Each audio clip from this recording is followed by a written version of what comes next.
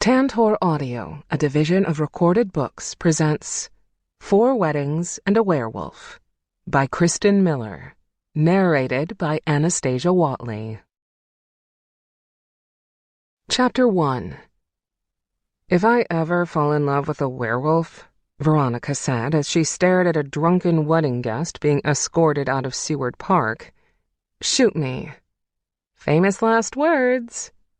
Veronica Vale, wedding planner extraordinaire, folded her arms across her chest and gazed up at the cords of white lights streaming over the dance floor. I don't care how powerful they think they are. Take them out of wolf form and they're nothing but overgrown dogs in need of a muzzle. Ouch. Heather, her assistant wedding coordinator, eyed the bridal party as they waltzed to a beautiful rendition of Are You Lonesome Tonight? Huffing, Heather leaned over and bumped Veronica playfully in the shoulder. Remind me not to get on your bad side. I'm sorry, but there's no excuse to get all worked up, especially at a wedding. Just goes to prove that they're animals, completely incapable of controlling their anger. Veronica's thoughts whirled around the incident that had barely been avoided. Mr. Grady, the groom's canine uncle, was offended that he'd been removed from the lineup of people to toast the bride and groom. The order came straight from the groom, but she was the one who had to relay the message and take the brunt of Mr. Grady's anger. Veronica's heart pounded in her chest as she strained to lower her voice. If we hadn't caught Mr. Grady when we did, seconds before he shifted, he would have burst through his tuxedo in front of everyone. Body hair suit? She scoffed. Not exactly wedding couture. Heather laughed. Veronica was grateful she had a friend to talk to about the werewolves in Seattle. If she had to bear the burden on her own, she didn't know how she'd handle it. As it was, thinking about her older sister Leah being attacked last year and turning into a wolf made Veronica's arm hairs stand on end. It didn't matter that Leah had accepted the hand she'd been dealt and fallen in love with a born werewolf from the Seattle wolf pack. They were unnatural and had serious anger issues that turned them into beasts.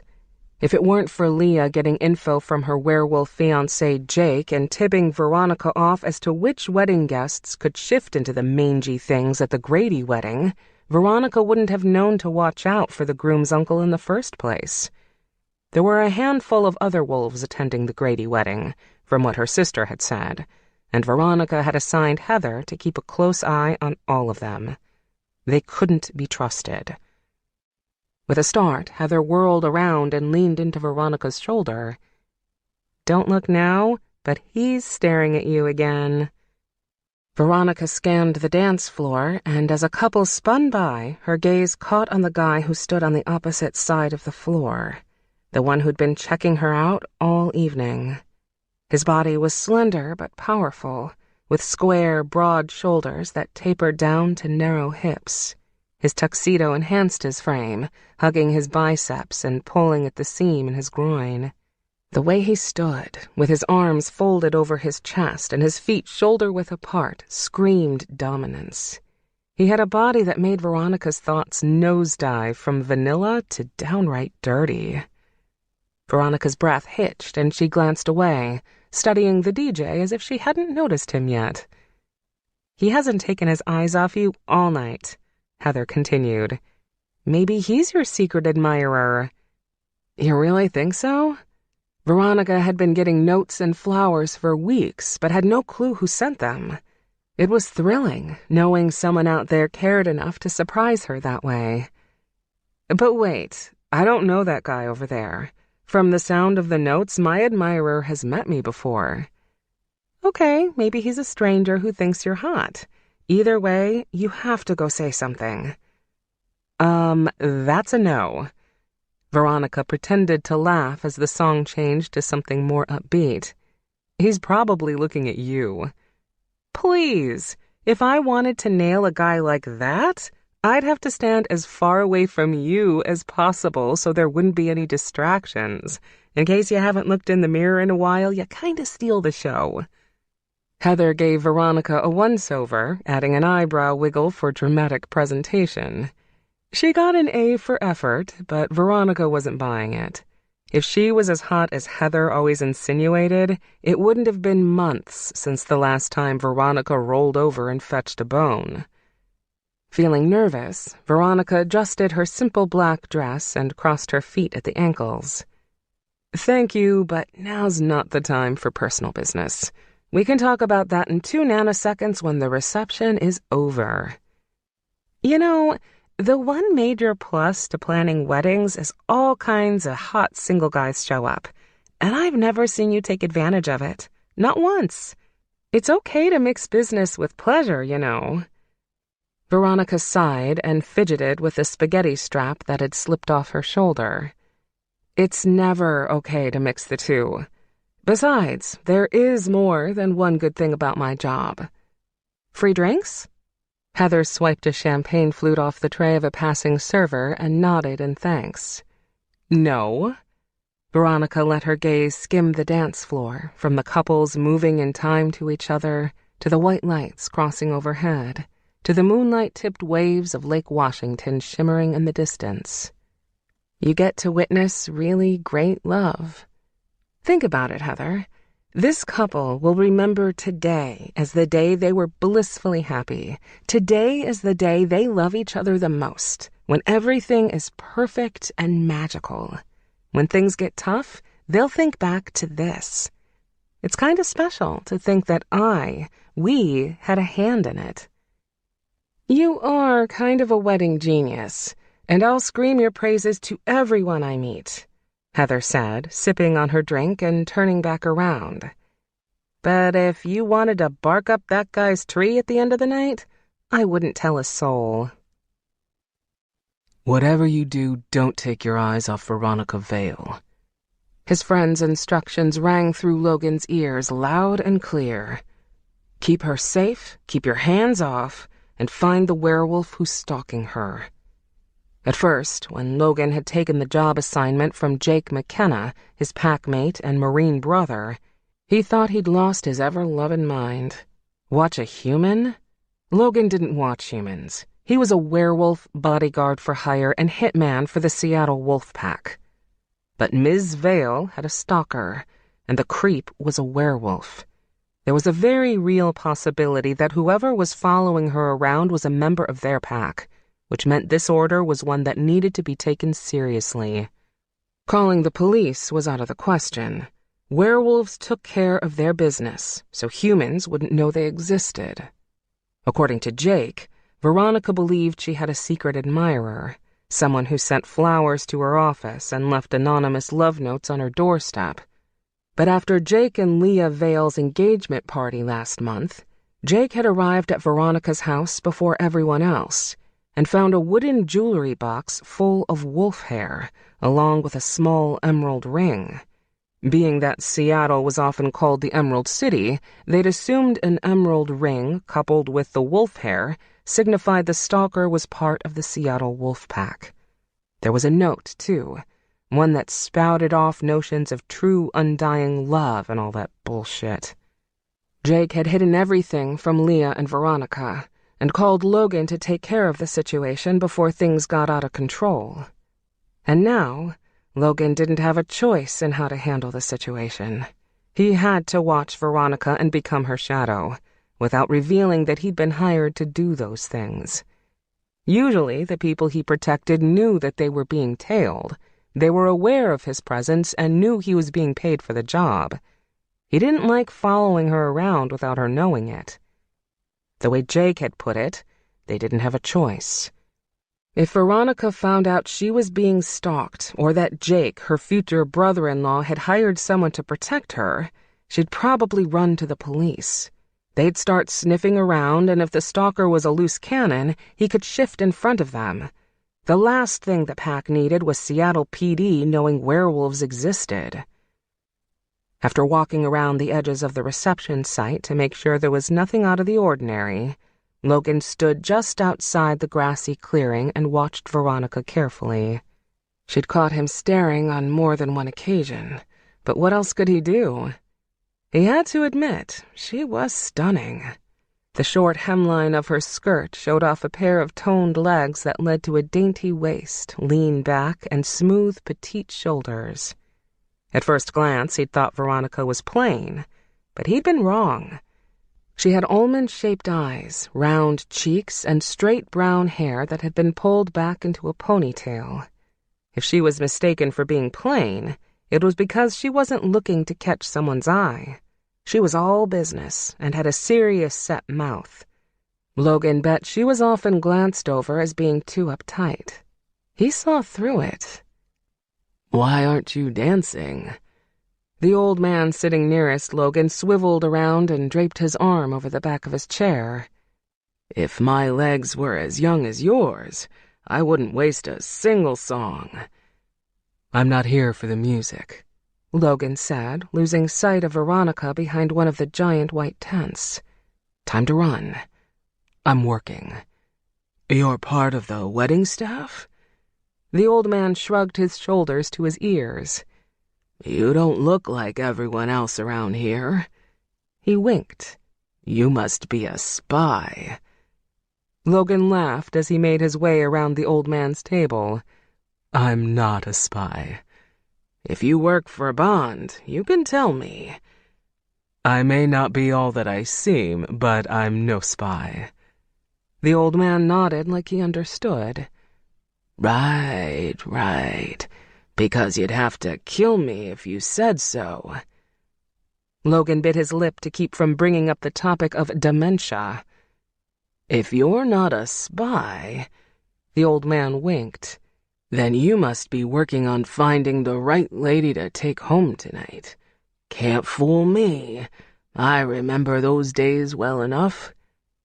The old man pointed a crooked finger into the air and wagged it around. "You've come to the right place. Single ladies flock to these things. They hope all the love talk will snag them a man." "I don't mean any disrespect, sir," Logan said, leaning closer.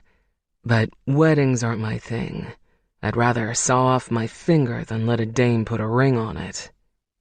"That's horribly depressing," a soft voice said from behind him. He spun around and laid eyes on the most gorgeous woman at the wedding, Veronica Vale. "It's the truth." He shoved his hands in his pockets to feign a sense of calmness and backed away from the old man's table. "And you are—" Isn't that what he would say if he was meeting her for the first time? "Veronica Vale."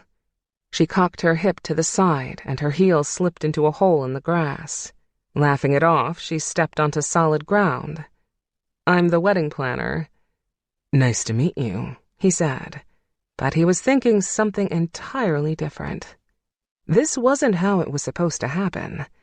Logan was hired to discover who was stalking Veronica and drag that creepy werewolf's ass back to their alpha to answer to pack law without cluing her in. He'd have to be more careful when following her around. Now that she'd met him, she would notice him again. "And you are?" she asked. "Related to the groom." "Think fast." "Mr. Grady's cousin." Veronica suddenly looked awkward in her own skin, her feet shifting over the grass and the edges of her lips shaking when she talked. What had her so nervous when she was the one who'd approached him? She detached her dark eyes from his and gazed across the dance floor. "So tell me, Mr. Grady's cousin, what do you think of the wedding so far?" He followed her line of sight. A blonde in a blue dress was standing against the bar, watching their encounter very carefully. When she noticed Logan's attention shift to her, she quickly spun around, sloshing her drink to the floor in the process. "A friend of yours?" he said, nodding in the woman's direction. Veronica seemed to stiffen. "My wedding assistant, Heather. Listen, I only came over here because she bet me a pair of shoes that I wouldn't do it." "Talking to me for a pair of shoes?" Logan laughed. "How much is the losing bet gonna put her out?" "About $200. Her entire commission for the night." "Seriously? Am I really that intimidating?" "No, it's just that I'm not supposed to be socializing while I'm on duty, and I take my work seriously." And Heather thought, well, I don't know what Heather thought.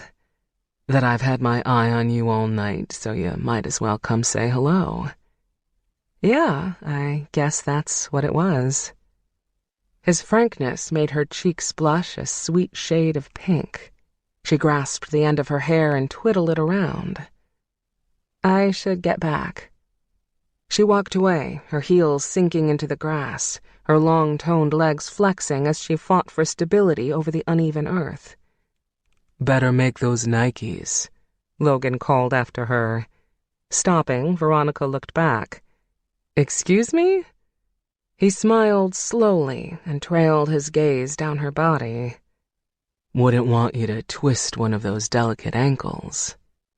Her blush deepened, and she turned away. Chapter 2. Come on, you stupid thing. Start! Veronica cranked on the key and fluttered her heel against the gas pedal. The engine of her Lexus sedan didn't make a sound. No electric lights went off on the dash, no sputtering motor. This can't be happening. Come on!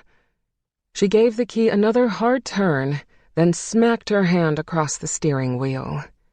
The wedding had ended 2 hours ago, and she'd just finished micromanaging the breakdown. The last of the half-drunken wedding guests had been taxied home, and the cleaning crews had just filed out. The Seward Park parking lot was empty, with the exception of a beat-up Chevy pickup truck, and the night was black thanks to the new moon. Heather had offered to stay until Veronica left, but she'd assured her she was only going to make a few notes before heading home. It was her routine, what she always did before leaving the job site. Somehow, jotting down her thoughts right away made the event seem clearer in her mind. Solutions to the problems came for the next wedding, and things she did well were emphasized. The thing that peeved her the most was that her car was brand new. She'd bought it 2 weeks ago and had been so proud to trade in her previous heap for the new pearly white Lexus of her dreams. "Let's go," she said, leaning over the wheel.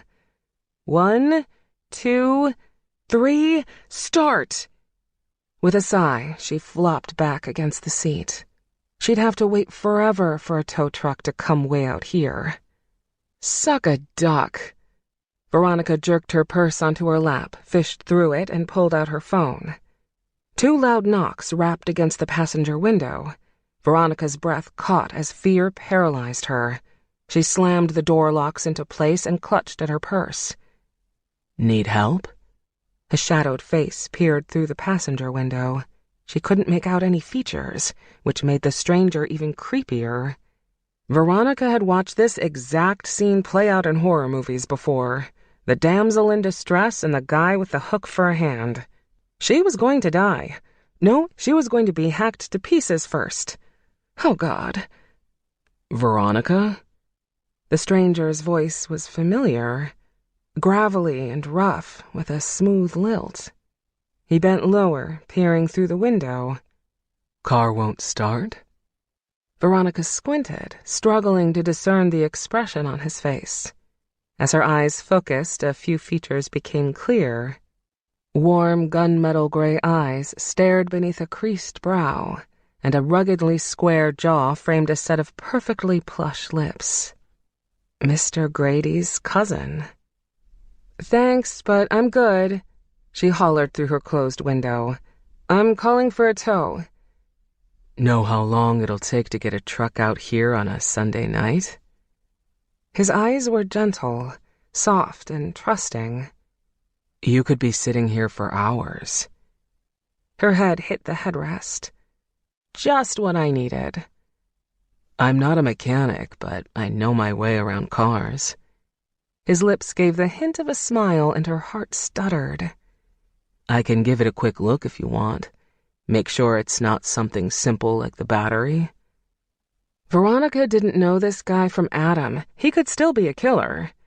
But there was sincerity in his gaze and honesty in his words.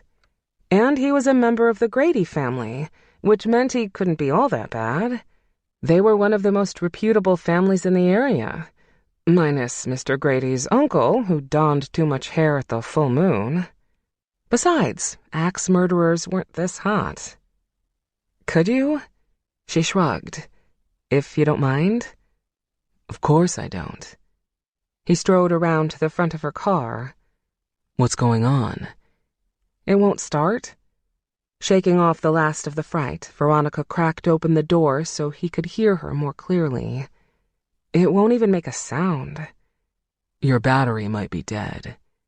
He curved his fingers beneath the hood. Open up and I'll take a look. Sliding her hand down the left side of her dash, Veronica found the hood latch and gave it a solid yank. He dove under immediately. She could only see his hands beneath the crack of the popped hood, so she sized them up as best she could. They were large and sturdy, with long fingers and red knobby knuckles. He used his hands, that much was clear. He had to be a mechanic. Or maybe a boxer? His hands skimmed from one side of the engine bay to the other, sliding into compartments and tugging on the casing.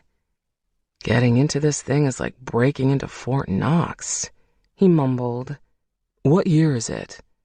Veronica rose up off the seat, struggling to get a better view. I just bought it, she yelled, right off the truck. That's odd. He stopped tinkering and peered around the hood. I'm going to pull my truck around to give you a jump. Okay, she said, but he couldn't have heard. He was already striding toward the old blue Chevy, the only other car in the lot. Veronica hadn't realized she was still clutching her phone. She could call for a tow. It wasn't too late. She hesitated, watching Mr. Grady's cousin start up his truck and pull it in front of hers, then tossed her phone back into her purse. He acted as though this was going to be no big deal, like he'd get her car started in 2 seconds. The truck's lights were high and swept over the car, blinding her. She shielded her eyes as he jumped down with cables in his hands and bent over the engine. All right. His voice was husky and low, a lazy drawl that was music to Veronica's ears. He could have been reading the stock ticker aloud and she would have been happy to listen. Turn her on. Veronica cranked on the key. When nothing happened, she turned it again and again. Nothing, she hollered. Mind if I give it a try? He was beside her driver's door before she could blink. Be my guest. She didn't know a lick about cars. She was lucky to know where to stick the key in the first place. With one hand resting on the top of the car, he stood aside for Veronica to get out. Only he didn't leave much room for her to pass. Veronica had to slink by. She moved quickly, her body jumping to life with sharp currents of electricity as their arms brushed. Axe murderer? Definitely not. Sex god? Quite possibly. And you said this car was brand new? He dropped into the seat like he hadn't felt a thing, turned the key, and then stomped on the pedal. Uh-huh. She rubbed her arm where it was still buzzing with warm, tingly volts of excitement. He slid off the seat and swept past her, veering far and wide on his path back to the front of the car. He leaned into the compartment once more and muttered a low curse to himself. Do you work on cars a lot? Veronica asked. Logan wished she would back away and give him some space. He couldn't think straight with her scent clinging to him. She smelled like vanilla, dizzyingly sweet, and he couldn't stop breathing deeply to take more of her in. Getting fixated on a dame he was hired to protect wasn't an option, especially since Jake had specifically asked him to keep his hands off. He shouldn't have touched her when she moved by him, but damn it, he couldn't seem to pull himself away. He buried himself beneath the hood, digging around to find something out of the ordinary. He needed to focus. Guess you could say I'm a bit of a gearhead, he said, but my experience starts and ends at my truck. Lexuses definitely aren't my forte. Silence stretched on for a few minutes, and Logan craned his neck around to check if Veronica was still there. She quickly averted her attention to the engine and shifted her feet against the pavement. If he wasn't mistaken, Veronica had just checked out his backside. Logan flipped open the fuse box. "Well, here's your problem." Veronica stood next to him, leaning over to peer into the engine. She brushed against him once more, sending chills rocketing up his arms, the same way she had before. "What is it?" "Someone pulled a fuse out of your fuse box and set it aside." He held up the fuse for her to see. "Your car won't start without it." "What do you mean?" Veronica's fawn brown eyes glossed with worry. "Someone pulled it out." Logan folded his arms and leaned back against the car. "First of all, your car is brand new.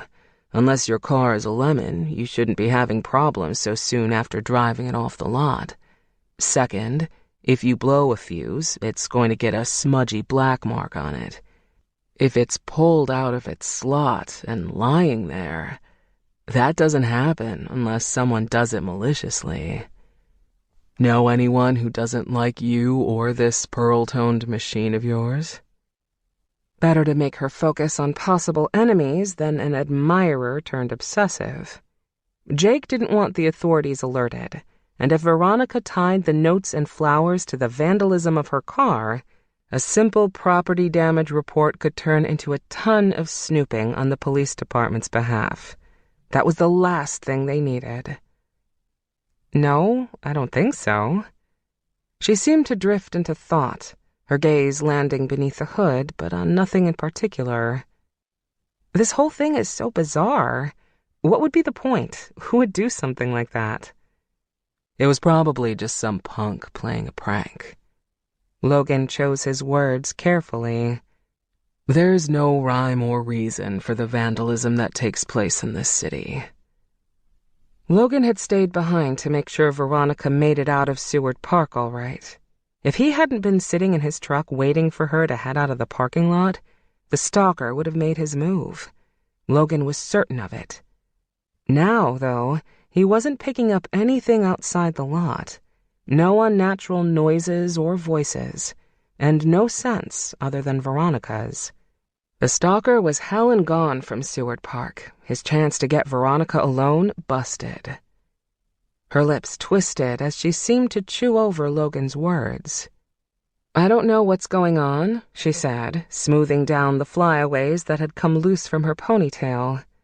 "I'm just glad you were here to help me out. Why were you leaving the wedding so late?" "I like the quiet of the park. I walked down to the lake's edge and sat on a bench. Before I knew it, everyone had gone." "Good lie. Good job." "I'm glad I was here to help you out, too." "Well, thank you for this." "It's no problem." Logan replaced the fuse, clamped down the box lid, then closed the hood with a dull thwump. Bending down, he grazed his hands above the grill. Sharp, grating bristles of metal brushed against his fingers. "The latch on your hood was jimmied open, probably with a wrench. It still closes, but there are some gnarly marks here that need—" "Marks? What marks?" Veronica knelt down and skimmed her hand along the sloping ridge of the hood. "No, my car!" She moaned the words as though someone had told her that her kitten ran away. Did she moan the same way when she was arching back in the throes of ecstasy? He shook off the mental images flooding his brain and focused instead on the scratches in the paint. "I think they can be buffed out." Logan knelt beside her and shadowed his hand where hers had been. "I wouldn't worry about the car too much. It's still gorgeous." "Like its driver." "I don't even know your name." She seemed to push out the words, but they were no more than a whisper. "Don't give her your name. Don't get involved." Veronica's hazelnut-colored eyes met his. There was a flash of knowing in them, a desirous flicker that reached out and grabbed him by the balls. With one look, Logan knew Veronica was as interested in him as he was in her. Heat flooded his chest and crawled up his neck. Why was he still kneeling next to her? He should be jumping back into his truck and gaining some much-needed space. "Logan," he said. "Logan Black." Oh, hell. He'd gone and given away everything. Why couldn't he stop himself? "So, it's okay, Logan?" Her voice was sweet, innocent, tugging at the rock that had taken up residence in his chest. Will it start? Damn if he wasn't a sucker for a woman in jeopardy. The fuse is back in its proper place, so it should start just fine. He held Veronica's gaze. But I don't feel comfortable letting you drive the car home. Do you have someone you could call to give you a lift? It was a loaded question, and when Veronica's glossy lips quirked, Logan knew she'd caught on. "There's no one," she whispered. "But if you fixed the fuse, why can't I drive myself home?" Well, there are two reasons. For one, if someone pulled the fuse from your car, there could be other things wrong that I can't see. Your brakes could be cut, or your tires could be punctured, among other things. What's the second reason? I wanted to take you home myself. Shouldn't have said that. Oh. The hint of a challenge sparked deep in her eyes. I see. Was it the night and the privacy of the empty lot? The way Veronica was staring at him with those innocent doe eyes? The glasses of champagne he'd had on an empty stomach? Add those things to the fact that Jake had specifically told Logan not to get involved, and he was screwed. Nothing tasted sweeter than forbidden fruit. Whatever the cause, need clawed its way through him. Logan had the sudden urge to possess her, toss her over his shoulder, and drive her to heaven. But damn it, that was absurd. He had a job to do, one that he was damn good at and had never failed at before. But he'd never felt this kind of raw animal chemistry before either. If he could taste the sweetness of Veronica's skin without putting his mouth on her, how would she taste when he licked a hot, wet line between her breasts? If her scent was already making him feel intoxicated, how drunk would he be when he buried his face in her smooth, dark mane of silky hair and wedged his hips between her thighs? We could have your car towed to a shop and inspected by a professional. I could call you a cab and wait here with you until it arrives. When Logan finally spoke, his voice was raw and rough, even to his own ears. Or you could let me take you home. The choice is yours. Chapter 3. Veronica's palms were sweating like crazy, and she couldn't look Logan in the eyes. The cab of his truck was dark, thank goodness, so he couldn't see the way she was anxiously gnawing at her bottom lip. As he reached for the radio dial on the cracked dash, Veronica sucked in a clipped breath. You okay? He asked, pulling back his hand and replacing it on the steering wheel. Of course, she answered too quickly. Why wouldn't I be? You seem nervous. Of course she was nervous. Logan had surprised her by offering to give her a ride home, and there had been something in his eyes that promised so much more. No, she corrected. It was her reaction to him that had surprised her most. She'd melted, her legs going limp like jelly right before his eyes. Heat had flushed through her veins and pooled in her center. She'd gasped at her body's reaction. Her head had spun until those little floating things danced in front of her eyes. Veronica had nodded and hopped into his pickup truck. Can't believe I'm doing this, she mumbled. More than that, she couldn't believe she wanted to be doing this. What was that? Morsels of sweet anticipation tingled down her legs. Nothing.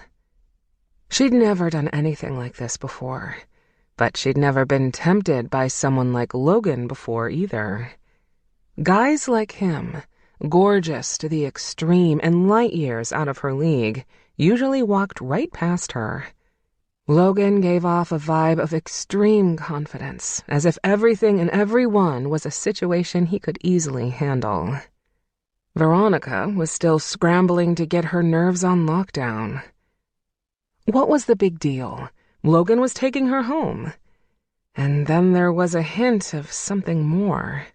The way he'd said the choice was hers made her think he wanted to give her more than a quick ride home. So what? People had one-night stands all the time. She'd seen couples hook up at weddings more times than she'd broken into the stash of Thin Mints kept in her freezer. But this had never happened to her before. She'd never had sex for the sake of sex alone, without even thinking about the possibility of a relationship afterward. Heather was always telling her to give it a try. She was always saying Veronica was too stuffy, that a good roll in the hay would loosen her ponytail and return the blood to her body. Figures that it had taken offer of a new pair of shoes to get Veronica moving in this new slutty direction. One step at a time. Just take it one step at a time. If something feels off, bolt. I'm worried about my car. Glancing out the window, hoping he didn't see through her lie, Veronica watched the Seattle cityscape fly by. I wonder how long it'll take to check out.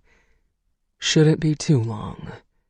Logan turned down the heater and twisted the vents around to face her. I feel better about your driving it around knowing that everything's the way it should be. Yeah, but this is the worst possible time for me to be without wheels. I've got appointments tomorrow that I can't miss.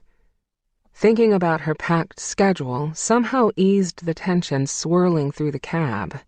The Sanchez wedding was next Saturday, and her sister's nuptials to mangy werewolf Jake McKenna were the Saturday after that. Well, Jake wasn't mangy, Veronica corrected, but he was a wolf, so he was filthy by default. There's so much I still have to do to get ready for the weekend. It gives me a headache thinking about it. Will talking about it relieve some stress? She looked at him to see if he was joking. A man who cared enough to listen? Did she luck out with Mr. Dreamy or what? Well, he asked for it. The wedding next week is pretty much finished, but my sister's getting married the Saturday after that, and she's not going to be here until the rehearsal, the night before the big day. That makes everything 10 times worse. I'll be planning everything on my own, including the parts that the bride typically handles. Logan spun the radio dial, stopping on a slow, raspy Otis Redding song that reminded Veronica of summers spent at her parents' lake house. Does your sister live out of town or something? No, she lives here, but she's an author, so she has a book tour in San Francisco that lasts until late next week. An author? That's cool. Logan brushed his fingers across the cracked leather steering wheel. He seemed oddly nervous, jittery almost, but the emotion didn't suit him. She must have been picking up something else. What's she write? He asked. Her books are thrillers about wolfmen living in high society. Laughing, Veronica shook her head, then pointed to the passing freeway sign. You'll want to take the next exit. Everything came so easy for Leah. She'd never had any intention of becoming an author until she was attacked by a werewolf last year. Suddenly, Leah got the crazy idea to write a thriller based on the incident, and how the heroine fell in love with an alpha wolfman. A non-fiction account that she played off as fiction, and the book caught fire. People loved it, they loved her, and praised her for her astute creativity and unconventional wisdom. If they only knew. It wasn't that Veronica wasn't proud of her sister. She was. It wasn't fair that life should grace one person with beauty, brains, and luck. Writing a book about her surreal wolfish experience? Fine. Being praised as a genius for her fictional account? Luck overload. The only hiccup in Leah's beautiful, blissful existence was turning into a wolf last year. I think that's pretty awesome. Logan glanced at Veronica, but she didn't meet his stare. His gaze burned into her cheek, igniting a blush that spread down her neck. Are the books good? I don't know. I guess they're good if you like reading about smelly, hairy things that go bump in the night. Logan exited the freeway and the truck jerked as it downshifted. You haven't read your sister's books. Is it that obvious? As a stop sign came into sight, he slowed around a bend. Is it your sister's writing style? No. That wasn't it at all. I think wolves are disgusting, hairy creatures who... Logan slammed on his brakes, well short of the stop sign line. Veronica lurched forward, then back, slamming her head against the bench seat. What was that for? She was more shocked than hurt, her mouth gaping open when she realized he'd just brake-checked her. I don't see anyone crossing, funny guy. I think you're clear for another 10 feet. Sorry.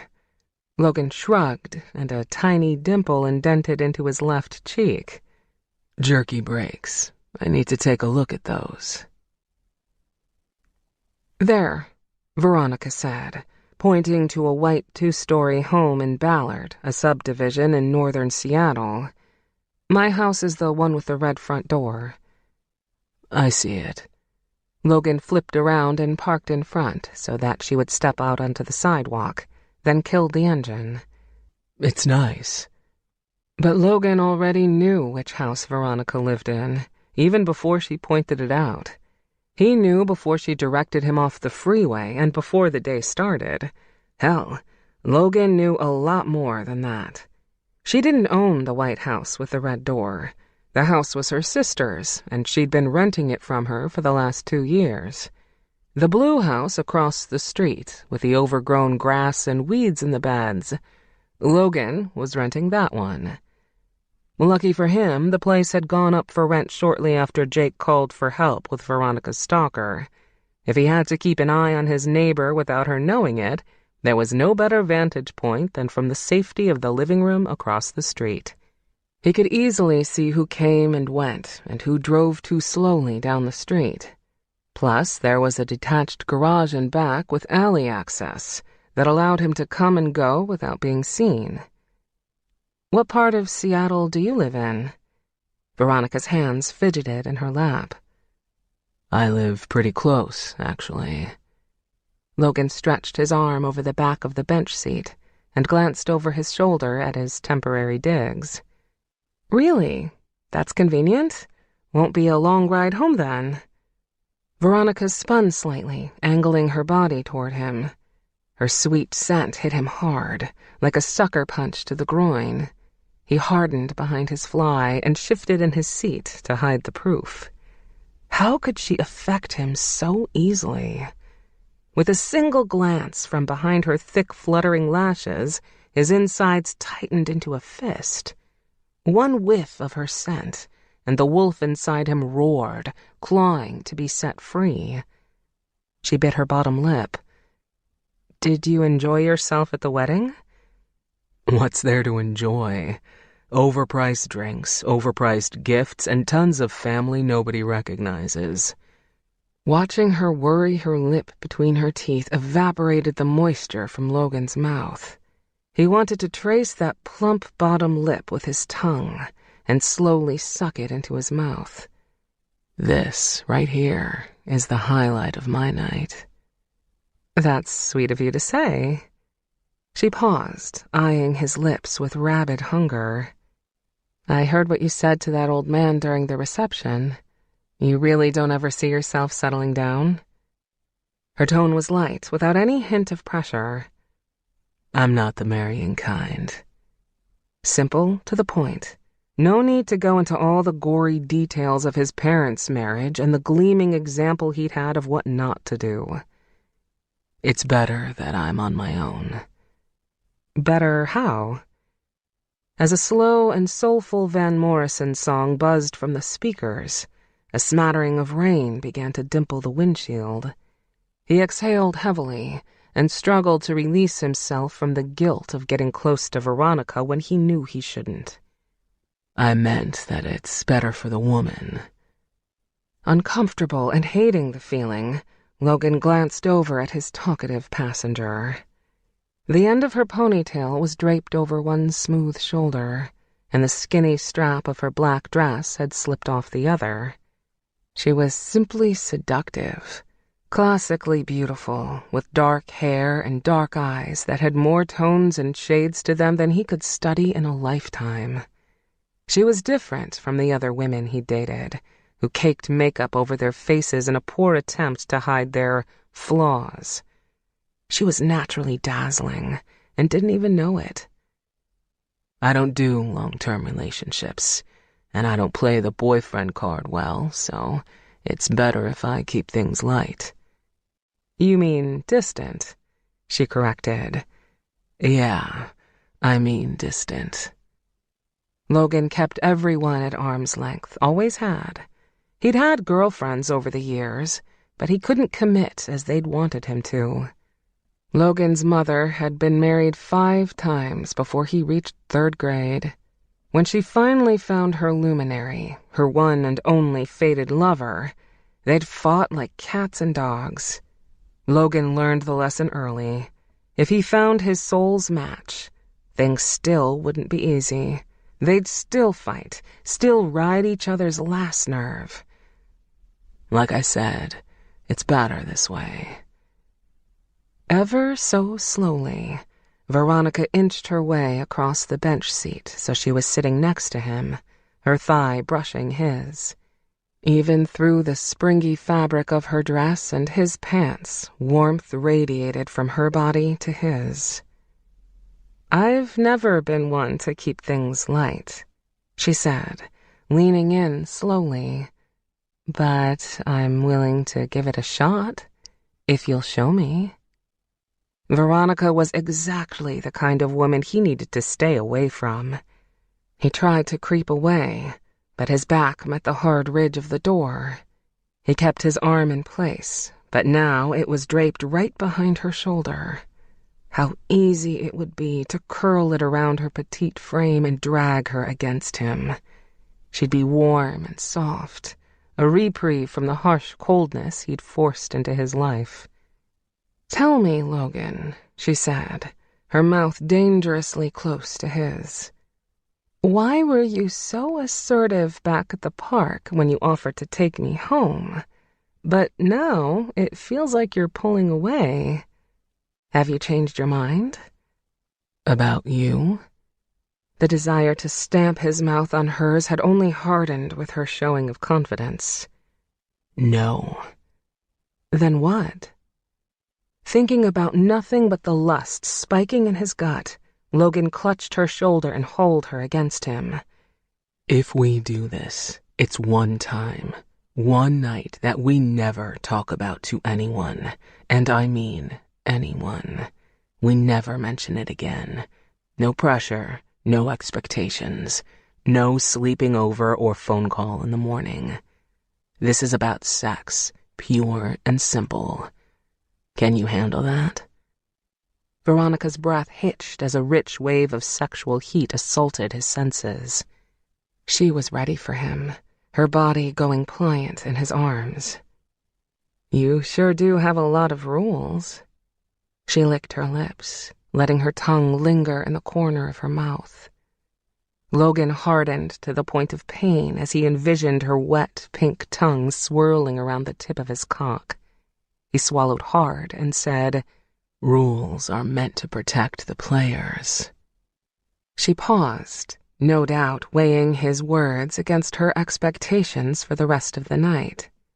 In that split second of quiet, when the pitter-pattering of the rain and the raspy notes in Van Morrison's voice deafened the muffled thud of Logan's heart, he second-guessed his offer. What the hell was he doing? He needed to get his head on straight. Okay. She leaned into him before he could take it all back and flicked her tongue across his lips. Let's play. On a groan, Logan plunged into her mouth. She whimpered at the force of the contact, but opened up wide, letting his tongue sink in. His senses exploded, consumed by the honeyed taste of her mouth, the creaminess of her lips, and the soft little mewing sounds escaping her as he slanted his mouth over hers. He sucked on her tongue, earning a squeal of delight that made his cock twitch with raging need. He drove his fingers into her hair and tugged on the silky brown strands until she arched back into his hands, her mouth opening in desperate invitation. Then, when the air ripped from Logan's lungs, leaving him gasping for more, he planted a firm hand on her hip. Stop, he fought out, pulling back. If he was ever going to stop, now was the time.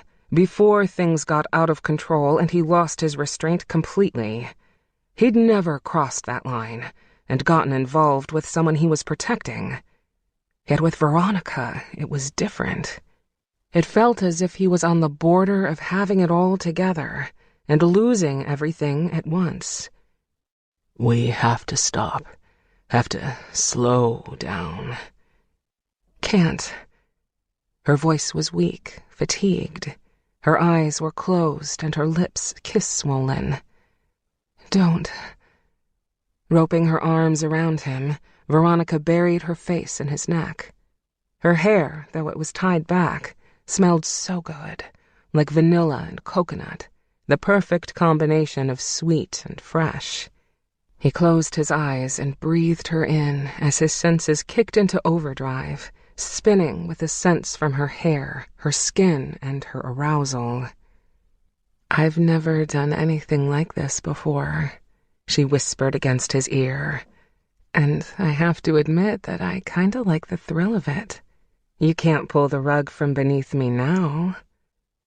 As Logan's stomach flipped, he swept Veronica into his arms, pushed out the door, and stormed into the rain. Chapter 4. Wait. Veronica slung her purse in front of her and fumbled for her keys. Logan set her down and stole behind her, his arms coiled around her waist, his face buried in her neck. He dusted kisses over her shoulder, letting his lips glide over the silkiness of her skin. She moaned, rested her head on him, and dropped her keys. Damn it. Palming her stomach, Logan held Veronica firmly against him. He was so hard, so achingly hard. Hurry, was all he could muster. I can't. Her breath hitched. When you're doing that. What? This? He gripped her waist and suckled her earlobe between his lips. Is this distracting you? Uh-huh. She swayed against him and rose up on her tiptoe so that her backside was brushing against his erection. Have to get inside. Neighbors watching. Don't want. Shh. Logan nipped at her lobe and gave a low groan into her ear. Why don't you bend over and grab those keys? She shuddered, her skin dimpling with gooseflesh. But I don't want to move. If you don't find the strength, your neighbors are going to get one hell of a show. While holding her against him with one hand wrapped around her waist, Logan used the other to skim down her body, down the flat span of her stomach, down her thigh. He lifted her dress and touched skin. Okay, wait. She jolted into action, bent over, all too quickly, and jammed the keys into the lock. She spun around, playing the temptress by biting her lip in the coyest way and leaning back against the door. Come on in. She invited him closer, beckoned him in with a seductive glare that burned right through his clothes. Veronica opened the door wide and stepped backward over the threshold. Her heel caught. With her weight behind the door, it whooshed open, slamming against the wall. She lost her balance, tumbled, and gave a half-laughing scream. Logan lurched forward to catch her, but momentum was pitching her toward the living room floor. He did the only thing he could do. He wrapped his arms around her waist, tucked her against him, and rolled. His back met the floor as she landed on top of him, hip to hip. She giggled into a laugh and propped herself up on her elbow. "Let me guess," he said, laying his head on the hard wood. "Is your middle name Grace?" His job was to watch for creepy, pervy stalkers. But if Jake really wanted Veronica protected, he should have sent someone to watch for cracks in the sidewalk. She smacked him in the chest. "Is your back okay? You hit the ground really hard." "Believe me." Now it was Logan who laughed. "My back is fine." I totally ruined the mood. "I wouldn't say that." Judging from the massive tent pitching his pants, the mood hadn't changed at all. He took the tip of Veronica's ponytail, which dangled in his face, and slipped it over her shoulder. "You saved me from having to sweep you off your feet. Look at that, you're already there." "Oh, geez, lay it on thick." Her kissable lips pursed. "You must sweep all the ladies off their feet." "Believe me, it's not like that." Logan slid his hands around her waist and tugged her against him. "I just know what I want when I see it. Is the sweet talk working?" "Mm-hmm." Veronica purred as she closed her mouth over his. Her body hummed, sending tendrils of energy snaking from her body to his.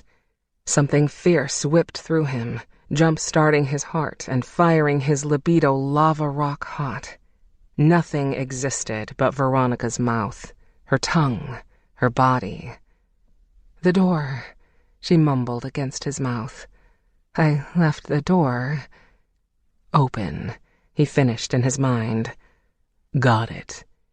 He flipped her over, cradling her head so it didn't whack against the floor. She gasped when his lips crushed hers, and he plunged his tongue deep in her mouth. "Be right back," he said, rising to all fours. Keeping his gaze glued to hers, he backed slowly away, then donkey-kicked the door shut behind him. "Smooth, Logan." She smiled as she watched him approach. "Real smooth." Crawling between her legs, Logan glided his hand up her calf, her thigh. "You're right." And as he bent low to kiss her leg, he growled. She twitched, stiffened at the sound, but relaxed once his lips touched the warm flesh of her inner thigh. "You're smooth as silk." He let his hand lead the way up her body, nudging her dress with his nose as he went. "And I bet you taste as sweet as honey." Her fingers tangled in his hair. She planted her heels and thrust her hips forward just a bit, just enough. "What are you doing to me?" she mumbled. "I'm untying you." Logan brushed his hand over her panties and found them damp with heat. "Jesus, you're so wet." "Yeah, it's, She shook. "Been a while since someone has done this to me, so..." His gaze slid up her beautiful body. Veronica was flat on her back, her neck raised to watch him crawl over her. Her mouth was parted slightly, her eyes glimmering with desire. "How long?" he asked, beginning to tremble with his own need. "Weeks?" Her breath hitched as he swiped his fingers over her panties and swirled them over her sensitive spot. "Could have been months." "Months?" Logan couldn't control the shrill in his voice. "What's wrong with the men in this part of town? Are they blind? Senseless? Stupid as fuck? That's just not right." She quivered from his touch. "I don't know, but right about now I'm wishing there were more like you around here." "It's a damn shame, but baby, I'm one of a kind." Teasingly slow, Logan peeled Veronica's panties off her legs and tossed them aside. He pushed her dress to her waist and then slipped his fingers into her folds. He groaned at the feel of her. She was slick, warmer and softer than he could have imagined. Oh, God. She lifted her hips and clawed at his back. Oh, yes. Logan's eyes rolled back and his back teeth grinded until his jaw ached. Damn it, he was drawn so tight, too tight. His muscles were on the verge of cramping, and they hadn't even started yet. He hovered over her, watching her face change as pleasure took over. Her eyelids fluttered closed, and her mouth opened as she gasped for air. He had to taste her, had to roll his tongue against hers. Keeping one of his fingers working her soft flesh, Logan braced himself on his other hand and brought his mouth down over hers. It was more than a kiss. It was an electric shot of lust that hit him hard. As though she felt the same thing, Veronica moaned, robbing him of his breath. She surrendered, her body rolling as her orgasm took hold. Holy hell! She dropped her hands onto her forehead and went still beneath him. Holy, holy, holy hell. You're still able to formulate words? Logan slipped a finger inside her, then another, and began to massage her from the inside out. No, that's just not good enough. I want you to feel so good that you speak in tongues. Veronica inhaled sharply as Logan lowered his head between her legs. She grasped at his shoulders, urging him on by sliding her hand up his neck and guiding his head where she wanted it. He licked a slow, lazy line through her slit and moaned as the succulent flavors hit his tongue. She quivered, shook. Her thighs fluttered on either side of his head.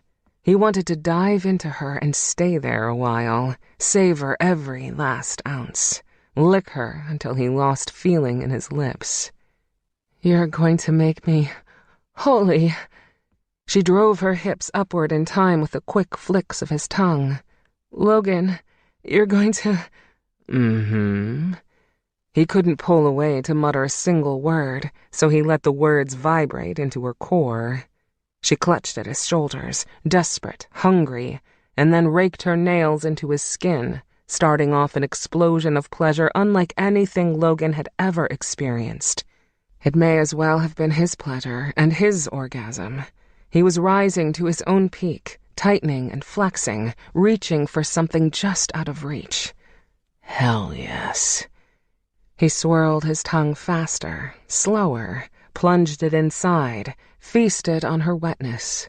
Veronica screamed, her voice ringing through the living room as pleasure rippled through her once more. When he glanced up her shuddering body, Logan hovered on the brink of insanity. He needed more. He wanted to feel her clench around him, to possess her mouth while he pounded against her hips. I'm a shot of good. Veronica shook her head and wet her lips. You sorry, what are? Logan felt a devious smile curl his lips. That's much better. You. She grabbed him by his shirt and pulled him up over the top of her. You should give lessons. He laughed as he kicked off his shoes. You want to be my star pupil? We can work something out. Oh, he was going to work something out all right, as soon as he got these damn pants off. She yanked his mouth down over hers and assaulted him with a kiss that made him forget down from up and sideways from hardwood.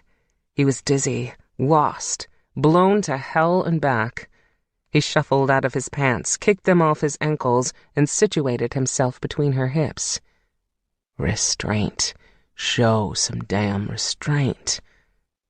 Protection, Logan said as a bullet of reason lodged into his brain. That's what humans did, right? They used protection.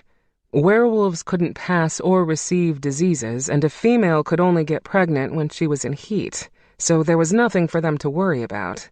But Veronica didn't know he was a werewolf. He'd almost forgotten to play the part. I don't have any condoms. Do you? Say yes, say yes. Be right back. Veronica stood, yanked down her dress, and ran down the hall. Her heels from the evening were still strapped on her feet and clacked on the hardwood, echoing through the house. She seemed to stumble when she got halfway down the hall and braced herself on the wall to kick off her shoes.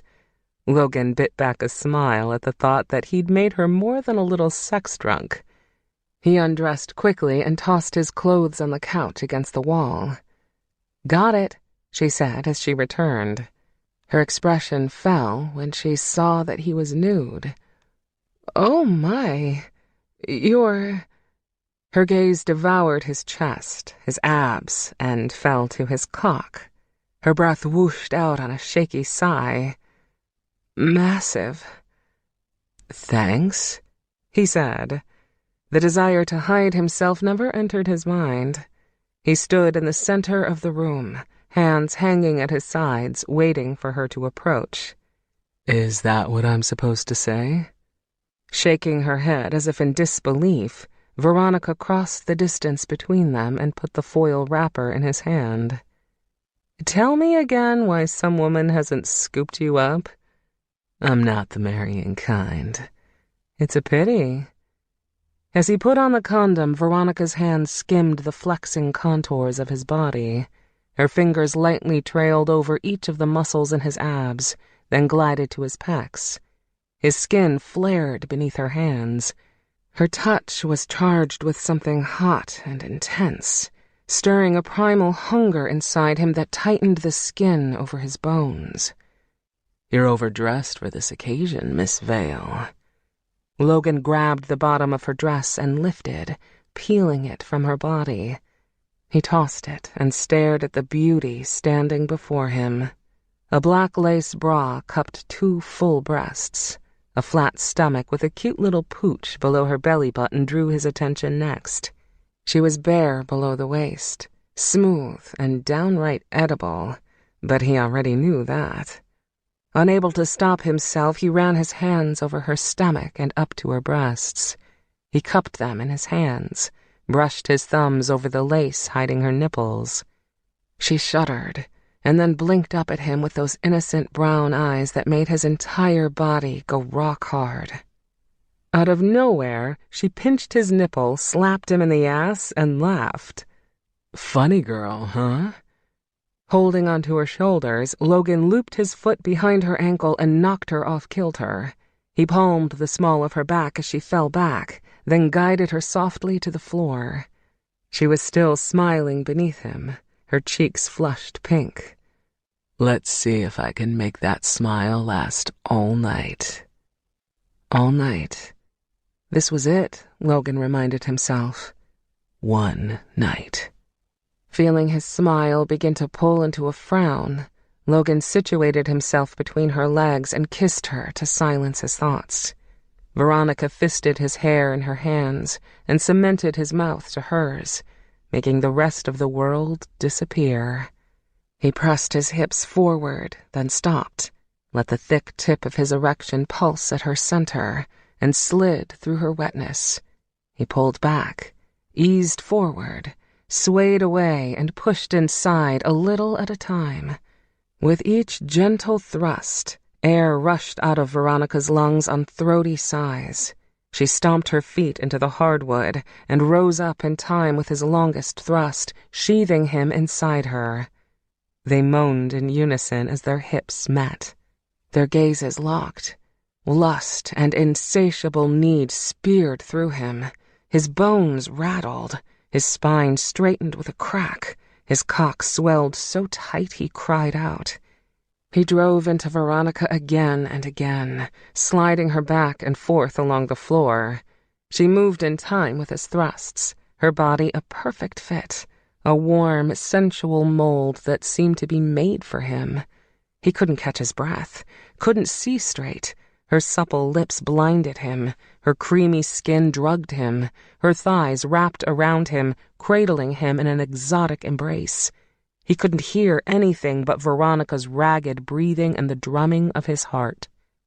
"Logan, Holy heaven, you're going to drive me. She screamed as her core convulsed over his shaft, squeezing and releasing in erotic little pulses. His release was there, right there, painfully close.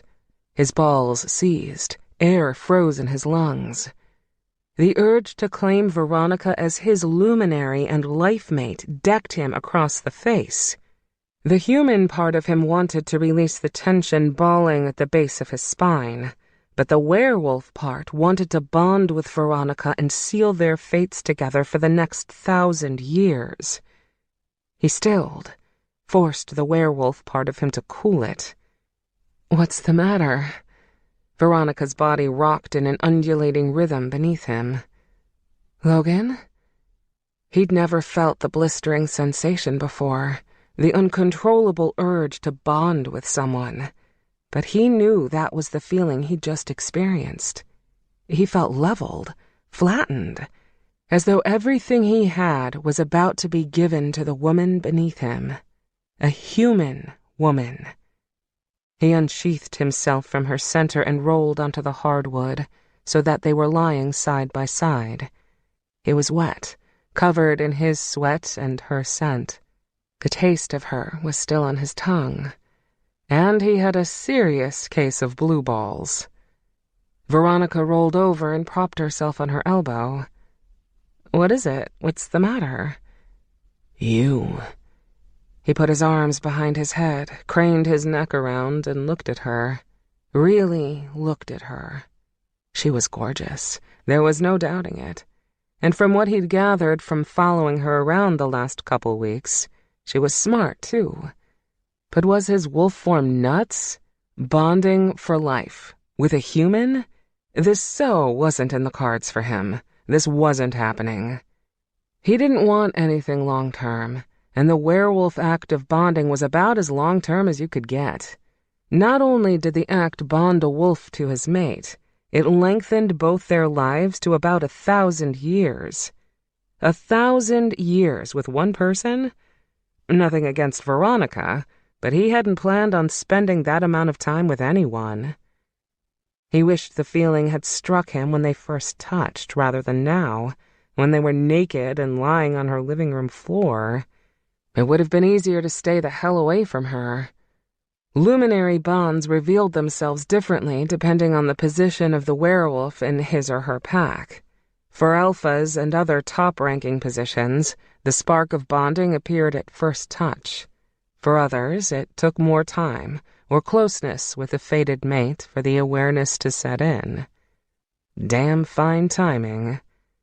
Logan couldn't breathe, stifled. Damn. He was going to have to chew off a limb to get out of this mess. How could he bolt without hurting her?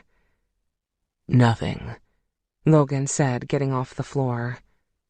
"I just remembered. Problem number 5,000,001. My fated mate loathes werewolves. Fucking peachy. I have an early start tomorrow." Chapter 5. "Where are you going?" Veronica asked, slipping her dress over her head. "If something's wrong, we can—" "There's nothing wrong." Logan cut her off and shoved his legs into his pants. He snatched his shirt off the couch, picked up his shoes, and hightailed it to the door. "I just have to go, okay?"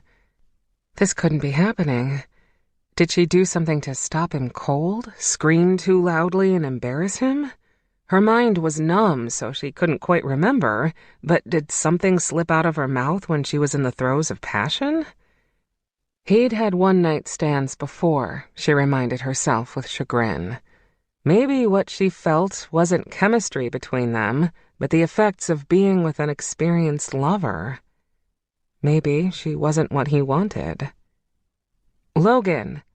She didn't want to sound weak, so she pushed out the words harshly. "Did I do something wrong?" He spun around, catching her off guard, and cupped her face. His hands were warm, causing a blush to fan across her cheeks. "No, you did nothing wrong. It's just that..." A switch flipped. He'd been harsh, cold even. Now the gleam in his gray eyes was yielding, hollowed out. It was a one-night stand. He brushed his thumbs over her cheek, and her heart gave a hard clench. It had to end sometime.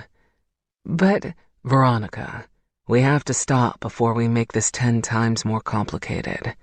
You have no idea what it's like for me. He dropped his hands and turned out the door. He swung it open wide and marched onto the sidewalk. She followed him. How was this night changing so quickly? "This wasn't exactly how I saw the night ending," she said. Sure it was. He strode across her front lawn and then turned back. Did you enjoy yourself tonight? Her cheeks heated. Of course I did. Didn't we say it was only one night? She nodded. There you have it. He held her gaze, shook his head, then slapped his hands against his sides. I can't jump through these damn hoops anymore. You need to know. Need to know what? Logan strode past his truck and into the street. I don't usually work this way. I should have told you from the start.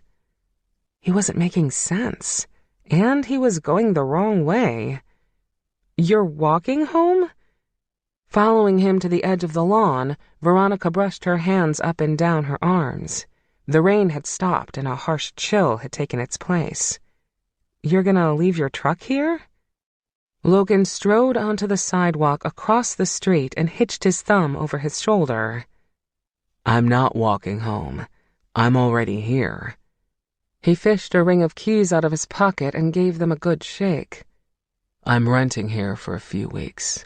At least until Jake and Leah's wedding. Wait. She stepped into the gutter, her head filling with questions. Even though the street was narrow, barely big enough for 2 cars to pass with ones parked on each side of the street, it had never seemed so wide. You know Jake? We were in the Marines together. He unlocked the front door and pushed it open. And I'm the best man in their wedding. No way. Couldn't be possible. Could it? She hadn't met the new neighbor across the street. She'd seen the moving van and the boxes. She'd seen cars come and go and had heard an annoying dog bark every morning, but had yet to see the animal or its owner. I would have seen your truck or something. Why haven't I seen you? I park around back and come and go through the alley. A huge golden retriever bumbled out the door and jumped on Logan, its paws reaching all the way to his chest.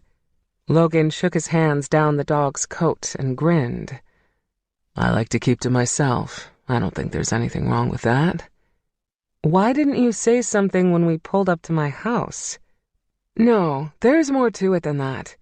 You know Jake. You know he's marrying my sister.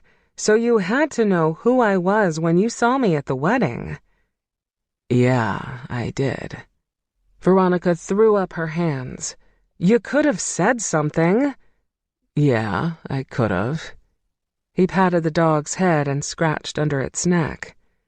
But you were so busy cashing in on your offer for your free shoes that I couldn't fit a word in. She sucked in a clipped breath and fought the urge to charge him and then smack him on his gorgeous face. Instead, she marched into the middle of the street. So you just plan to live there until after the wedding? That's the plan. What then? For how long? He shrugged. Who knows? Oh, God. Logan was going to live across the street. Within reach. Within get tipsy and storm across the street to bang on his door in the middle of the lonely night distance. He probably slept in the nude, sprawled across his bed. Well, damn it. She wasn't going to be able to sleep now, not with mental images of Logan buck naked and tangled in sheets flashing through her head. Feeling the blood drain from her face, Veronica backed away, closer to her side of the street, to sanctuary. And we're finished. That's it? Jerk. She tried not to sound disappointed, but damn it, Her tone gave her feelings away. He stopped giving attention to the scruffy animal at his feet and looked up. His body was hard and stoic as he stood and crossed his arms over his chest, a stark contrast to the way he'd been a few minutes ago. Knowing Jake, I shouldn't have let it go as far as I did. You're right, I'm a jerk. He paused, waiting for her to say something. But what more was there to say? It's not like Veronica could beg him to come back inside. Although she totally would if she could somehow manage to keep some shred of dignity. Fine. She walked across her lawn, hoping against hope that Logan would slip behind her, scoop her into his arms, and apologize for leaving so quickly. What was wrong with her? She had to be a glutton for punishment. What kind of girl would want a man to make love to her when he clearly didn't want to finish the act himself? A desperate girl. A girl she refused to be for 1 second longer. She locked the door, marched into the kitchen, and snatched her cell phone off the counter. She wasn't sure if her sister would be awake and didn't want to startle her by causing her phone to ring, so Veronica texted. "What do you know about Logan Black?" Logan was the best man in their wedding. If he was a werewolf and Leah didn't tell her, she was going to kick her ass. Veronica wandered around looking for her Siamese cat, Coco. She opened the door leading to the garage and the cat bolted inside, then curled herself around Veronica's legs. She bent down and gave her favorite cat a scratch. Her phone buzzed in her hand. It was Leah. "Jake's sleeping. I'll call tomorrow. Logan was in Marines with Jake. Best friends. Loyal. Hot, yes?" "Pfft," Veronica said, heading down the hall. Saying Logan was hot was the understatement of the century. He'd nearly scorched the clothes off her body. She texted back, "Did you know he moved in across the street?" Veronica slunk out of her dress and tossed it into the washer on the way to her bedroom. She pulled on a nightgown and got into bed, pulling the covers over her head. She was so confused about the night. She was weak in the best way, blissfully numb from the waist down. But she couldn't wrap her head around what happened. Logan had tried to be cold. He'd tried to brush her off, but something felt off about it, as though he was separating himself from her despite himself. Leah texted back, "Didn't know. I'll ask Jake if he set him up with the digs, but at least now you have a great view." Winky smiley face. Veronica rolled her eyes and buried herself farther beneath the covers. It made sense that Leah would think having a hot neighbor wasn't a problem, because things always came so easily for her. She'd probably walk across the street with a plate of cookies, get to talking, and her neighbor would be proposing by the end of the night, offering her everything she'd ever dreamed. Veronica sighed and texted back, "Not funny." The worst part of all was that Logan had seen Veronica at her most vulnerable. He'd pulled away. He hadn't shared the same level of vulnerability with her. And now she'd have to get his measurements for his tuxedo for the wedding. She'd have to see him at the rehearsal dinner and at the wedding itself.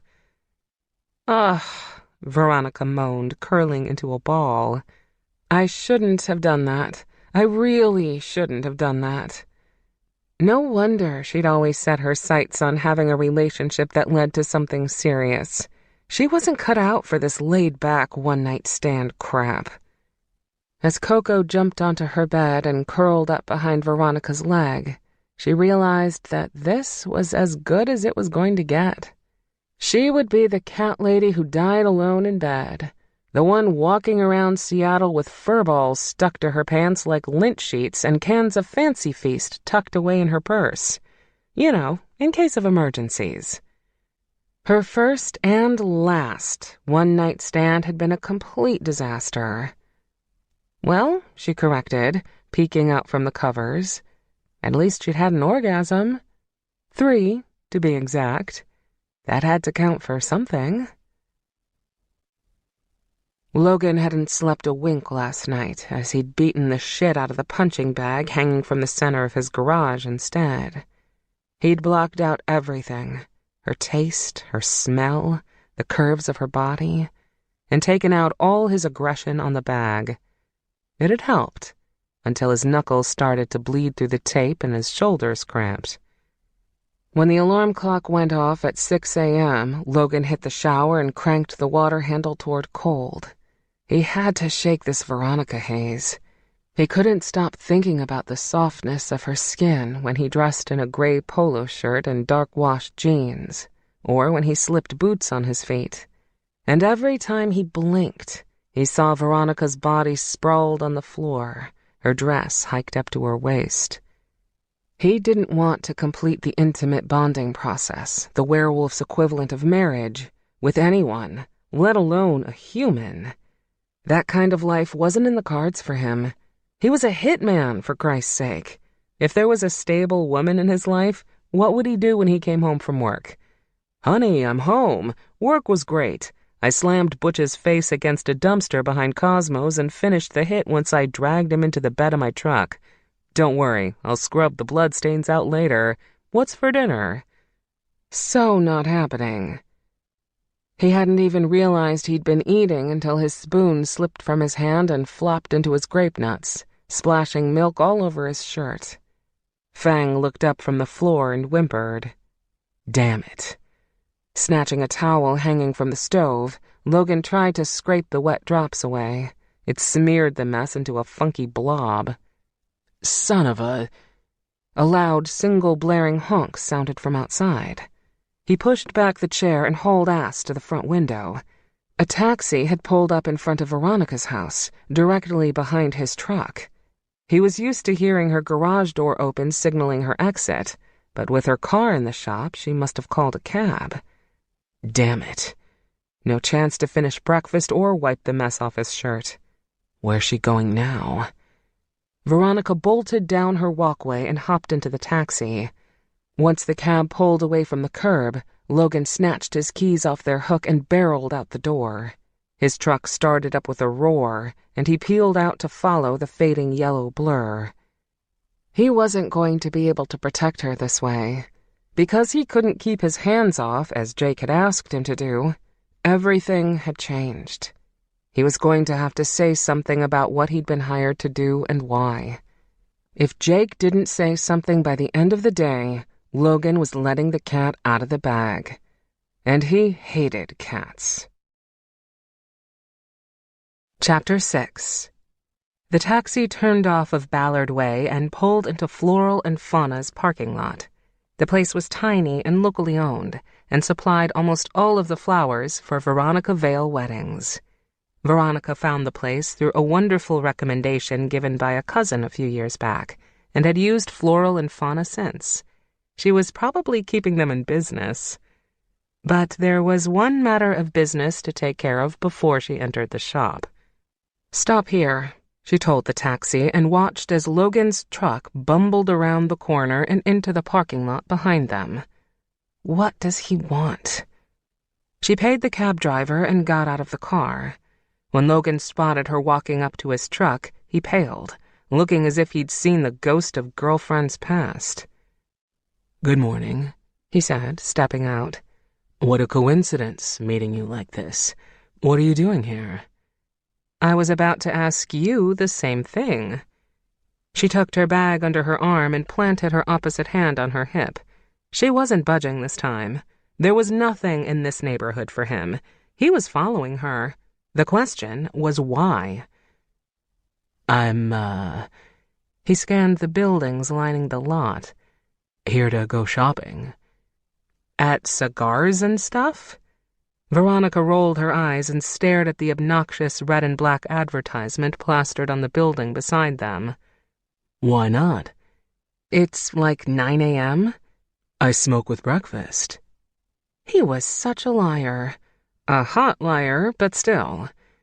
"Seriously, Logan, I watched you follow me here out the back window. What do you want?" He paused, his gaze shifting from one of her eyes to the other. "I guess I might as well tell you now. I was going to make Jake tell you by the end of the day anyway. She froze. Tell me what? If you have a disease or something, so help me— No, oh God, no. His hands found her shoulders. Nothing like that. It's just— Jake hired me to protect you. Veronica felt her eyebrows pinch. Protect me? He wanted me to keep you safe. He removed his hands as she gave him a death glare. He hired me to be your bodyguard while he and Leah are in San Francisco.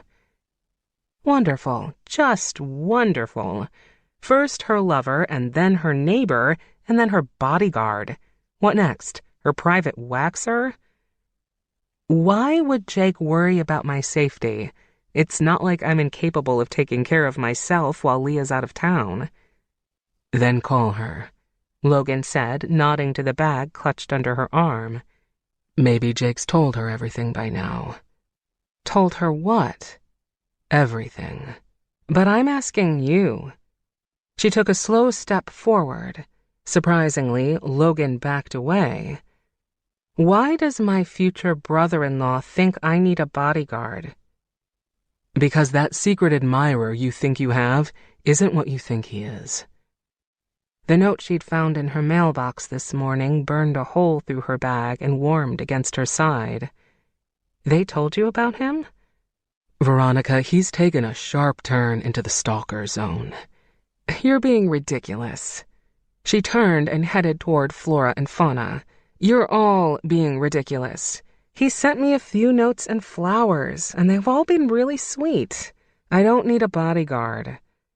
Logan followed her around the building. He sent you more than that, but Jake kept the whole thing quiet. He didn't want to freak out Leah so she'd cancel her book tour, and if you found out, the first thing you'd do is call her. There's more to it, and the bottom line is that Jake asked me to take care of things, and I am. She whirled around on him. What did Jake keep quiet? What are you talking about? He seemed to pause at her words, as if contemplating whether he should be the one to tell her. But tell her what, exactly? I think it's best if you hear it from him. You know what Jake's problem is? He's overprotective and thinks that because he's marrying my sister, he should have some say over my life. You can tell him he's wrong. Without thinking, she jerked the note from her admirer out of her bag and shook it in front of his face. There's nothing stalkerish about these notes. There's nothing wrong with someone being honest about their feelings. In fact, in light of what happened last night, I find it refreshing. Logan's face lost its color. Is that from him? It must have arrived in the mail yesterday. I found it this morning, and it's lovely. What's it say? She smiled smugly, holding the note against her chest. That I'm the most beautiful woman he's ever seen. He thinks about me constantly, even when we're not together, and can't tear his eyes away from me. Does that mean he's watching you now? The note didn't say he watches me every minute. Shivers danced up Veronica's arms. The notes aren't creepy. They're sweet. They're only sweet if the guy makes a move. If he sits in the shadows watching you, it's pervy. Logan made a move for the note, but she jerked away. What's on the back? Is that blood? Oh, don't get your panties in a wad. She frowned, looking at the light red smudges that marred the back. The note was written in red ink. It's not blood. It's stains from the pen. Unless he wrote the note in blood. Listen to you. You're crazy. He reached for the note again, so Veronica shoved it in her bag and zipped it closed. God, she didn't have time to go round and round with Logan or call her sister to find out what Jake was keeping from her. She was going to be late for her appointment, and she was never late.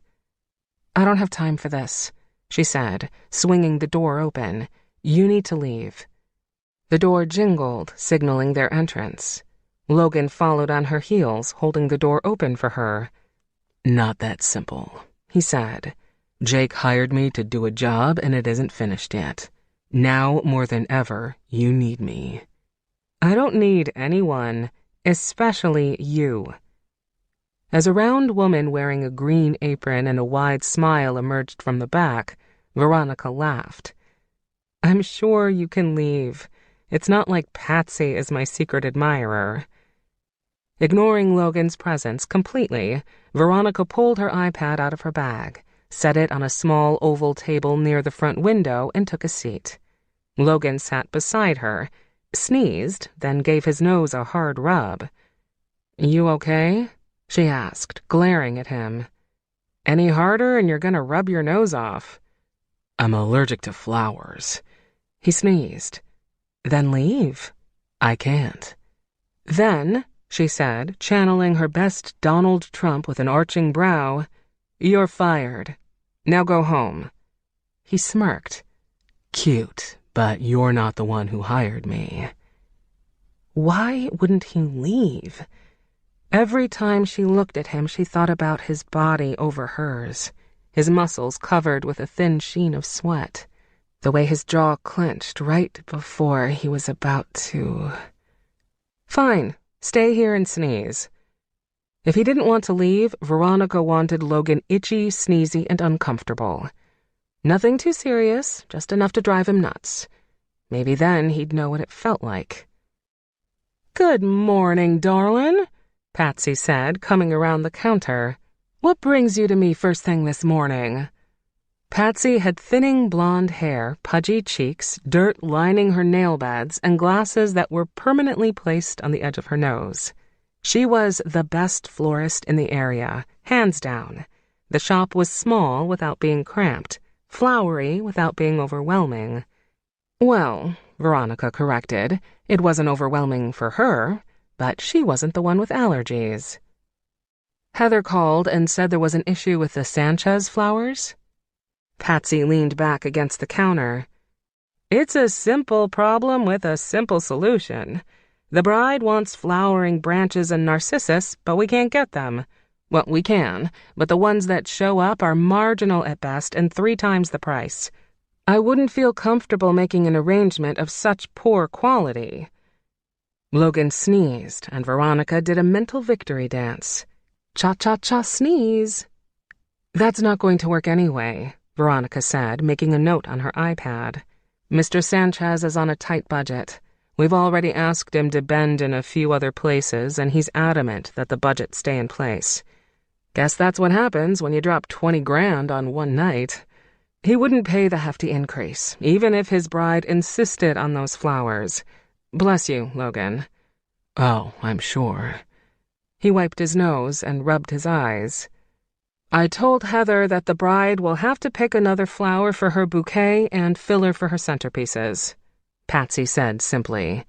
"We've got leafy, bushy branches like ornamental pear or camellia to take the place of the flowering branches, and a wide variety to choose from in the bouquet department. I haven't heard back from Heather on which adjustments to make. Would you like to see a book?" "I would, thanks." Veronica's face itched. She glanced at Logan. His nose had turned red from near constant rubbing.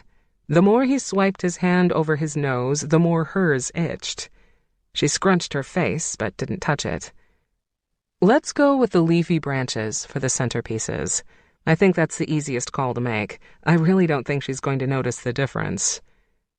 The only reason Veronica knew the difference was because she'd seen Patsy do amazing flower arrangements with both varieties in the past. They were different, but beautiful in their own ways. The bridal bouquets, however, were entirely personal and a decision that the bride would have to make herself. She would take notes and pictures and narrow the options for the bride, then report back to Patsy by the end of the day. The florist disappeared into the stockroom and came back with a large 3-ring binder full of flower choices, separated by season. Veronica flipped to summer as Logan sneezed again and again. "There are tissues on my desk," Patsy said, her eyebrows pinching in concern. "Feel free to grab some if you need it." "No, I'm good." Logan sniffled and stared out the window at the street. Was he looking for her stalker? Leah and Jake were overreacting. Veronica was sure of it. As soon as she left here, she was calling her sister and finding out what the hell was going on. Here, Veronica pointed to a lovely bouquet tied off with a black satin ribbon. It was simple: pink roses, white calla lilies, deep purple hydrangea. This is pretty. I thought you'd like that. Your taste is classically elegant without a lot of fuss. Patsy leaned close, and out of the corner of her eye, Veronica caught Logan's gaze shifting to her. But the bride insisted no hydrangea. How about daisies? She nixed those too. Peonies? Patsy folded her arms and shook her head. This bride is very pleasant to work with, I'll say. Logan cleared his throat. Maybe she's waiting for something to strike her, some sort of meaning, like the bouquets that the Victorians used to make. Excuse me? Veronica tried not to sound shocked that he'd spoken up. 19th century Victorians used to choose herbs and flowers that spelled out the first letters of the groom's name. He leaned over the book, pointing to the flowers as he spoke. In this case, for Paolo, use peonies, Asiatic lilies, orchids, lisianthus, and a different variation of orchids, Paolo. The idea was out of left field and very undeniably brilliant.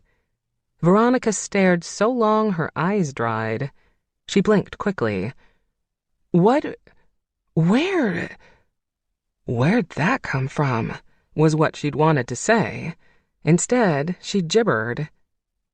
I think the bride might actually go for that, Patsy said, snapping Veronica out of her haze. Where did you learn that? Logan stood and disappeared behind the counter.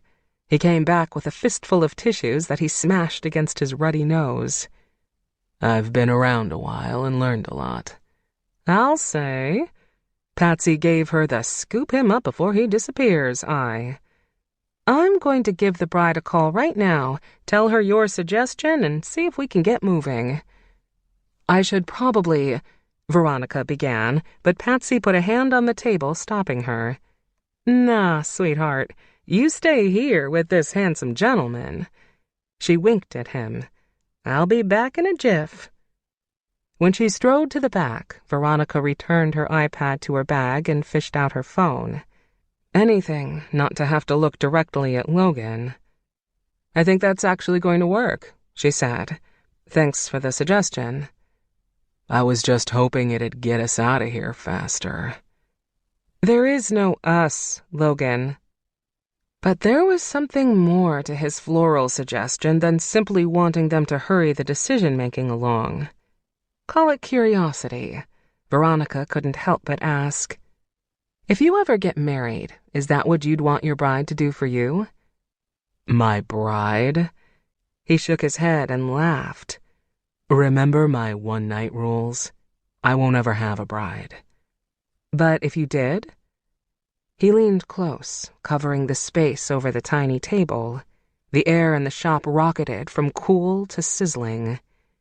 If I did get married, I'd want a woman who understood that the actual wedding doesn't matter.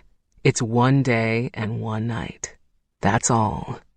He flicked a picture in the binder. I'd want a woman who had a sense of humor and wouldn't be afraid to make a bouquet out of pussy willow. Lots and lots of pussy willow. Veronica laughed as Logan emphasized the first part of the word. But by the second time it escaped his lips, heat tingled up her neck. I don't think that'd make a very pretty bouquet, she said, crossing her legs. I think pussy willow would be a great addition to any kind of arrangement. He licked his lips slowly, as though he was savoring certain flavors that might have lingered there. What's wrong, Veronica? Am I making you uncomfortable? Of course not. She shuddered, but tried to play off that she was cold. She brushed her hands over her arms and stared outside. I wonder what's taking Patsy so long. Maybe she's trying to convince the bride to add pussy willow to her arrangement. Veronica shot to her feet. Would you quit saying that word? No bride would put that in her bouquet. It's dirty. Oh, come on, it's funny. People take this stuff too seriously. I mean, if you were my bride, for example, not that I'd ever let that happen, and you made your bouquet out of pussy willow, I'd make my boutonniere out of... He turned a page in the binder and laughed. Coxcomb. Looking thoroughly pleased with himself, Logan leaned back, pushed his hips forward, and kicked his foot up on his opposite leg. Why couldn't she take her eyes off his crotch? Did he have to display himself like that? With his hips pushed out and a very obvious bulge in his pants? I don't think there's anything wrong with the word pussy willow, he said. In fact, I think you should say it. What would it prove? That she could say the word pussy? She was 27 years old and could say the word whenever she pleased.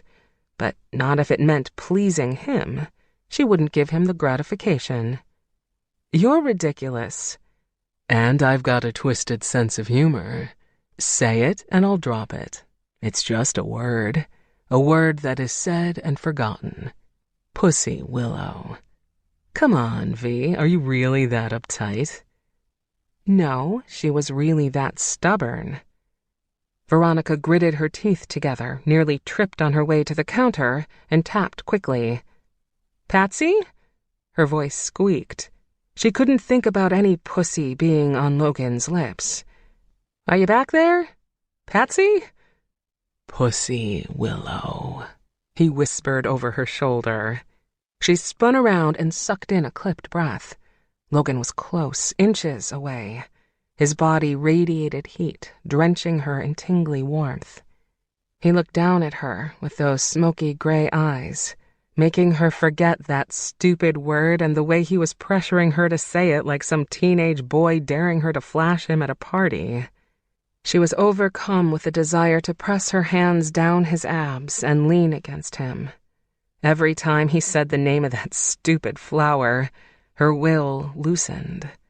She couldn't forget the way his lips had moved against hers last night, the way the pressure of his body had felt heavy and right. Fighting the urge taking over her body, Veronica rested her back on the counter and gripped the pointy ledge. Sweet, sweet. He leaned down as if he was going to kiss her. Pussy willow. Veronica was going to break apart from the pressure, explode into thousands of tiny, turned-on pieces. She had to regain composure. Logan didn't want her. If he did, he would have finished what he started last night. This was a game, a stupid, stupid game, and he was going to laugh at her when it was finished. But she couldn't breathe, couldn't find the strength to push him away. "Fine," she yelled. "Pussy, pussy, pussy. You happy now?" The humor in his eyes died down. He looked hungry. "Veronica?" Patsy said from behind her. "Everything all right out here?" She deflated and spun around. "Yes, everything's fine. The bouquet?" "The bride approved it." "Thank you, Pussy." Veronica's stomach flipped. Patsy. Thank you, Patsy." Smacking her forehead, Veronica snatched her bag off the floor and stormed out the door. She didn't look back, but when an allergic symphony of sneezing and groaning rang out behind her, Veronica knew Logan had followed her out. Chapter 7. Come on, pick up. Veronica stood against the brick wall of the floral shop building, her phone glued to her ear. Come on, Leah. Logan was sitting in his truck not 20 feet away, checking out something lying in his lap. Veronica prayed he was playing with his phone. Hey, V. Leah's voice never sounded sweeter. What's up? Did you know Jake hired Logan to follow me around? Logan just texted Jake and warned us you'd be calling. I just found out what happened, Veronica, and you better believe Jake will hear it from me when this is over. He should have told me. Leah sighed, covered the phone, and hollered something at Jake. If I'd known what was going on, I wouldn't have left. But for the record, I did tell you that a secret admirer is creepy, right? Yeah, you did. Any guy who likes you is going to say so. Veronica rubbed her forehead. I know. On the bright side, Jake said Logan was the best bodyguard in Seattle. They used to be in the Marines together, so I think everything's going to be okay. But Jake told you everything, and you think it's a good idea for Logan to be following me around? Veronica smoothed down the flyaways on top of her head. What aren't you telling me? Another long sigh. V, the guy sending you all those notes is crazy. I guess he left a box of wolf hair on your doorstep and a note that talked about turning you into a werewolf, like what happened to me. The note went on and on about how the pain would eventually turn to happiness, and how it's what you've been asking for. Totally twisted. What? Wait, slow down. How does he know? I mean, I didn't see anything like that. The only notes I've gotten have been really sweet. Remember the night of our engagement party? You stayed late to talk to that guy about reserving the rehearsal site for our wedding, and we went back to the house to set up the after party. Remember how Jake told everyone that they should go out instead? Veronica nodded, fully aware Leah couldn't see her. He said he wasn't feeling well and asked to sleep on my couch. He insisted you go out with everyone else and call when you got home. I guess that was so you wouldn't be alone.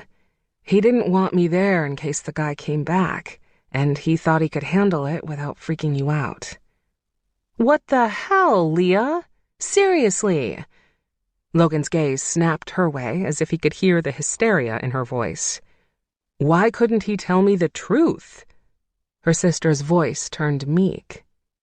He said you already freak out about werewolves so much, and you'd never give him the benefit of the doubt if a werewolf was stalking you. You already think we're all evil. True. And that's not the way it is, Leah said. He wants you to like him, to really think of him as family. You're my family. Veronica's heart pinched. You're the only family I've got. And you were turned into a werewolf, too. Jake wants to be considered a part of our family, if you'd let him. Although I don't like the idea of him keeping the stalker thing from me, I can understand why he wanted to keep it from you. Besides, he says you were never in any danger, not with Logan beside you. She hated to admit it, but Jake was right. She would have freaked. Hell, she was freaking now. The idea of a werewolf following her around sent shivers up her spine. Maybe she could get on board with Logan protecting her. Maybe. The only saving grace to all of this was that Jake and Logan knew each other from the Marines and not from the wolf pack. If Jake had assigned a werewolf to protect her while another werewolf was stalking her, she'd kill him. I'm not saying that I agree with this, Veronica said, eyeing Logan. He was sitting in the truck with the visor pulled down, checking out his teeth in the mirror. But you've got to answer one question for me. Anything. Veronica studied the long swoop of bone that made up Logan's jaw, and the way a dark flop of hair brushed his ears. Does Logan know about werewolves? 2 beats. Yes, Jake's his best friend. Of course he knows. And? Is he one? He'd certainly be the most gorgeous werewolf she'd ever seen. He'd still be filthy, mangy, and unnatural, but he'd be a hottie to boot. Say no, say no, say no. You're my sister, and I know how much you hate the idea that there are werewolves out there. Her sister's voice went soft over the line. I'd tell you if you were in danger the second I found out. You didn't answer the question, Leah. No, Logan Black is not a wolf. Leah was smiling as she talked. Now, let's talk about something a little more upbeat. How's our wedding coming along? This is all your fault, you know. Logan put down his tray of fish and chips and straddled the picnic table bench. He popped 2 allergy pills and chased them with a long drag of water. I may be a sneezing wreck, but you are one manipulative woman. For a while there, I thought you were going to chain me to the fridge holding all the flowers. Veronica took a bite of her fried fish and watched the ships go through the locks into Salmon Bay. Yeah, well, you should have told me that Jake hired you. You deserved whatever you got. Deserve is a harsh word, Logan said with a mouthful. I think this situation will go much more smoothly this week if we forget about what happened last night. Wipe the slate clean. I agree, Veronica answered too quickly, then took another bite of fish. What happened was a mistake. I'd take it back if I could. Logan nodded and stared into the channel as a barge passed through. Veronica thought he wanted to add something to what she'd said, but she gave him a few minutes and he remained silent. She still didn't know how she was going to handle this. Every time she glanced at Logan, images of him doing dirty things to her on her living room floor flashed through her mind, and every time he brushed against her, chills scampered up her arms. Hopefully he was as good as Jake insisted he was, and he'd find the wolf responsible before too long. One major bonus, Logan had offered to take Veronica to her car after lunch, which meant she'd save cab fare. After I got off the phone with Leah, Veronica said, watching Logan carefully, she shot me a text telling me not to report the stalker's behavior to the police. She's right. He wiped crumbs off his mouth.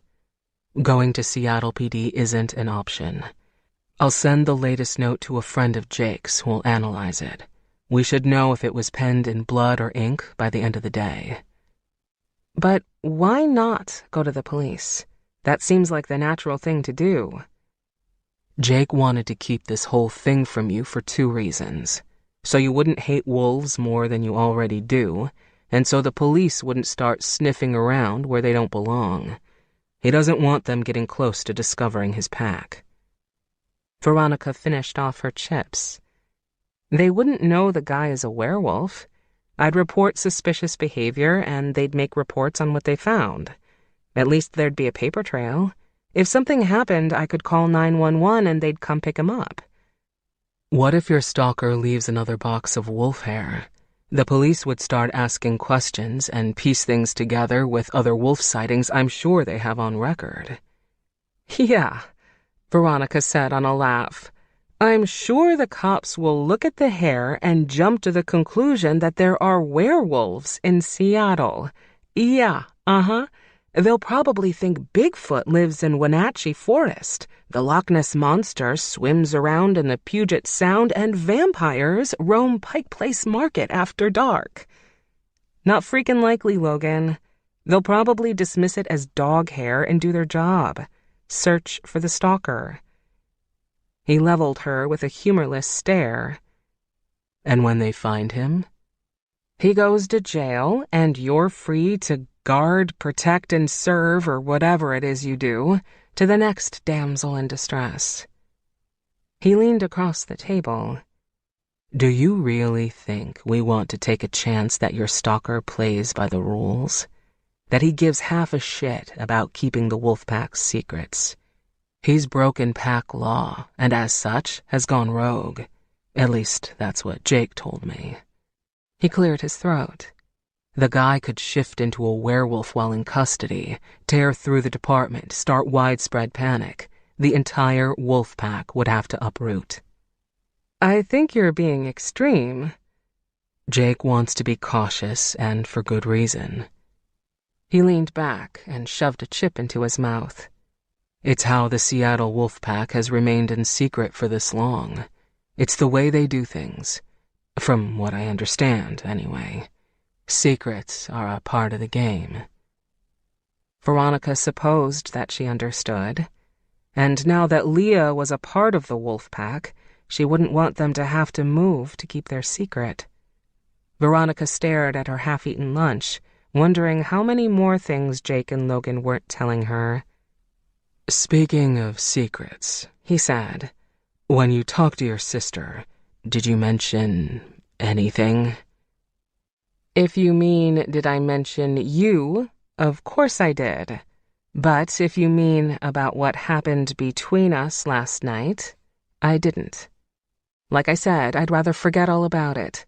If I mention what happened to my sister, it's liable to be immortalized in one of her books." "Just checking."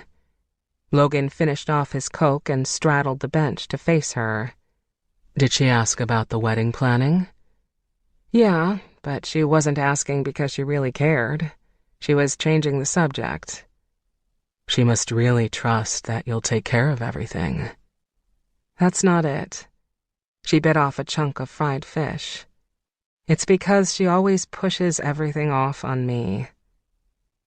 It had always been this way. It didn't take long for their parents to realize Veronica was the responsible one, the one they could trust to get things done right the first time. Guess it was easier to have Veronica clean and cook than it was to fix Leah's mistakes time and time again. When they were in high school, Veronica was always stuck helping Leah with her homework. Translation: Leah got straight A's, but if it hadn't been for Veronica's fancy handiwork and texting answers to her from the bathroom during finals, those grades would have been in the toilet. Leah was too busy flirting with the quarterback of the football team to care about homework, so her parents had asked Veronica to help her out.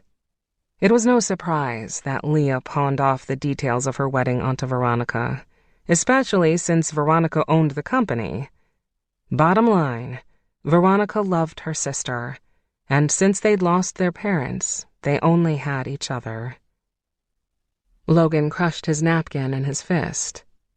"Tell me, Veronica Vale of Veronica Vale Weddings, you surround yourself with bridal bliss all day long, every day of the week.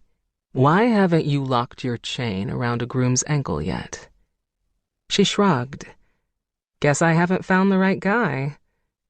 "Must not have been looking very long." Was that a compliment?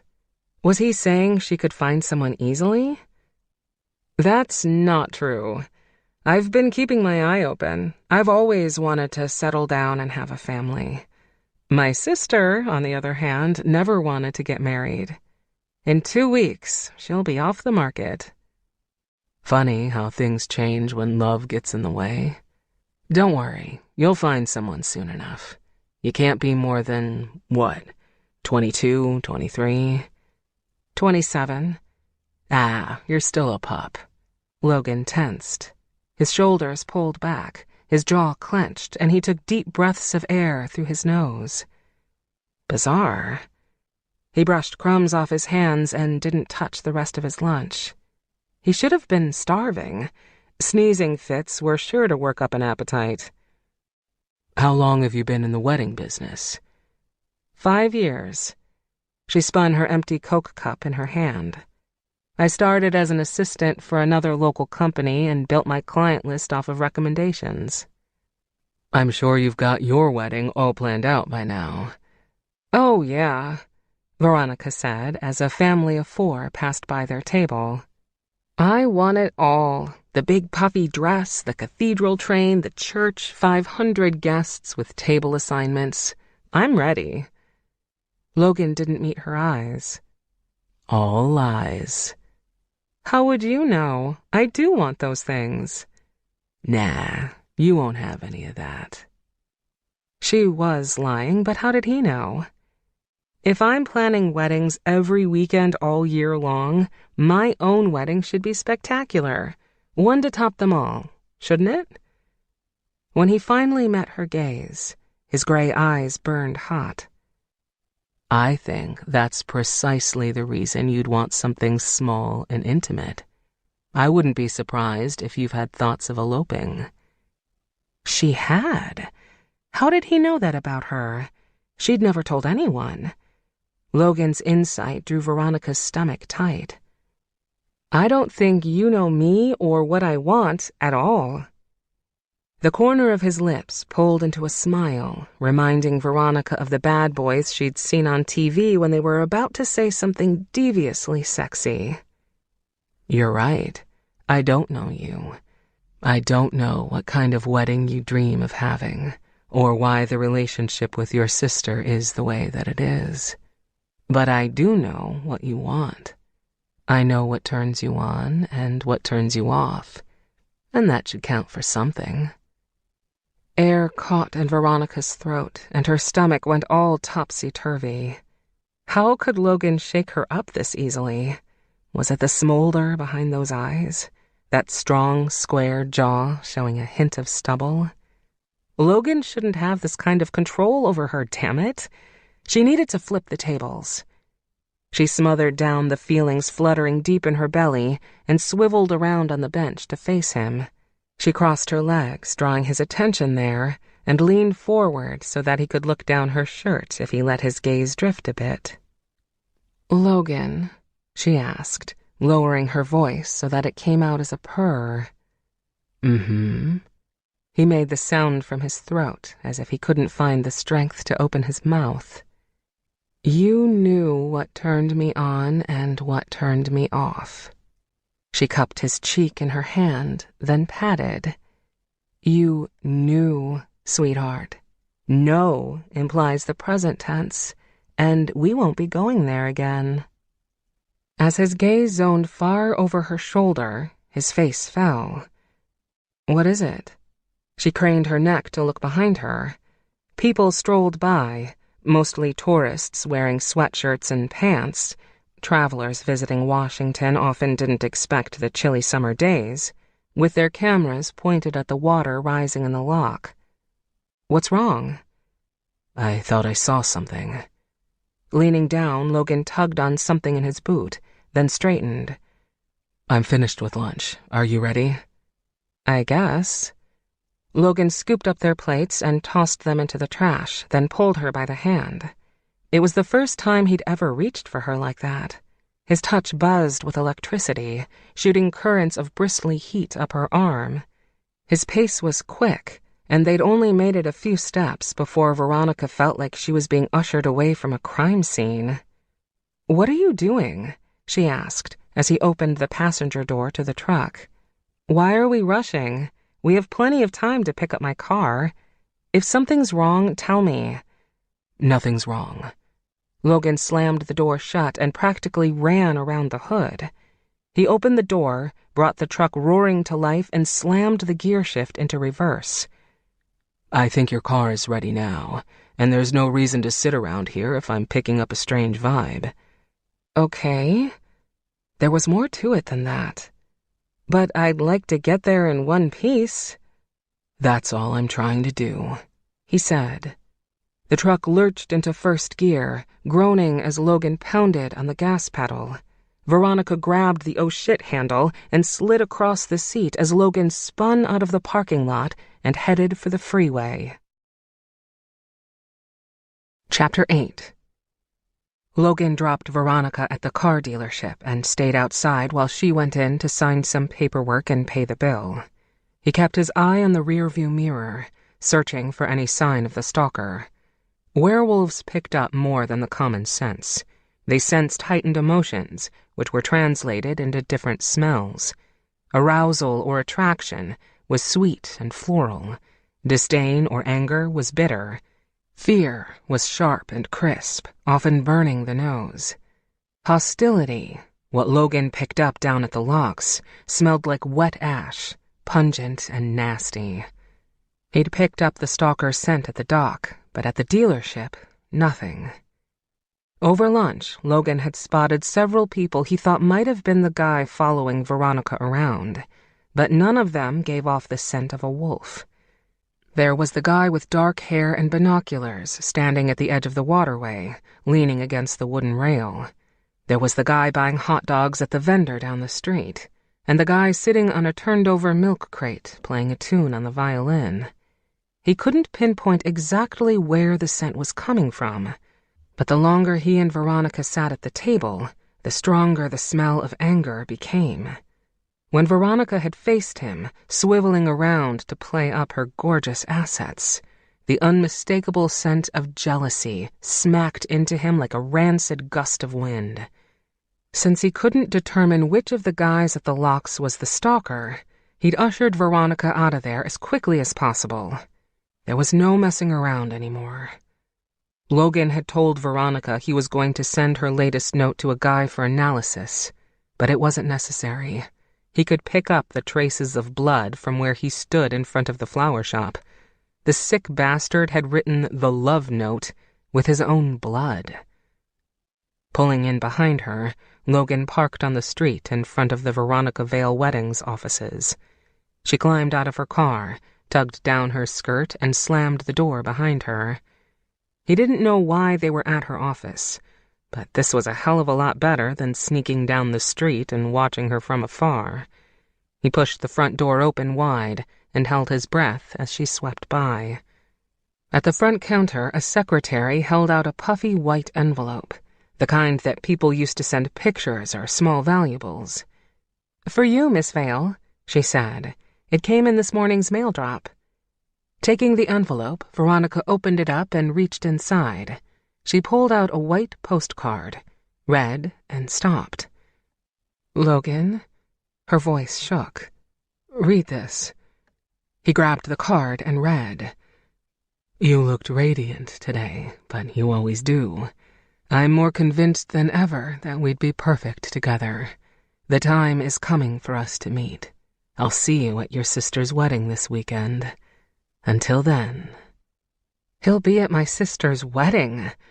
Veronica covered her mouth with her hand. "Not really." Logan flicked the edge of the card. This one was written in the same fine blood print as the last one. What did the guy do? Drain his blood and then siphon it into a ballpoint? "Your sister's wedding is next weekend. Is he planning to meet you this weekend at the Sanchez wedding or next weekend at your sister's?" "Oh." She started down the winding hall to the right, toward her office. I hadn't read it that carefully. "As Pussy from Flora and Fauna would say." Logan winked, though waves of anxiety sloshed in his stomach. "There's a simple solution to the problem." She unlocked her office and stepped inside. The room was spacious, with bushy ficus trees in each corner and a cherrywood desk in the center. Pink roses filling tall glass vases perched on each edge, facing two leather-wrapped chairs for potential clients to kick back and get their wedding questions answered. "And that is?" she asked, sliding into the seat behind her desk. "Don't go to the Sanchez wedding and help me find him before your sister's." She cringed. "I have to go. It's the biggest event in Seattle. 250 people are going to be there." Logan leaned back in one of the chairs across from her desk.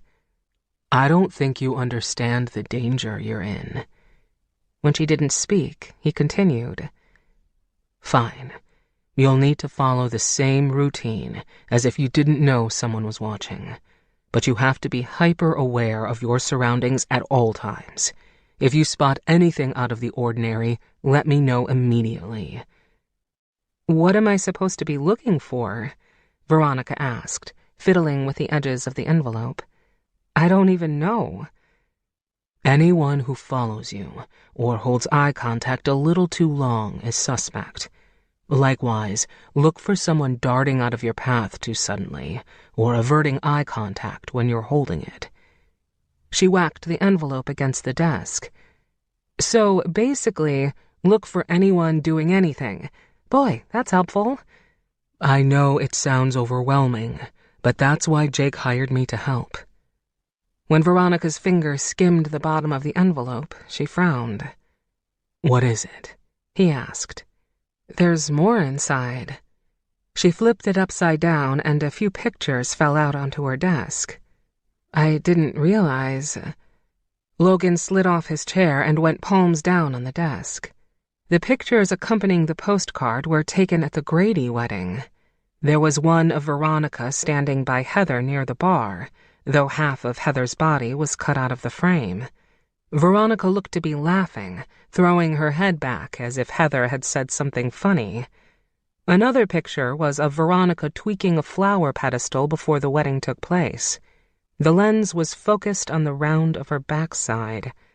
Judging from the angle, it was taken from a seated position not far behind her. The third picture was the most alarming of all. Veronica in the parking lot, stranded in her car, right before Logan approached her about needing help. The damn wolf had been right there, so close, and Logan had failed to pick up his scent.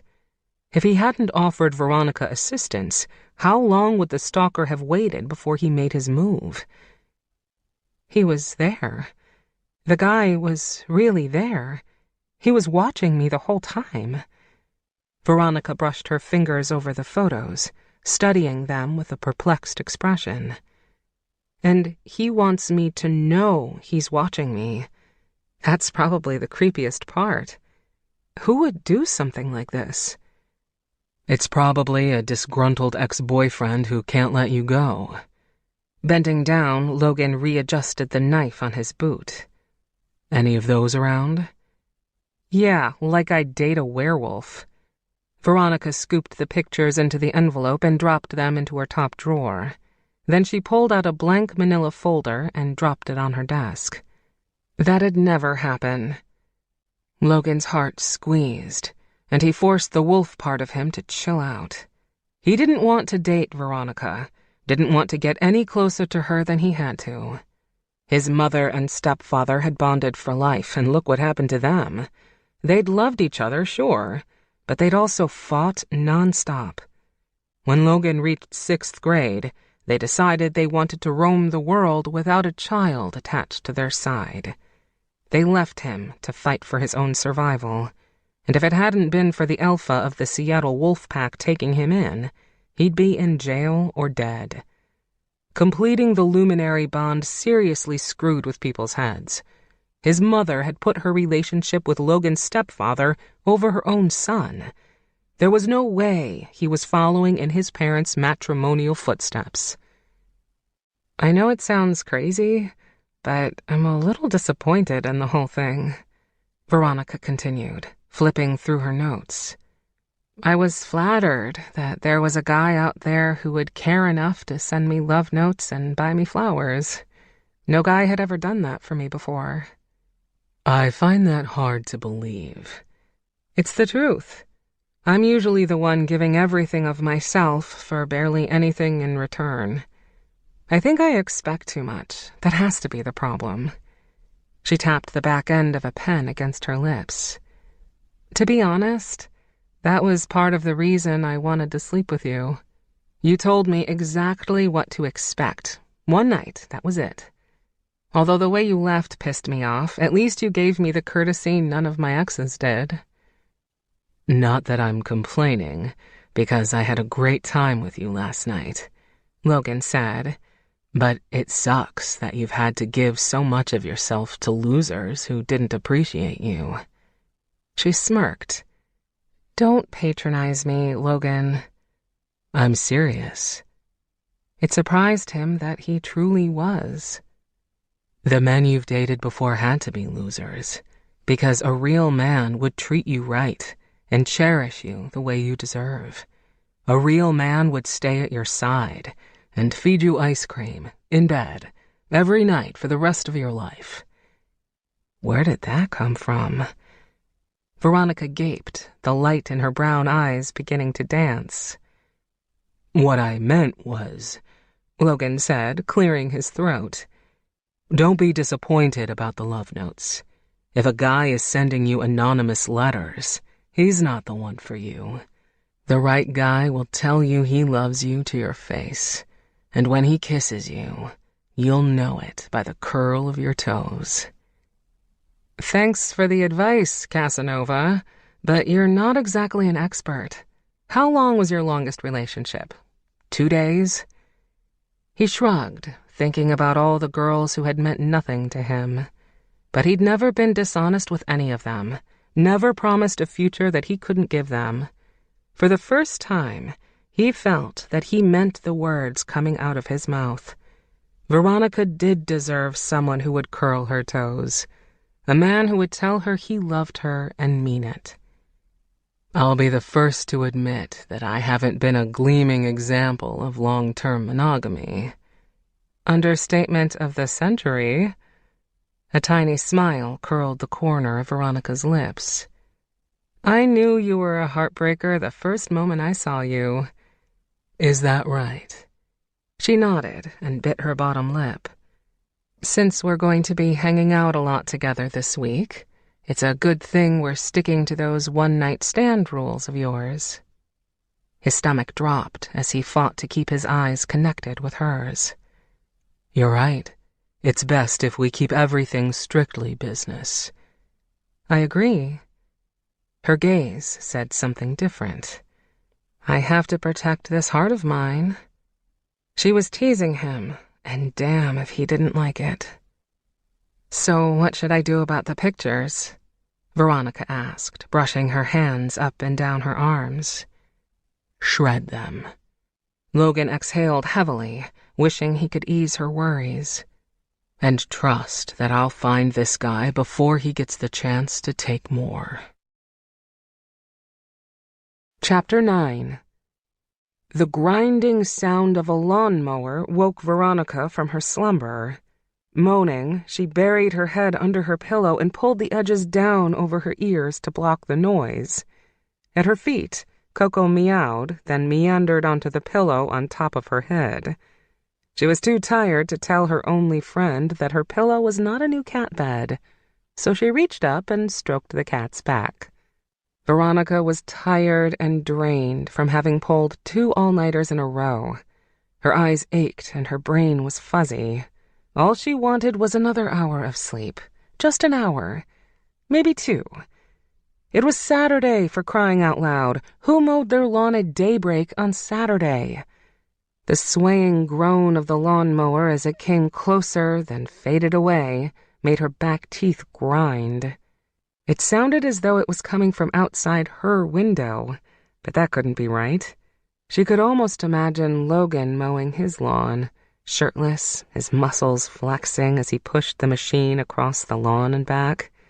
If it wasn't for the irritation growing in her belly, she might have fallen back asleep and had very good dreams about his muscles flexing while he was performing other hard labor. She may not have wanted to have anything serious with Logan, the player of the year, but that didn't mean she couldn't fantasize about the downright delicious man. A dog barked. There were shouts.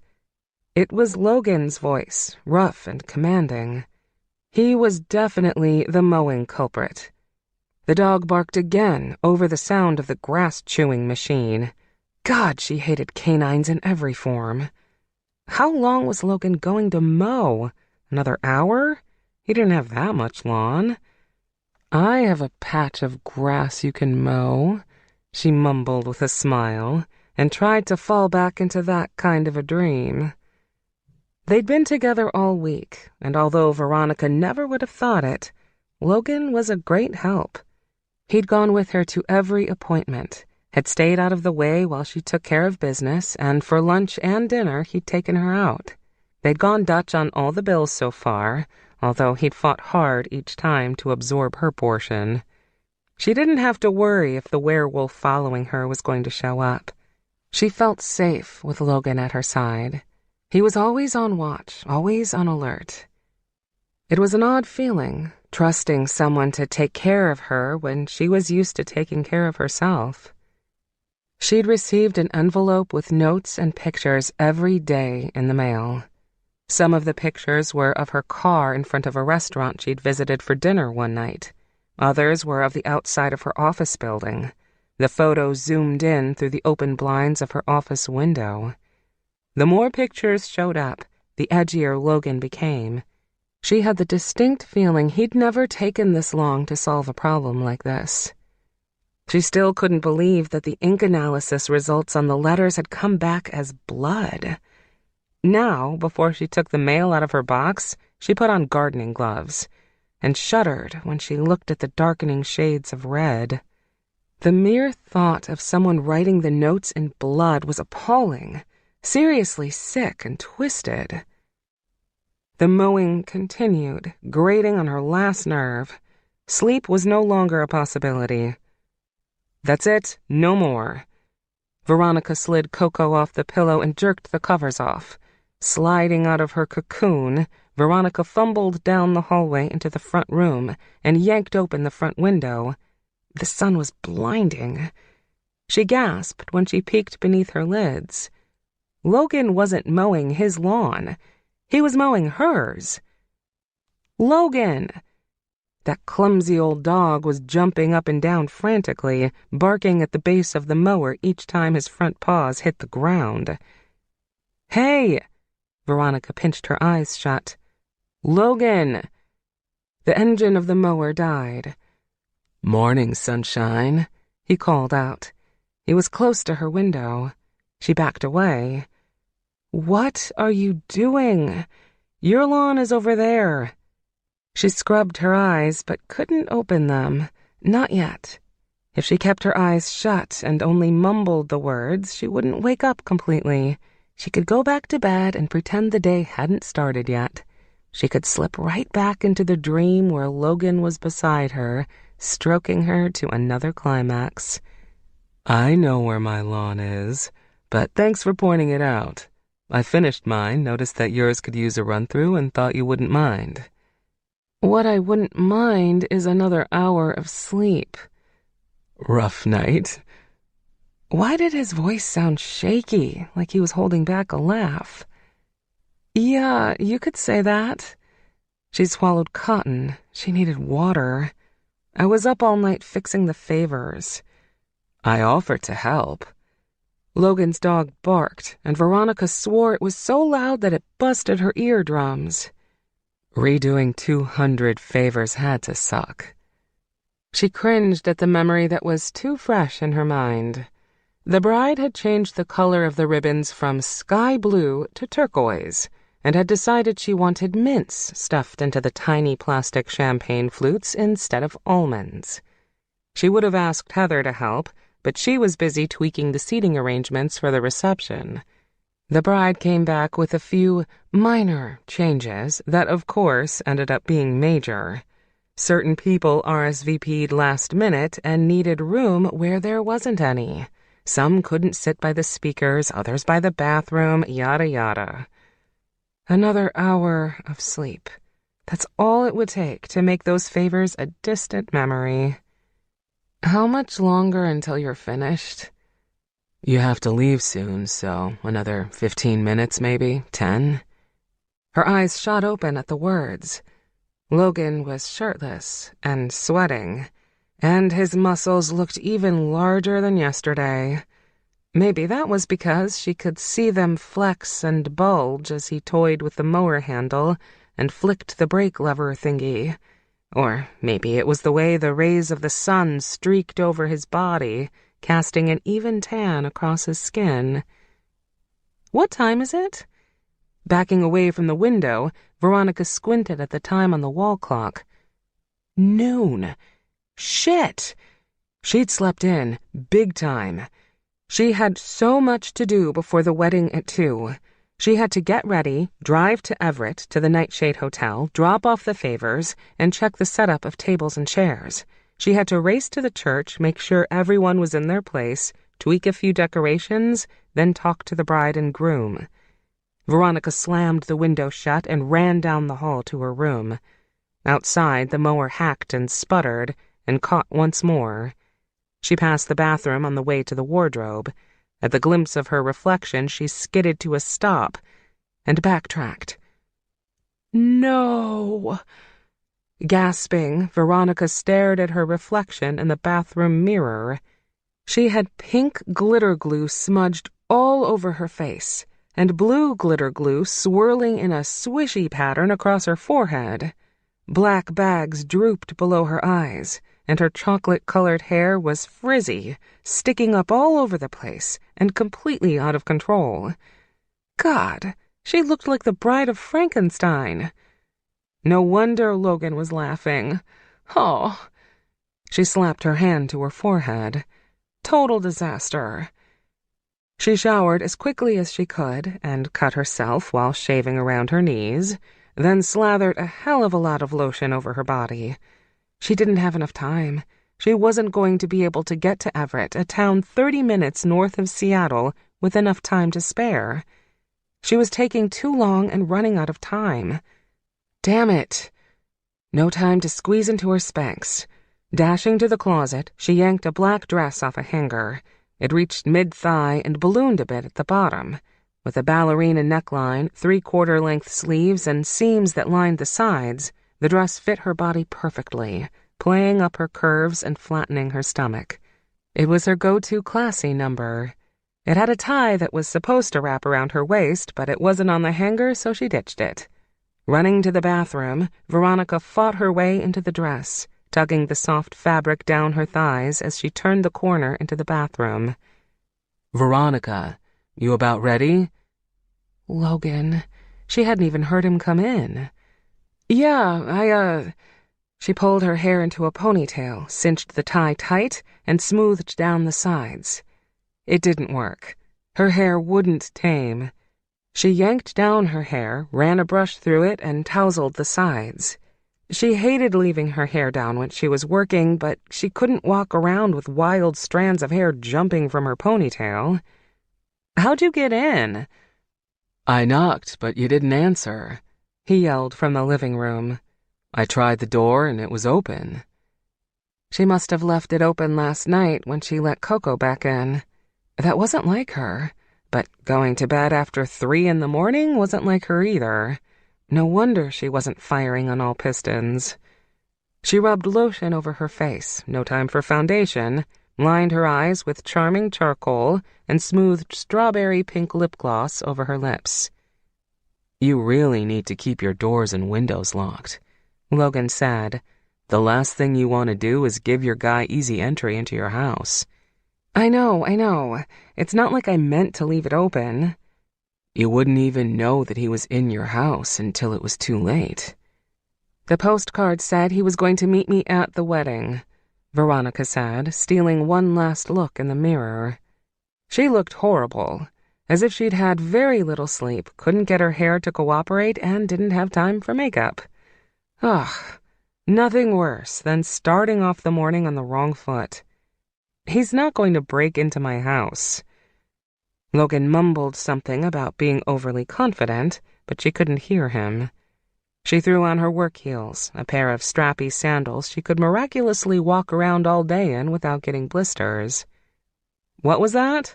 she asked, racing down the hall. Logan faced the kitchen with his back to her, and when he spun around, Veronica lost her breath. He was completely put together, dressed in a black and white tux that fit his frame flawlessly. The trim coat hugged his chest and clung to the muscles on his arms, then tucked into his slacks, showing just how lean his waist really was. He was standing tall, his shoulders pulled back, his perfect posture no doubt attributed to his time in the Marines, and his dark hair was a styled mess, made darker by the gel streaked through it. "You look..." His jaw slacked as he gave her the once-over. "Stunning." "Thanks." Veronica smiled from the inside out. She didn't want to be close to Logan. Any closer, and the spark she already felt for him could inflame into an inferno. But the fact that he thought she looked stunning made her squirm with giddiness. He's a player, she reminded herself for the 100th time. A player who isn't looking for anything long-term. He's not who you want. He's not who you want. You shined up pretty good yourself. How'd you get ready so fast? "It doesn't take me long." His dark eyes blazed with something hot. "You did something different with your hair." "I don't ever wear it down to work, but I'm out of options." Without meeting his gaze, Veronica tossed her purse over her shoulder and snatched the bag with the favors. She made it into the heart of her living room and caught sight of a tiny black velvet box situated in the center of her coffee table. "What's that?" Logan picked it up and spun it in his palm. "It's not yours?" Feeling the blood drain from her face, she shook her head. "Tell me you brought me a gift," though she knew from the look on his face that he didn't. "Stay here." His jaw clenched tight. "Don't move." He swept through her house, checking every room, slamming open doors. The stalker had come in. When? While she was in the shower? No, that wasn't possible because Logan had just been out there mowing the lawn. He would have seen something. Her hands shook when she realized it had to be last night, while she was sleeping. Someone had been in her house, had let himself right in. Had he watched her when she slept? Veronica's body chilled at the thought. "Nothing looks touched or disturbed," Logan said. When had he returned to the living room? "I'm going to open it." His words were spoken in a fog. Veronica nodded and watched as he yanked back the top of the box. His face twisted into a disgusted scowl. What is it? Did she even want to know? Logan? He swallowed hard and spun the box around so she could see. 2 emerald earrings sat in the center of a silky white pillow. They were larger than any emeralds she'd ever seen on earrings, but they were surrounded by what looked like sticky pieces of dog hair. Wolf hair, she corrected. Dark brown-red droplets were scattered over the pillow, and long stringy chunks clung to the fur. "Is that—" "Bloody wolf hair." Logan's voice was so low he nearly growled the words. "Son of a bitch got into your house." She covered her mouth with her hand and began to back away from the box, from Logan. The notes were creepy, and the blood and pictures, but this. He broke into my house. Her voice cracked and she spun around, looking at her home in a completely different light. He'd been here, watching her, walking through her living room. God, he could have done anything in here. He could have helped himself to her food or slept on her couch. She shivered as her thoughts raced out of control. But he didn't break in. He walked in. I left my front door wide open. What am I going to do? Logan snapped the box closed and shoved it into his coat pocket. He looked angrier than she'd ever seen him, on edge, as though he was barely keeping a rein on his composure. If he really wanted to hurt you, he would have done it last night. He would have hurt you while you were sleeping. She tugged at the ends of her hair, frantic for some sort of security. And that's supposed to help? How am I going to sleep here now? He doesn't want to hurt you, Logan said, almost to himself. His gaze was focused far off, and his words were clipped, mumbled and harsh. He wants you for himself. He wants to romance you into being his mate. His what? Veronica screeched, going dizzy. I have to sit down. She moved to the couch, but stopped when she thought about what the stalker might have done there. I can't sit. I can't. It'll be okay. You'll be okay. Logan caught her by the arm and pulled her against him. He smelled good, strong and fresh, with a musky, manly scent. It roused something inside her, the desire to lean her head against his chest and let him care for her. I'm not letting you out of my sight from now on. You'll stay with me if you have to. She buried her head in his chest and nodded. Okay, we're going to lock up and go to the Sanchez reception. You're going to call Heather and have her take care of the ceremony. Logan stroked his hands over her back and rested his head on hers, soothing away her worries little by little. After the wedding, we'll find out the safest place for you to stay. even if that means checking into a hotel for a while. I can't believe this is happening. I can't believe he was here. Logan's body tightened. Seems like he's everywhere, and getting closer, and I'll be damned if I'm going to let it happen again. Veronica didn't know how he would keep his word, since the stalker seemed to be 2 steps ahead of him thus far. But she believed him. This time, when Logan held her against him and spoke tenderly against her hair, his words felt like an oath, a promise, the way a lover tells his partner that there'll never be another. Veronica wished he'd make those promises to her too. But, as he'd said time and again, it wasn't meant to be. Chapter 10.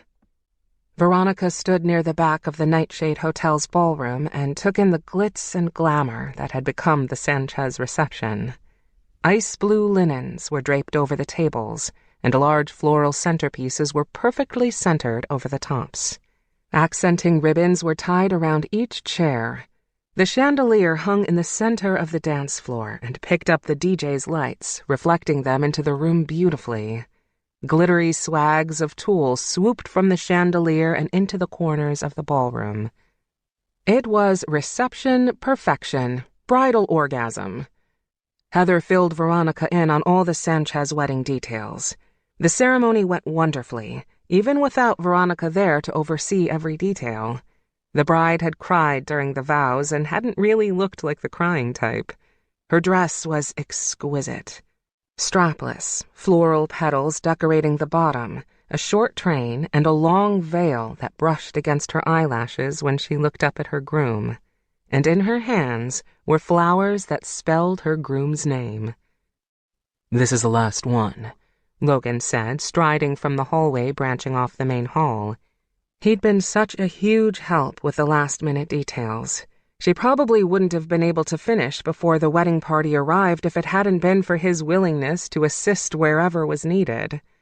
His hands were wrapped around an oversized crystal vase, and his head was buried in a gathering of bushy flowers. The only reason Veronica knew it was him was from the stimulating rumble in his voice. "Thanks for the help," he added. "It was my pleasure," Susan Reinhardt, the event planner from the hotel, said from behind him. She hadn't left his side since they arrived at the hotel. Not that Veronica noticed or anything. "If you need anything else, let me know." As Logan set down the vase on a nearby table, he caught Veronica's eye. "How's your sniffer?" she asked. "Excuse me?" "Your nose," she said, pointing to the flowers over his shoulder. "How are your allergies holding up?" "I'm good to go." Logan patted his coat pocket, the one opposite where the stalker's box was placed. God, her thoughts swarmed around that box. "Non-drowsy Benadryl." As the DJ played a John Mellencamp song, Veronica forced the thoughts of the stalker behind her and backed away to get an overall vision of the room. It was precisely how it should have been. Workers were moving around the room at a much slower and more controlled pace, putting final touches on the flowers and lighting candles in the center of the tables. The tulle arrangement, centered over the dance floor, was to die for. Logan had scaled the ladder and balanced on the top rung no problem, as if he was used to the height and had hung decorations sky-high a dozen times before. He folded his arms over his chest and bumped against her. "So, what do you think?" "I think we did a damn fine job under the circumstances. It's all we can—" "Hey, excuse me!" she shouted as a group of rugged-looking men walked in from a side door leading to the lobby. They weren't wedding guests. She would have remembered seeing an entire rugby team dressed in suit and tie. The guys were enormous, broad-chested, and walking right toward her with strides that ate up the dance floor. "There's a wedding taking place here tonight. Can I help you find something?" "Yeah." The one walking a beat in front of the others spoke up first. He was at least 6'6" of bodybuilding muscle, with a flop of chestnut brown hair and ice blue eyes. His accent was slow and rough, as though he'd just woken up. "I'm Carter, and I'm looking for Logan Black." "Carter," Logan said, sliding beside Veronica and shaking Carter's hand. "About time you showed up. Thanks for agreeing to be here. I know it was last minute." "You invited guests?" Veronica gritted through tight lips. "Susan mentioned that the security team the hotel contracted isn't coming tonight. Considering what happened at your house earlier, that wasn't acceptable. So I took matters into my own hands." "Don't worry," he said, putting up his hands as she was about to question him. "I took care of it and called my most trusted friends. Rest assured that the Sanchez wedding will be the most protected wedding in Seattle." Veronica scrutinized the faces of the men. They were stoic and unreadable, with jutting brows and sharp, slanting bone structures. Their expressions were dark and mysterious, giving off lethal vibes that clung to Veronica like the stench of smoke. Judging from their demeanor alone, Veronica knew they'd take the job seriously. They were already scoping out the exits and sizing up the workers. She didn't want to trust these guys. They'd probably only been fingerprinted inside the four walls of a police station. But if the hotel's security team wasn't coming, what else could she do? If Jake trusted Logan and Logan trusted these guys, they had to be in safe hands, right? "This is Veronica Vale?" Carter directed his question at Logan. "The one who—" "Yes, this is Miss Vale," Logan blurted. "But there's no time for intros. I need you stationed outside those doors. 2 of you can stand there and there. Another 2 near the bathrooms and a few more in the lot." Veronica wondered what Carter had been about to say. Logan had mentioned her to his friends. If he was only going to mention that she was the one Logan had been hired to guard, why the rude interruption? The team of rugby hunks split up as though someone had just yelled break and called the next play. "These guys will be the best replacements you've ever seen." Logan smiled deviously. "Do you trust me?" "Surprisingly, yes." "Then don't worry about a thing. You'll be safe here tonight," he said, and walked away. Veronica checked the head table, scooted the chairs in, and made the final rounds of the room as guests filed in. Susan, the gorgeous blonde in the red strapless dress, approached Veronica, an iPad secured in the crook of her arm. "The place is a dream," Susan said. "Probably the most beautiful I've ever seen it." "Thanks." Veronica watched as Logan yelled something to the DJ, then opened the door wide for an elderly woman to pass through. "I appreciate your help setting things up." "I didn't do much of anything. You should be thanking your go-to guy, Logan." "My go-to guy?" The way she said his name, unhurried and sensual, sparked a hint of jealousy in Veronica's belly. Across the room, Logan bent to pick up something off the floor, giving the ladies a striking view of his rounded backside. "He doesn't work for my company." "Really?" Susan said, leaning in close to Veronica's ear. "So, who is he to you, if you don't mind my asking?" Veronica minded very much. But why? She had no claim to him. "It's complicated, but we're not together, if that's what you're wondering." "I see." Susan pursed her lips. "It's not every day that I get an Ian Somerhalder look-alike walking around helping me carry things." "Ian who?" Veronica couldn't take her eyes off Logan. "You know, the hot guy from the Vampire Diaries, the one with the dark, messy hair and the light eyes." Veronica bit her lip. "Oh, yeah, I guess." "I don't know how I'm going to focus the rest of the night," Susan said, fanning herself with dramatic flair. "I still have a ton of work to do around the hotel, and I can't seem to tear my eyes away from him. How do you do it? How do you keep your hands off and stay focused?" Logan turned around, put his hands in his pockets, and smiled, a tiny dimple pricking his cheek. Had he heard what Susan said? He couldn't have. He was too far away. Why, then, was he looking at Veronica as if he was waiting to hear her answer? "It's not difficult to focus on work," Veronica said. "Not when he's made it perfectly clear that I'm not his type." Not his type? Not his type? Logan's heightened hearing had allowed him to eavesdrop on the conversation. Now he was certain the woman had lost her mind. He could barely glance at her without the blood in his veins melting to liquid lust. Veronica had an innocent kind of beauty. Porcelain smooth skin, soft brown eyes, dark hair that fell in subtle waves past her shoulders and rosy cheeks. She was a voluptuous version of Snow White, plucked straight from his fantasies. Looks aside, Veronica was his polar opposite. It was clear she longed for a serious, stable relationship, and that's the last thing Logan wanted. She was a night owl, and he rose with the sun. She always noticed the good in people, and he, well, years of bad experiences had taught him better. Veronica was intriguing. Being close without reaching out and touching her the last week nearly broke him. The reception had been flowing for hours. It was nearly 7 o'clock, and the first dance had been waltzed, dinner had been served, and the cake had been cut. There was no sign of the stalker, though every time someone snapped a picture of the happy couple, Logan wanted to rip the camera out of their hands and stomp it into the floor, just in case there were pictures of Veronica on the disc. The bride and groom looked blissfully happy, but Logan wasn't fooled. "Poor bastard," Logan said as the dance floor filled. "Doesn't know what he's walking into." Veronica appeared in Logan's line of vision. She was standing against the bar, swishing around a yellow blended drink in a crystal martini glass.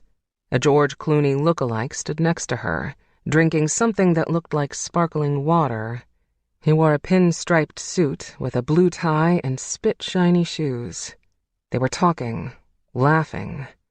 Logan had left her alone for 2 whole seconds and the wolves had descended. Only this guy wasn't throwing off the scent of a wolf. Good thing. Otherwise, Logan would have marked him as stalker suspect number 1 and escorted his ass out back. Not liking their interaction, Logan walked toward the bar and pressed the button on his earpiece. "Everything under control out there, Carter?" "You could say that," Carter said from his position behind the hotel. "I just escorted a 90-year-old woman to her car. She pinched my ass and dropped a quarter into my back pocket as a tip." Logan couldn't force out a laugh, not when Veronica's eyes lit up and she smacked the stranger playfully in the shoulder. "Highlight of the night, huh?" Logan started a slow trek to her position. He kept his voice low. "Just remember what I told you. If you even sense a wolf in the vicinity, alert me immediately." "Will do." Logan turned off his earpiece and stood at Veronica's side, so closely that he brushed against her shoulder. "I'm Logan Black," he said, extending his hand. The guy squinted and then shook Logan's hand. "Patrick Bennett." "We're old friends," Veronica said, laughing. "I've known him since I was 6. Patrick must have said something funny just before Logan walked up. Oh, everyone loves a clown. "He's a pastor now," she continued, "though it's still so hard for me to imagine Pastor Bennett." She shook her head. "To me, you'll always be Patrick." "A pastor, huh?" Logan rested his arm on the back of Veronica's bar stool. "Do they make you take a vow of celibacy when you wear the cloth?" "Celibacy is a personal choice." Patrick glared. "Veronica, I have to thank you for contacting me," Patrick said, scanning the dance floor. "I think this wedding makes 10 I've ministered for Veronica Vale weddings." 11, if you count Leah's. She took a drink. "You're already contracted for that one, and you can't back out now." "I wouldn't dream of it," he said, placing a hand over his heart. "I love weddings. I'm honored to be a part of a couple's special day." That's refreshing to hear. Veronica looked up at Logan in amusement. Don't you think? Honored, Logan parroted, dramatically placing his hand over his chest to match the pastor's. Absolutely. Logan kept his gaze on the Reverend, but brushed his hand up and down Veronica's back. Her shoulders rolled beneath his touch, and she shot him a glare he didn't understand.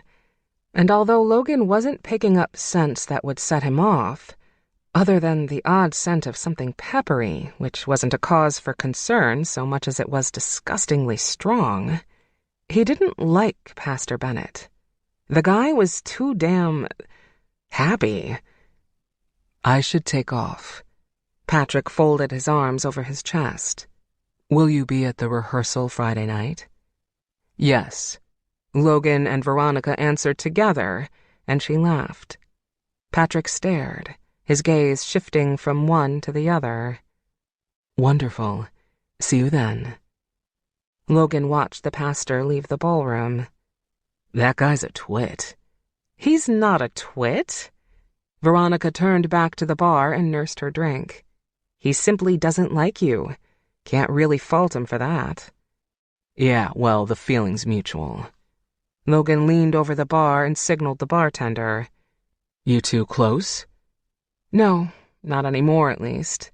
We went to the same schools and hung out off and on until our senior year. He moved and we lost touch after that.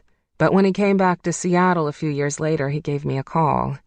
By then, we'd grown apart and couldn't find the time to catch up again. She shrugged. Guess that happens sometimes to childhood friends. It does. To humans. Growing up, Logan had wolf pack friends, and they were still thick as thieves, willing to do anything for one another. How'd he end up working for your company? When I started contracting pastors to officiate weddings, Leah remembered that he'd started walking the holy road. I asked him if he was interested, and he said yes. I suppose you see a lot of him. Every weekend kind of thing. That's about right. She took another longer drink. Is there a problem? No problem. Guinness. Logan hollered to the bartender when he'd walked within earshot. That should help soothe his stomach pains. He turned to Veronica. Another lemon drop? She kept her gaze on the dancing crowd in the center of the ballroom. What are you trying to do? Make me forget about what happened earlier? If that's your play, I'm already working on it. No, I was thinking I could get you tipsy. I think I'm already there. She giggled and took another drink. He leaned close to her ear and whispered, It'd be my honor to escort your cute tipsy ass upstairs when tonight is over. Smiling, Veronica twisted her hips around. My ass is only cute because of the dress. It flatters my problem areas. I doubt that very much. Logan tipped the bartender and took his drink. Your figure's perfect. Oh, you're good. Veronica laughed, her smile lighting her whole face. Now, if I could only find a man who agrees with you. Her gaze met his. One who isn't afraid of commitment. See any of those around here? There aren't many of those left in the wild, I'm afraid. As the music softened to Lady in Red, Logan took a solid drink of his beer. The jealousy he felt minutes earlier dissipated, leaving a foreign feeling of tingly warmth stirring in his chest. He needed Veronica in his arms, tucked safely against him. Do you dance, Miss Vale? She shook her head and licked the sugared rim of her glass. Not while I'm working. But you drink? Logan's legs went limp as he watched her tongue pull the sugar crystals back into her mouth. Heather and Leah are always telling me to loosen up, and it'll be another hour before we have to start packing up the gifts. One drink won't hurt. Come on, dance with me, he said. I can call you Veronica if that makes you feel like you're off the clock. She chugged her drink and then shrugged. You know what? Why the hell not? Chapter 11. Logan guided Veronica to the dance floor and then tugged her into his arms. She was warm to the touch and fit into his body perfectly. They were heart to heart, and when Logan realized he could feel her heartbeat against his skin, he almost pulled away. But he couldn't force himself to do it. "Why are you a commitment phobe, Logan?" she asked, gazing over his shoulder. "Were you married before?"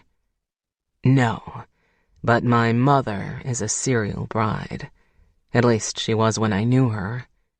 He fought to keep his hand still on her lower back. He longed to rest it on her ass, or slide it up and tangle his fingers in her hair. Each time she got married, she seemed happier at the wedding, and blindsided when they divorced. It was all a show, one big show for friends and family.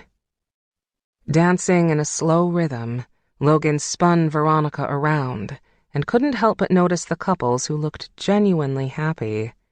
But they weren't. They couldn't be as happy as they pretended to be. Veronica adjusted her arm over his shoulder to hold him tighter. Did she even realize it? Did she feel the same pull to him that he did to her? "Some weddings are a show, yes," she said. "But others are a true declaration of undying love. Maybe your mother hadn't found the right person." Most of the time, there is no right person. The words slipped out. Just cardboard cutouts that people place beside themselves so they won't feel lonely in their own skin. "Wow, you really think that?" She looked at him, piercing him with those big doe eyes. "You think the bride and groom at this wedding are lonely?" His steps slowed. They're afraid to be alone. That's exactly why I won't ever get married. I'm not afraid of being alone. In fact, I can't imagine spending my life with anyone. I'd go nuts. Especially someone who would spend every spare second telling him how much she hated wolves. Fate had a whacked sense of humor. "If you think that, then I'm sure your wish will come true." Veronica's hand drifted to the back of his neck. Chills gathered at the base of his skull as her fingers traced the edge of his hairline. If there's any fear, it's not for being lonely. It's fear of being vulnerable. Today is the day when they pledged their life to another.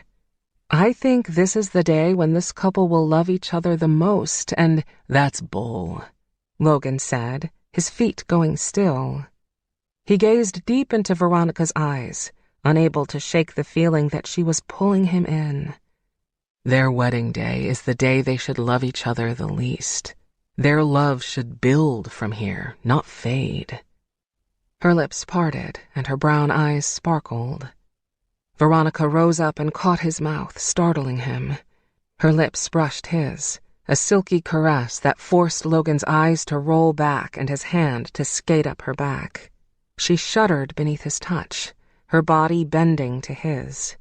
His chest constricted as she breathed into the kiss, giving a little sigh of pleasure against his lips. The song ended. Their kiss broke. "What was that for?" he asked, keeping his mouth lowered over hers. He could still taste her, feel her. He wanted more. "For caring, even when you pretend you don't?" She stamped another kiss on his mouth. This one was soft and plush, tugging something in his middle. "Thank you for helping me set up the ballroom this afternoon." Before she could say something to ruin the moment, Logan grabbed Veronica by the hand and led her out of the ballroom and down the hall. "Where are you taking me?" Veronica could barely keep up with Logan. He was pulling her by the arm, past the lobby and into an elevator right as the doors opened. "Logan, slow down." "I can't." He tugged her in behind him, spun around and pinned her against the elevator wall. He didn't even wait for the elevator doors to close. His hands were on either side of her head. The thick length of his thigh was pressed between her legs, spreading them apart. He was leaning over her and breathing hard. Splaying her hands against the glossy wall, Veronica gazed up into his steel-gray eyes. He was barely hanging on to a thread of control, barely restraining himself from doing... what, exactly? "I can't slow down," he said, almost to himself as the doors hissed shut. "Why can't I slow down with you?" He punched a floor number, and they were off. "If that's what you really want, you could start by removing your leg from between my thighs." Logan sucked in a clipped breath, then lowered his mouth over hers. "If you say thigh again, you may break me." Smiling, she whispered, "Pussy Willow." He crushed his mouth to hers, sending her stomach whirling. His tongue penetrated her mouth, exploring deep and wide with urgent strokes. His kiss tasted of passion, of claiming. Veronica leaned back, her heart fluttering as Logan tunneled his fingers through her hair. "You should wear your hair down more often," he said against her lips. "It's sexy as hell. I've been wanting to run my fingers through it all night." She kissed him again, deeper. He smelled so good, masculine and fresh. His hands skimmed up her back, and when he reached her hair, he pulled, arching her into him. He groaned and deepened the kiss, slanting his lips over hers. Their mouths parted abruptly. Veronica reached out for him, but he took a step back and slammed a fist against the stop button. As Veronica held onto the rails for dear life, a laugh bubbled out of her. The elevator jerked to a halt and jiggled a bit on its wires. The lights dimmed, giving off an amber glow that illuminated the strong angles of Logan's face. Seizing the camera in the corner of the elevator with one hand, Logan ripped cords from its base with the other. He tossed the wires to the floor and came at her again. He roped his arms around her waist and kissed her. There was no gentleness, no slowing down. His tongue was eager, searching the deep, wet recesses of her mouth. Stomach somersaulting, Veronica matched him stroke for stroke and moaned as her heart clenched with a thud. She clawed the wide breadth of his shoulders and trailed her hands down his back. "Hold on," he said, pressing his palm flat against her stomach. His chest rose and fell in heaves as he tried to catch his breath. "I think I should... There's something you should know about me first." "I've already seen you buck naked, and believe me, you've got nothing to be shy about." She hauled herself against him, capturing his mouth in a wet kiss. His body slid against hers, rough, greedy. Her lungs came up empty as his hands explored the curves of her body, and his mouth moved fiercely over hers. He palmed her breast and skimmed his thumb over her nipple. Her bra was lace and covered little, making every touch heightened as his thumb moved the lace over her skin. Her body trembled with want. "Wait, I want more of this," he mumbled against her lips. "Then why do you keep stopping?" "Because if we're going to keep doing this, you have to know that I'm..." She nipped at his lip and suckled it into her mouth, shutting him up. "I want you, just as you are, whether it's one more minute, one more time, or one more night." His mouth caught hers on a groan. His fingers twisted in her hair, tugging and pulling at the base of her neck. He kissed her cheek, her chin, her neck. His mouth was hot on her skin, and as his tongue shot out to trace her collarbone, Veronica moved out of pure reaction, slamming her hands against his shoulders and driving him backward. He hit the opposite elevator wall and smiled as she nailed him with another smoldering kiss. She skated her hands over his body, relishing in the contact, the heat. As she raked her nails over the grooves of his abs, his stomach tensed and his muscles pulsed. Her hands drifted lower, and she cupped the bulge in his pants. Touch wasn't enough. She needed to take him in her mouth. She'd never had the urge before, not this strongly, at least.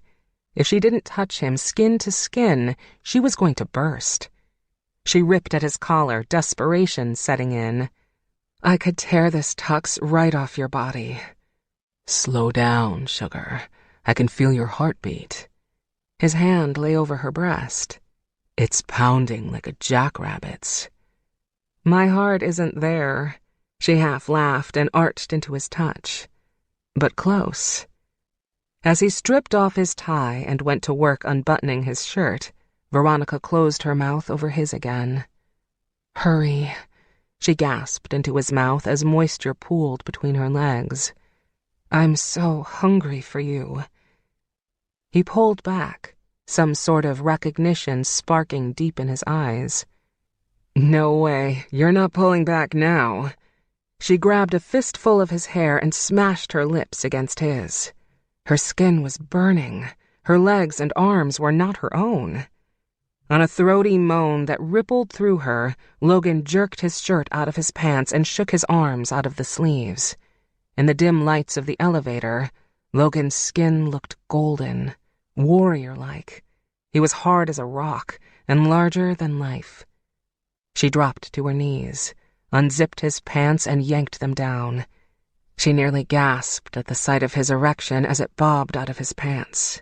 A desperate spasm of want shook her to the core. Licking her lips, she took his shaft in her hand and then flicked her tongue over his engorged tip. His hands found the back of her head, but he didn't push or urge her on. His fingers were ghosts of pressure, skating over her hair. "Veronica, you don't have to do this," he said. But as she took the thick length of him in her mouth, he groaned so deep and loud that it shook the walls. She worked her mouth over him, up and down, adding pressure to the base of his shaft when his fingers began to clutch handfuls of her hair. "Baby," he moaned. "That feels amazing." Every sensation was new, every feeling of pleasure heightened. Being completely in tune with the sensations surging inside him, it was as if Veronica's own pleasure was doubled. Every time she sucked, licking in a slow, thick line around his tip, Logan's backside clenched and he gasped for air.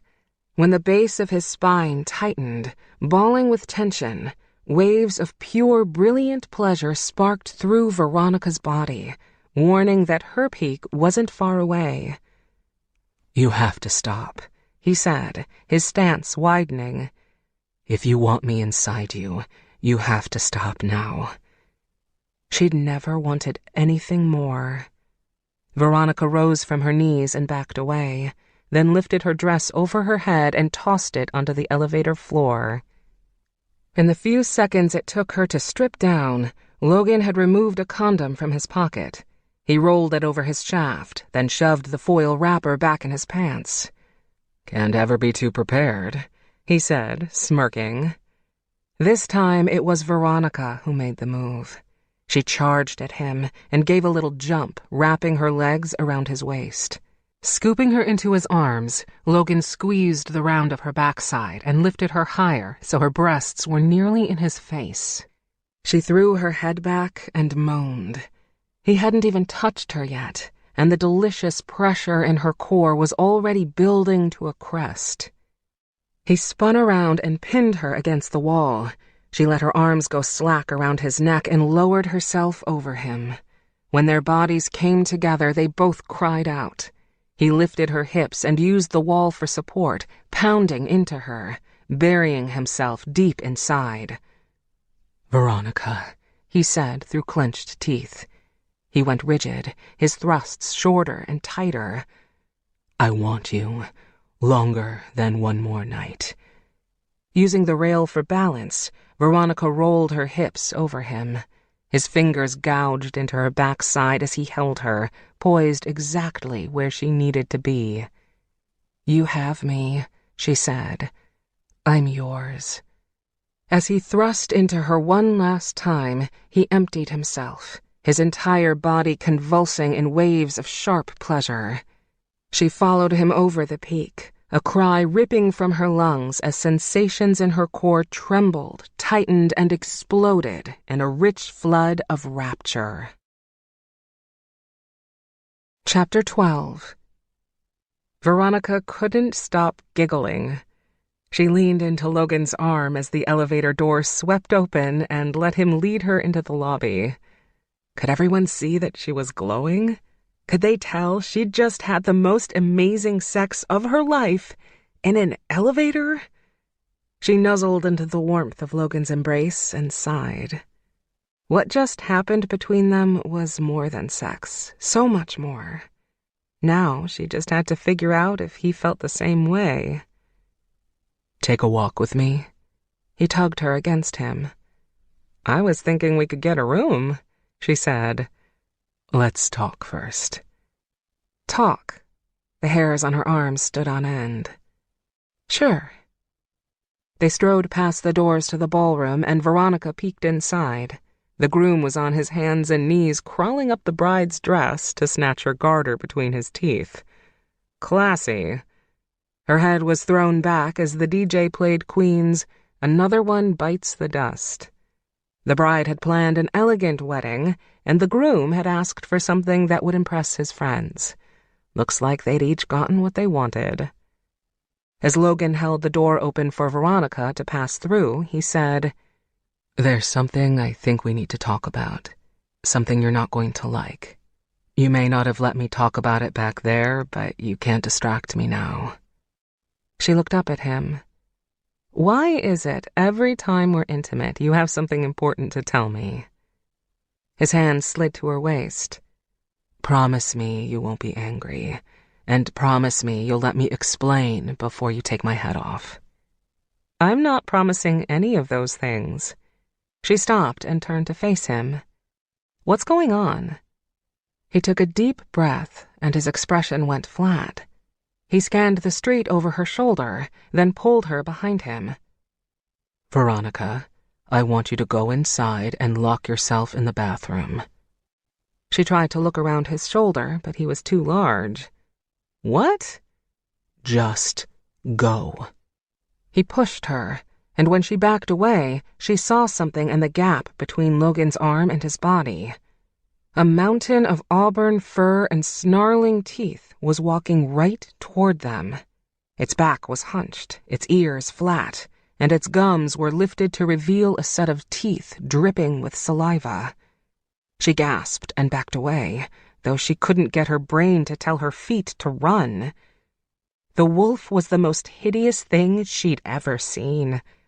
Was this her stalker? The one who'd let himself into her house and, in all likelihood, watched her while she slept? Was his plan to meet her at this wedding all along? She could kill him right now, if she wasn't afraid for her life. Logan, come with me, she whispered as the wolf stalked closer. Let's go inside and get help. I can't. The wolf can smell you on me. He knows what just happened, and he's challenging me for you. If I leave, it means I admit that he's the stronger wolf and he's won. What? She shrieked and tugged on Logan's arm. How the hell do you know what he's doing or what it means? He craned his neck around to stare at her. His eyes had darkened from liquid silver to burnt charcoal. I'm sorry, I should have told you. But now you need to run. Should have told me what? Logan, what's happening to your... Right before her eyes, Logan shifted. His back hunched until he ripped the seams of his tux down the center. He got bigger, stronger. He dropped to all fours, his head gnashing from one side to the other as the shift took full effect. She backed away, slowly. This can't be happening. Can't be happening. Logan's tuxedo fell to the ground in shreds, and long strands of fur blanketed his body. His back rounded and lengthened, and his neck bulked up. He was massive. If she'd ever seen a wolf that could kill someone with a single snap of its jaws, Logan was it. What was she saying? She'd just had sex with a wolf. Her sister had lied to her. Holy hell, she was going to pass out. Air wheezed from her lungs as her back hit the door of the hotel. She'd trusted Logan to watch over her, to protect her from one of his own kind. Oh, God, she'd been so stupid. She couldn't trust him. He'd been playing her for a fool. The ginger wolf lurked closer, his gums pulling back the closer he got to Logan. On some instinct she'd never had before, Veronica stepped forward. No, don't. But she couldn't finish. What was she going to say anyway? Don't hurt him? Logan peered over his shoulder and his gums dropped to cover his fangs. His eyes were deep gray, his snout fuzzy and wide. He almost looked exactly like the Logan she knew from before. She screamed as the wolf with the auburn hair hurled himself at Logan. He struck with his paws, slicing for Logan's neck as he came down on top of him. Logan bounded out of the way at the last instant, charging around a tight circle to get a bead on the other wolf. The fight spilled into the street. Where was the security team? Wasn't there anyone who could call the police? This guy was crazy, and he just attacked them out of nowhere. Wolf, she corrected, her legs giving out as her back hit the door. This wolf was crazy. She couldn't just stand there. She had to do something. Her body ached to propel into action, to save Logan, even though he didn't look like he needed any help. She scanned the street. Cars passed by 2 streets over, but the hotel was on a quiet cul-de-sac, hidden from plain view. "Help!" she shouted. "Somebody help us!" Howls echoed from all around them, down the street, behind the hotel. The sound resembled a siren, a warning. Logan and her stalker continued to fight, clawing and scraping at each other's noses, biting into each other's neck and side. A glint of light shone from the ground, catching her eye. 3 empty wine bottles had been tucked behind the concrete planter box that flanked the front door. Without thinking, she chucked one at the ginger-haired wolf. It hit true right to the wolf's side. He didn't seem to feel a thing. She gripped the necks of the other 2 bottles, raised them over her head, and chucked them as hard as she could. One hit the amber-haired wolf, and the other hit Logan, square in the nose. He howled and twisted his neck around to glare at her. She shrugged, hands empty. "Hey, I'm trying to help." More howls, this time closer. Shaking off the blow, Logan sprang off the ground and chomped at the auburn-haired wolf's neck. Logan moved with such lightning-quick speed, the other wolf had little time to react. He tried to dodge the assault, but Logan's mouth was too large and he was moving too quickly. The auburn wolf didn't stand a chance. It all happened so fast. Logan latched onto the auburn-haired wolf's neck and shook. Blood spattered everywhere, spilling into the street and pooling in the gutter. The wolf howled and kicked his back legs, fighting to slip free from Logan's killer grip. They edged closer to Veronica, but she was frozen in fear. Forcing her legs to move, she made a clumsy attempt at a sprint around the planter box. The wolf bounded off the ground and rammed into Veronica's side. She lost her balance and slammed into the wall. Her head snapped back, hitting the brick and causing lights to dance in front of her eyes. Chest tight, Veronica couldn't catch her breath. She put her hand over her breast and tried to calm her racing heart, but it pounded anyway, right against her hand. Her head swam and her vision fuzzed. Focus on the fight in the street. Just focus. Little by little, the auburn-haired wolf worked his way free. He bolted the second he dropped from Logan's jaws. Logan chased after the wolf and disappeared around the corner. She was going to pass out. Right here in the street, where everybody... The darkness won. Logan drove hard and fast. He thanked the makers of Lexus for putting a 5-liter 8-speed in his car. It could really get up and go when you put some heat to it, and he wanted to get out of Everett as fast as he could. Veronica started to rouse, so Logan turned down the radio. "It's going to be all right," he said, tugging her coat up her slumbering body. "It's all over now." He didn't want to tell her that it wasn't really over, but he couldn't bear to say the words yet. Soon, when she was ready, he'd have to tell her that the auburn-haired wolf had disappeared into an alley. The canine had been smaller than Logan, which meant he'd been more agile. He must have bounded over a fence and gone quiet. Logan couldn't find him, not even with his heightened sense of smell. It had struck Logan as odd, until he realized that he'd just had sex with Veronica, and her scent was still all over him, clouding his other senses. "I was blind. So fucking blind," Logan muttered to himself. He shook his head and tunneled his fingers through his hair. "Damn it, he should have been mine. He was right in my hands, toying with me." As long as the coward kept using the postal service to relay his messages, there was little Logan could do to track him down. There was never a return address, and the envelopes smelled clean, besides the trace of hand sanitizer from the mailman's hands and a hint of glue. He should have been trying harder, been more alert, stayed up all night to see if her home was being watched. He should have slept with her, alongside her, so that she'd never be alone, not for a single second. He should have. He could have. There was too much, and he'd done too little. The stalker had come too close. Exiting the freeway 30 minutes later, Logan drove quickly through the neighborhood, watching for signs of being followed. There was no one there, nothing out of the ordinary. He pulled into the alley behind his house, pressed the garage door opener, and drove inside. After the stalker had let himself into Veronica's house and invaded her personal space, there was no way Logan was taking her back there. Besides, he had a better chance at protecting her on his turf. She was going to have a ton of questions when she woke up. What happened at the wedding? Why didn't he tell her that he was a werewolf? Why did his sister and Jake keep the truth from her too? They'd have to answer for themselves on that one. Logan lifted Veronica from the car and carried her inside. Clamoring to get through the door, Fang barked and jumped. Logan kneed him gently, urging him down as he walked Veronica into his bedroom. "Don't be mad that I brought you here," he said, lying her down on his bed. She wasn't awake and couldn't hear him, but talking calmed him down. He covered her with a sheet and drew the curtains closed. "At least give me the chance to explain." He knelt beside the bed and took her hand.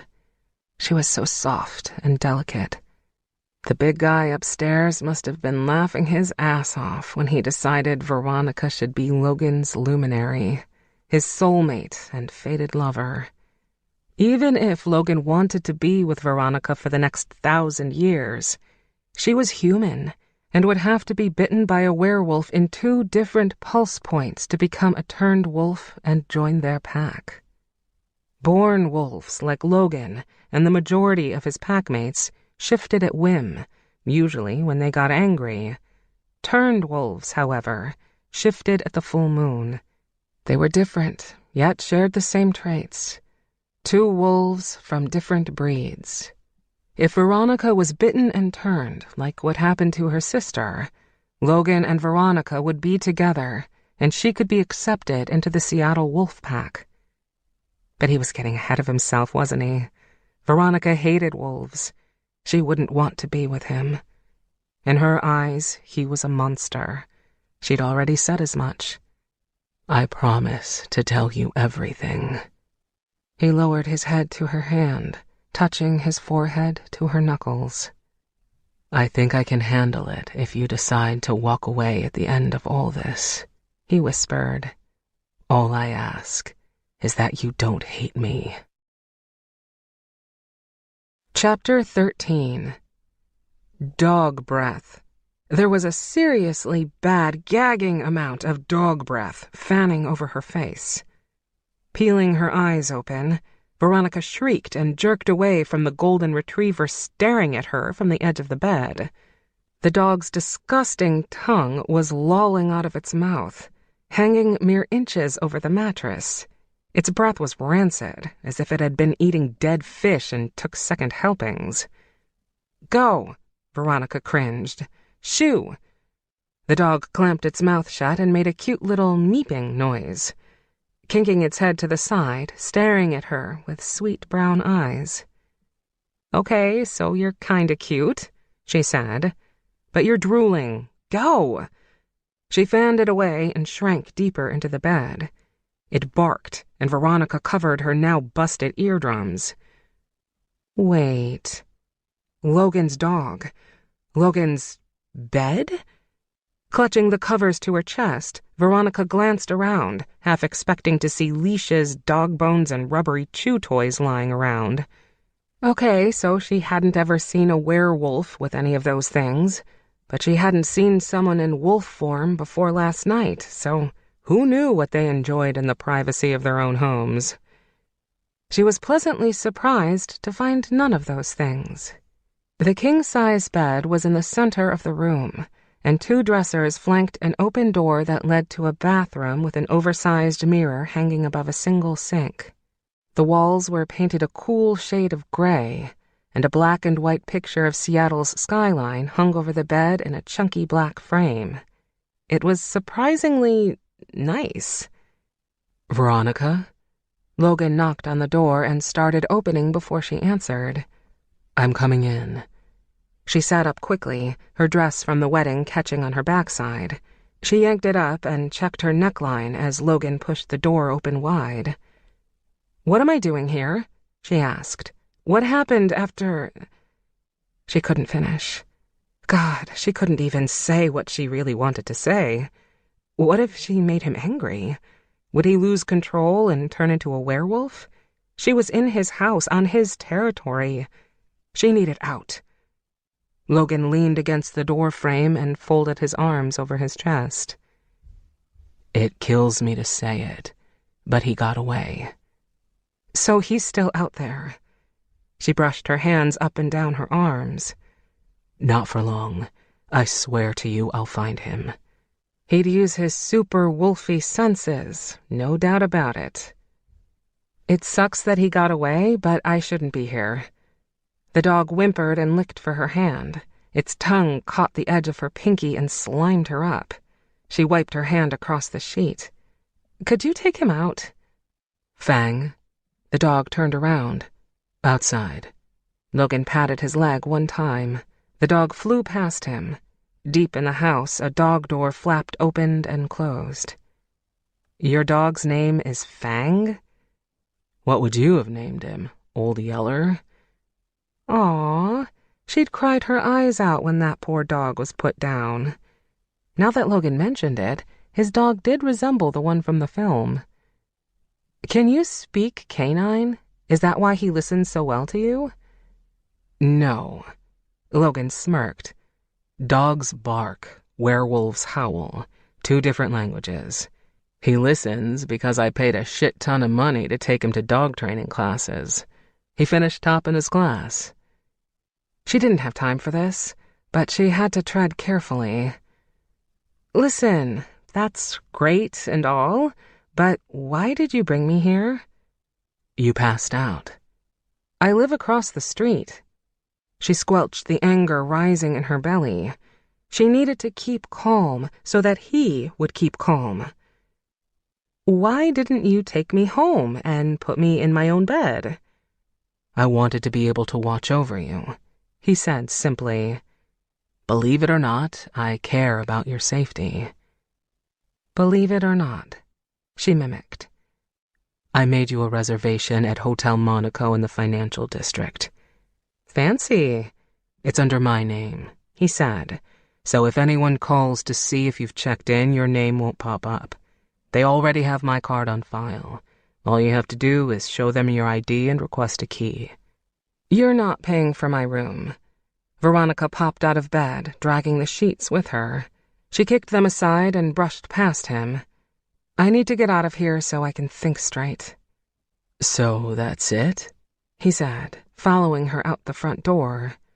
"You're not going to say anything?" "What's there to say?" As Veronica walked across his lawn, Fang started barking from somewhere behind his house. "You're clearly a dog person, and I'm clearly not. That's all there is to it."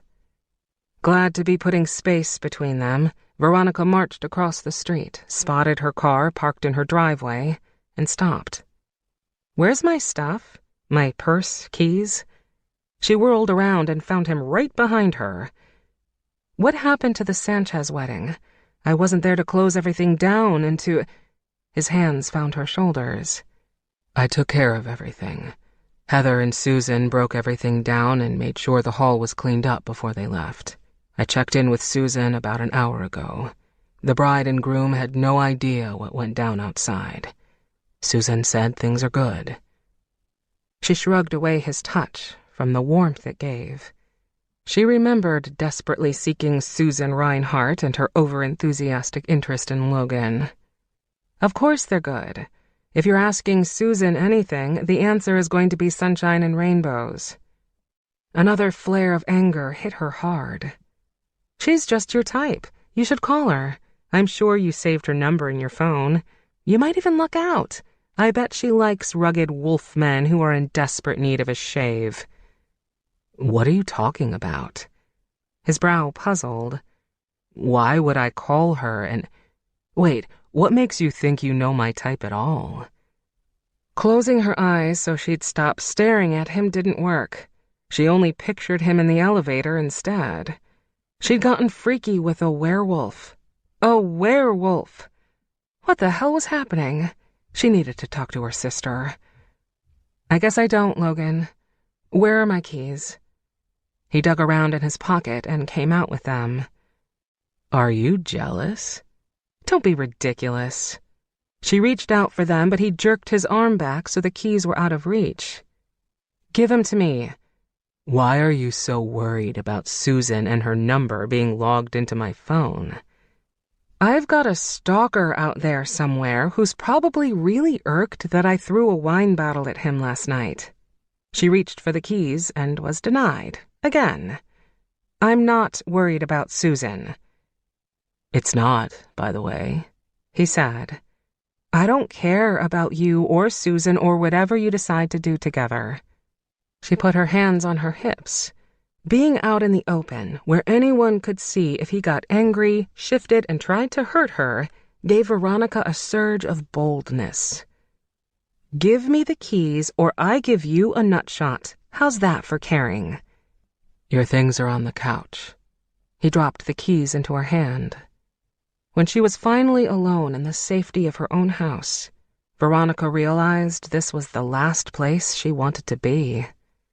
As soon as she wrapped her mind around what just happened, she'd pack a bag, head to Hotel Monaco, and insist they charged the room to her credit card.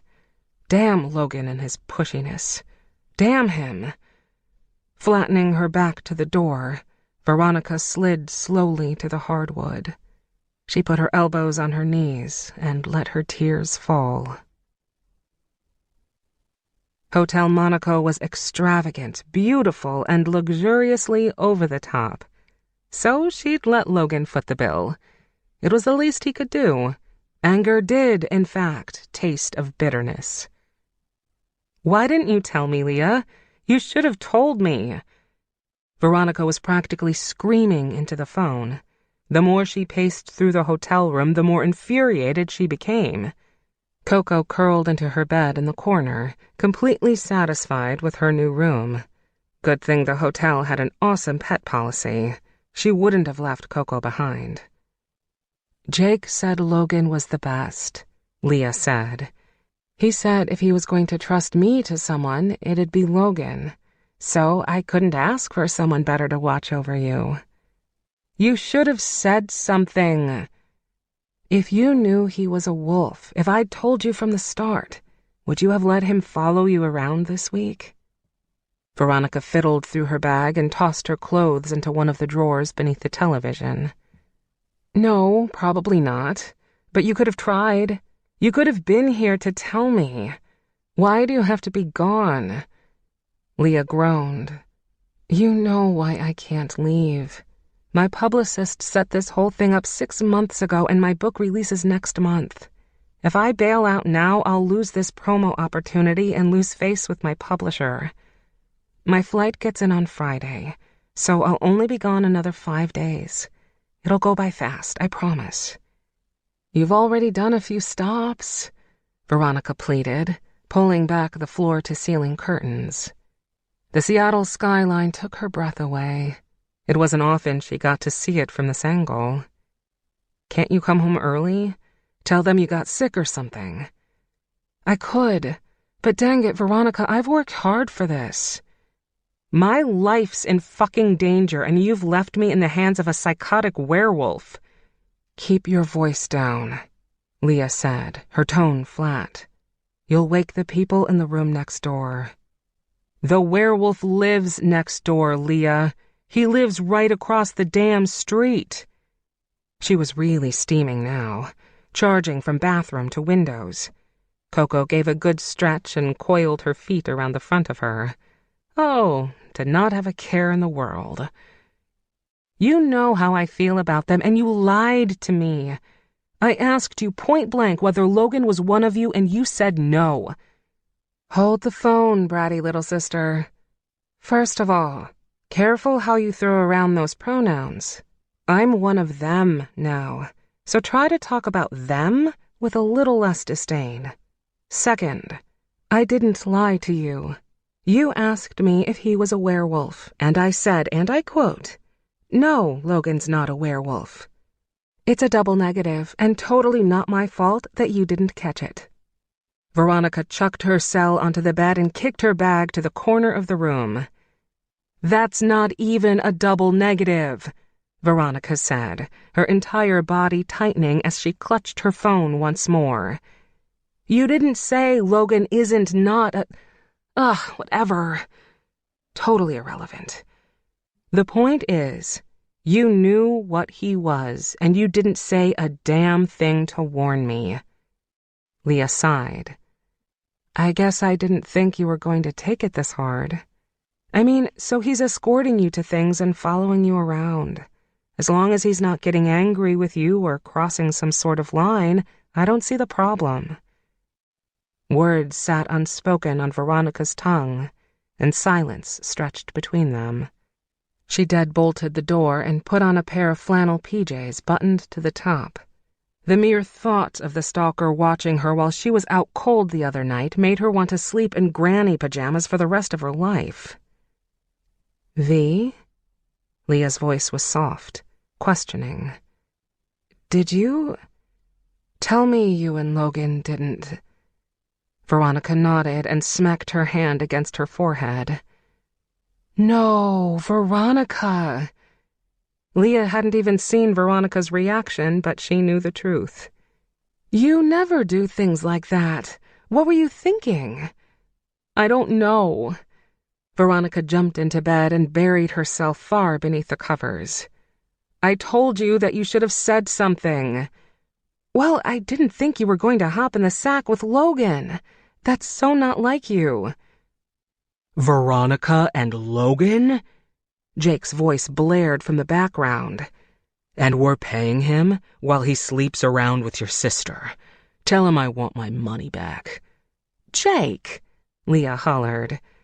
Okay, then tell him that he should be paying us. He hollered back. What the hell was your sister thinking? God, Veronica couldn't disappear fast enough. My sister? Leah turned on him, hollering over the line. What the hell was your boy doing? Isn't that what you call him? Your boy? You better get your boy in check. Leah, I'm hanging up, Veronica said, barely repressing an embarrassed groan. I can't listen to this anymore. I'm in room 1312 if you need me. We'll talk more when I get back. Jake has been in touch with Logan every day about what's been going on with the stalker business. But I'd like to talk to you about other things, too. My plane lands Friday, right before the rehearsal dinner, and that's only 5 days from now. Just lie low until then. But don't forget to pick up my wedding dress for the final fitting. You're close enough to my size that I told the people at the salon to do the final check with you in the dress. Veronica was drained, completely worn out. I'm not even close to your size. You've got way bigger boobs than me. Boobs aside, we're so close to that same size that it won't really matter. The fitting is more to make sure the dress is seamed correctly with no showing threads or beads falling off. They know what they're looking for and it'll be fine. Like I was saying, lie low and get my dress, and the week will be over before we know it. Uh-huh, sure thing. Veronica started as Coco jumped onto the bed and nestled into the crook behind her legs. See you then. V, she said softly. Yeah? Not all werewolves are bad. I was attacked by a bad one, and a bad one is following you. But Jake and Logan have a pack full of werewolves who are just the sweetest people, if you'd get to know them. Do you even hear yourself anymore? Veronica mumbled. If you gave Logan a chance before you found out he was a wolf, what's changed so much between then and now? Everything, Veronica said, and ended the call. Chapter 14. Bright and early Monday morning, Veronica waited in the lobby of the hotel for the valet to bring her car around. She was more nervous to be on her own than before. Since the attack, she couldn't shake the feeling that the stalker was closer, watching her at all times. Maybe she was safe here. Maybe he wouldn't be able to find her if Logan's name was the one attached to the reservation. It was the only thing keeping her nerves in check. As her Lexus pulled up in front of the hotel, Veronica walked out and met the valet at the hood. Thanks, she said, and handed him a $5 tip. No problem, ma'am, he said, but instead of taking the money, he handed her a small white envelope. I found this beneath your windshield. Didn't want it flying away. He handed her the keys and walked inside to help another hotel guest, leaving Veronica on the sidewalk struggling to catch her breath. She knew what the envelope was and whom it was from before her fingers curled around the edges. Flipping it over, she read, "The future Mr. and Mrs." Oh my God, he found me. It was Leah and Jake's wedding invitation. She recognized the red ribbon decal lining the envelope right away. It was the same size, with the same rose bundle stamp that she'd ordered a month ago specifically for Leah's wedding. Hands beginning to shake, Veronica bent the edges of the envelope and peered inside. No wolf hair, no red bloodstains, no emerald jewelry. She sighed and pulled out the wedding invitation. It was exactly how she remembered it, but there was another card inside, the RSVP card. Slowly, she pulled it out. The "will attend" line was checked, and written at the bottom of the card was the word, soon. Damn it all to hell. Veronica hopped into her car and put it in gear. Was the stalker watching her now, waiting for her to leave so he could follow her to her next stop? She checked down the street, scanning both directions. Nothing. She glanced in the rear view. Everything was quiet. Without thinking, she dug her cell phone out of her purse and started scrolling for Logan's name. No. What was she thinking? Were her instincts totally out of whack? She'd have to take care of herself, look over her shoulder everywhere she went. Maybe after the dress fitting, she should buy a can of mace or a knife. Better yet, maybe she'd stop by an ammo shop and see if they stocked tasers. Thinking about her course of action, Veronica took off as fast as she could into town. Once she pulled into the Bridal Beat parking lot, Veronica got her things ready before opening her door. She took a deep breath and darted inside the building. The place was located in West Seattle and had a Victorian theme going on, with its gold-tinseled marble columns and long swags of fabric draped in front of the windows. She pushed through the glass front door and let it close quickly behind her. Logan. He was sitting on a puffy chair against the far wall. A rack of bridesmaid dresses stood to his right, towering well over his head, and a pedestal had been set up on his other side, providing the perfect place for brides to spin and twirl in front of their entourage. He wore jeans and a mocha-colored sweater that really made his light eyes pop. "What are you doing here?" she asked, repressing a sigh at the sight of him.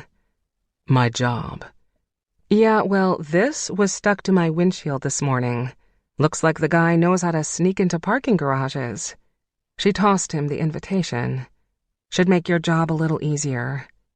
"Shit." He read quickly, then met her eyes. "Are you okay?" "Of course I'm okay." She pushed out a laugh, but it came out tight and much too chipper. "Why wouldn't I be?" "Because now you have a definite meeting date," Logan said, checking out the RSVP card. "Soon." "Soon could be any time," she said, "not necessarily the wedding." "Which is why you should be extra vigilant." He scrubbed his hands over his face. He looked as if he hadn't slept a wink last night. "I don't know when he could have put this on your car. I was up all night." "What good would that do when I'm staying across town?" "I slept across the street from the hotel, in my truck." "Oh." That was sweet of him. Selfless, too. The truck couldn't have been comfortable to crash in. I guess he found another way in. Veronica tried to keep her tone light, but her insides shook. "I'm getting so tired of this. I just want this to be over so life can go back to normal." "It's all right to be afraid." Logan's voice was a melody of deep rumbles. "Anyone would be under the circumstances." "If I'm afraid of anybody, it should be, 'Can I help you?'" the saleswoman behind the counter asked. She was blonde and young, too perky for 9 a.m. Monday morning. Veronica spun around. "I'm here to try on and pick up Leah Vale's wedding gown and the bridesmaids' dresses." "I see the dresses right here." She pointed to the computer screen. "Go ahead and meet me in dressing room A, and I'll bring the dresses right in." "Okay, thanks." Veronica watched as the blonde swept by the rack of dresses near Logan. He winked as she walked by, souring Veronica's stomach. She shouldn't have skipped breakfast. She was getting sick. "I didn't mean to cut in front of you, sir," she said to Logan. "Were you trying on dresses today, too?" Logan smirked, and his dimple returned full force, making Veronica want to kiss his cheek and lick the sexy indentation. "Wolf," she reminded herself. "Not sexy, hairy, foul, growling werewolf." "I still have a job to do, Veronica," he said. "And now that I know what the guy looks like, I'll have a better shot of finding him." Striding past the pedestal, Veronica entered the dressing room and stripped down. "I feel awkward doing this knowing you're sitting right there," she said, stopping at her white lace bra and matching panties. "What's there to feel awkward about? Are you touching yourself in there or something?" "If I were out there, I would smack you." She covered up. "If you have to be here, couldn't you at least wait outside in your truck? You'd be annoying either way, but that way I wouldn't have to look at you." "Don't want me to see you in a wedding dress? Don't worry," he said, much too confident. "I won't be getting any ideas. I don't like weddings, remember?" "Oh, you don't need to remind me of any of your shortcomings. I remember them perfectly well on my own." She knew better than to rile him, but couldn't seem to stop herself. He was probably like every other born werewolf she'd come into contact with, completely incapable of controlling his anger. He hadn't shown any aggression toward her so far, but who knew what would happen if she pushed him too far. The blonde knocked on the door, opened it, and came inside with a long, opaque bag. She put her arms over her head and let the girl work. "I'm just curious. How much did Jake offer to pay you to sleep with me?" The woman gasped, then covered it with a cough and gently guided the wedding dress down Veronica's body. Even though Veronica was sure that Jake didn't pay Logan to seduce her the way he had, Logan did sleep with her while getting paid for his services. Now she wanted to know how much those services cost her future brother-in-law, Just how much was her safety worth to him? Too little, in my opinion, Logan said. You're worth way more. Sweet talker, Veronica mumbled to the blonde. She smiled and got to work crisscrossing the straps on the back. How much? $500? Veronica pursed her lips and watched the dress take form in the mirror. You're right, that wasn't enough. 1,000, Logan said, his voice low. It was 5,000. The blonde's hand stilled. Oh, Veronica said, feigning indifference. That's more than I expected. Still not enough. If he didn't stop the sweet-talking soon, Veronica was going to have to invest in earplugs. And if they didn't clarify what they were really talking about, the assistant was going to think Logan was a high-class hooker. You're finished, the blonde said. It looks like it was made to fit you. Veronica wouldn't have agreed, since she and Leah were so different. But when she studied the dress in the mirror, she couldn't argue about a thing. The dress was mermaid style, satin, strapless, with a corset in the bodice and an exaggerated flared bottom. Wrapping around her waist on the right side, a cluster of diamonds dipped toward her hip.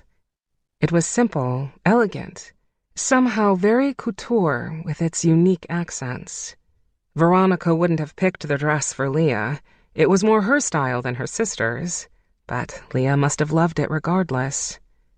Go show him, the blonde said, and urged Veronica out of the dressing room. Then demand 10. You'll get it in this dress. She winked, and Veronica's mood instantly lightened.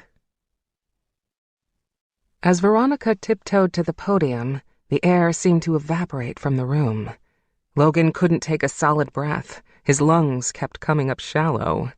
The assistant flared the bottom around the podium to show the full effect of the dress, then stood back. What do you think? The blonde asked. Veronica caught Logan's gaze in the mirror. He was staring at her backside, at the straps of the corset that crisscrossed down her back. How could he not? She was drop-dead gorgeous. Literally. He wouldn't be surprised, not one bit, if his heart stopped. It's good, he said, very matter-of-factly. He had to get out of here. Yup, it's good. I think I'll wait in the truck. She spun around. But you haven't seen the bridesmaid dresses yet. His gaze studied the front of her dress, from the whimsical fluffy bottom to the smooth, shiny fabric curving around her hips, to the straight-edged neckline that accented the soft swell of her breast. I don't think I want to see those, the bridesmaid dresses. Nope. He stood and started to walk out, and burst through a door into an empty dressing room B. Confused, he spun around and strode toward the exit. That's the one you're going to be wearing when you marry... that's not going to be the one you wear at your sister's wedding, right? When you walk with me down the aisle? Ugh, she put her hands on her hips. I forgot I had to do that with you. Go put that dress on. He wanted her out of that wedding dress as quickly as possible before notions of weddings and vows, taking her hand and slipping a ring on her finger, invaded his brain. Too late. His knees shook as he waited for Veronica to come out of the dressing room in something different. He needed to cleanse his visual palate, forget all about the white dress and the way it hugged her body, and the fluffy bottom that made him want to crawl between her legs and... She emerged from the dressing room and stopped his heart. The dress was satin, tight and black, with a layer of lace over the top. The lace had intricate designs crisscrossing down her arms and across her back. While the top was high-collared and long-sleeved, the bottom was cut short, showing off her legs, their strength and beauty and flawless tan. That's no better, he said, squelching the desire to lick one of those fine stems. Where's the other part of the dress? The bottom half. This is it. She spun around. What's the matter, Logan? You look pale. He blinked quickly, trying to return the moisture to his eyes. It didn't work. His lids stuck, making blinking at all highly painful. He rubbed them with the side of his hand. "I'll be waiting in the truck," he said. As he strode around the building, Logan could have sworn he heard the sound of two women laughing their asses off. Chapter 15. It was Wednesday when Veronica got the call. Forever Delicious had hired a new baker who wanted to try a different flavor of cake for Leah and Jake's wedding. If Leah could just come in, taste, and approve the change, Forever Delicious would throw in the traditional groom's cake for free, in hopes that the uniqueness of it would get people talking about the cake and the company. It was a good deal, if Leah was willing to do some sampling. Veronica arrived at Forever Delicious, fully aware that Logan had been following her from the second she pulled away from Hotel Monaco. At first, when she'd seen his truck out the rearview mirror, she'd been irritated, bothered to no end that she had to put up with a werewolf dogging her every move. But then the sun would shine through his driver's side window and she'd get a glimpse of his face, and her entire demeanor would change. She'd thought more than once about telling him to just get in her car. It was a horrible waste of gas, since they were going to all the same places anyway. But then she'd think of her sister, the wounds that had bled on her neck, and the werewolf who was still out there. If Logan wasn't at her side, following 2 steps behind her, Veronica would have probably been too stressed to function. Between the weddings, the appointments, and the notes, it would have been too much to handle. But Logan somehow made things seem clear, easy. There was nothing to worry about when she was standing beside his strong frame, watching his gaze scan the sidewalks behind her. How had it happened? How had she come to depend on a wolf to feel safe? The concept was ludicrous, backward. Why, then, did it feel so right? Going along with business as usual, all she could do, given the circumstances, Veronica walked into the small cake shop and was instantly chilled. There was someone out there, right now, watching her. Was he walking by the shop, across the street? As quickly as the feeling came, it disappeared, leaving her feeling just as she had before, painfully aware that she wanted Logan beside her.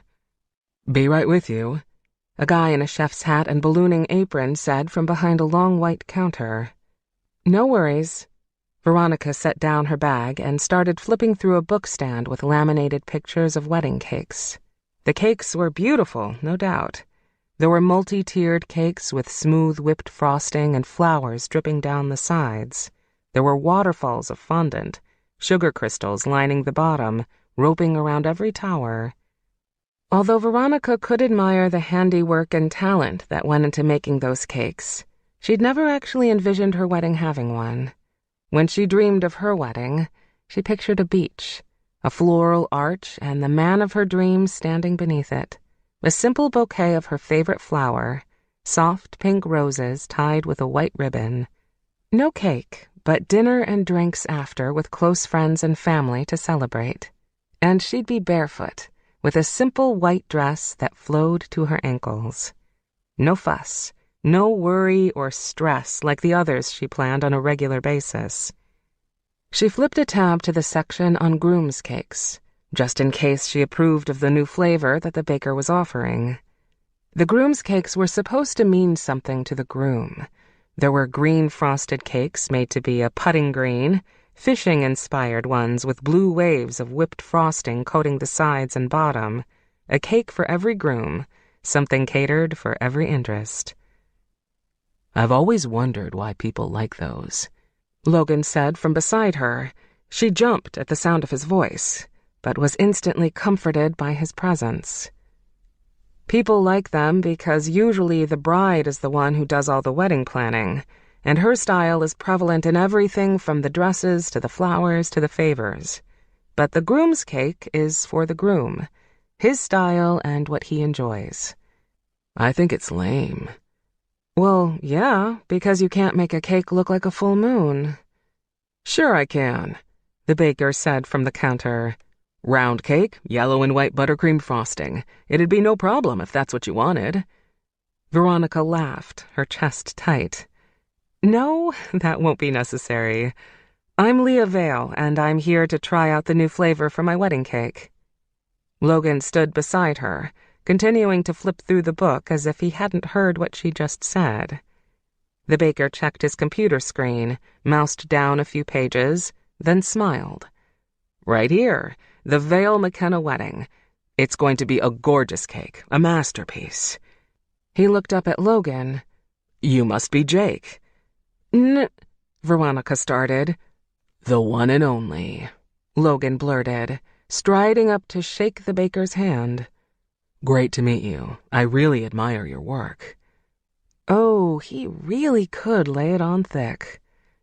That's kind of you, the baker said, his smile stretching from ear to ear. It's always great to hear your work is appreciated. Veronica stepped up to the counter and clutched at the strap of her handbag so that she wouldn't punch Logan in the face. What's the new cake flavor you wanted me to try? Wanted us to try, dumpling. Logan wrapped his arm around Veronica's shoulder. She tried to shrug him off the way she did before, but this time he held tight. You're always making decisions without me. I'd like to be included on this one if you don't mind. We don't get too many grooms wanting to be included in the wedding cake decision-making process, the baker said, digging into the fridge on the back wall. You've got a great one there, Ms. Vale. Oh, yeah, he's a winner, Veronica said, jerking away from him. Definitely the top of the pack. Logan huffed into a laugh, then took a seat at the table behind her. Why don't you sit, sweetheart? We're about to have a real treat. He kicked out her chair. Veronica sat down as the baker put a silver tray in front of them. 8 plates with small cake squares covered the tray and begged to be eaten. Her stomach growled. The new flavor is on the tiny pedestal in the center, but I've included all the other testing flavors as a treat. The baker stood back and waited, watching. Dive in. I think I'll take this one. Veronica took a bite out of the brown one that she hoped was plain old chocolate.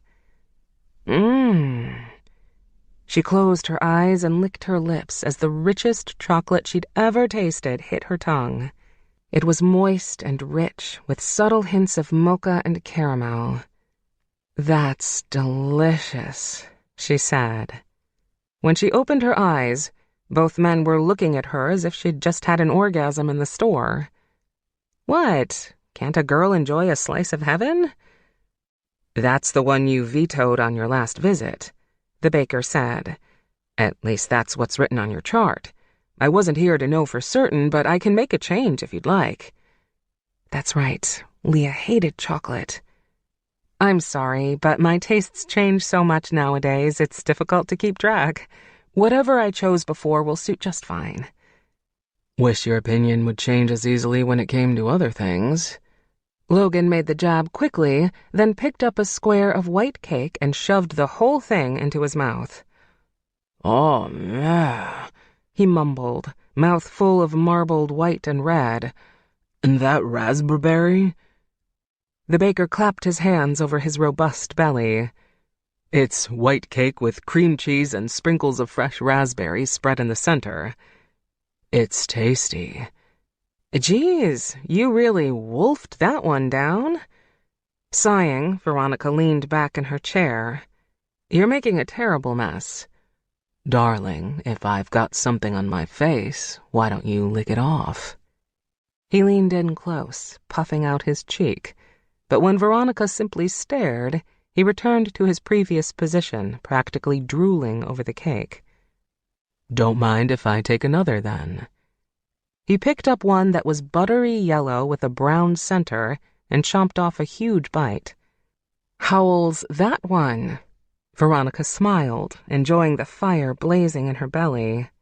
Good? Ignoring her completely now, Logan slid a napkin from beneath one of the trays and smashed it across his lips. I'm truly sorry for the mess my fiancé is making, Veronica said to the baker. I should keep him on a tighter leash." Logan choked. Veronica smacked him hard on the back. "Oh, are you okay, Jake?" He composed himself, but it took longer than a minute for him to wipe the scowl off his face. "That's the Italian rum cake." The baker smiled proudly. "One of my personal favorites." "Jake, honey, you should slow down or the baker isn't going to know which one you truly enjoy and which one you're just pretending you enjoy until you find one better." She shot him a slanted smile. "I know how you don't like to commit to things, but he'll need a decision before we leave today." "I may not come to decisions easily, but at least he knows I enjoy his baking.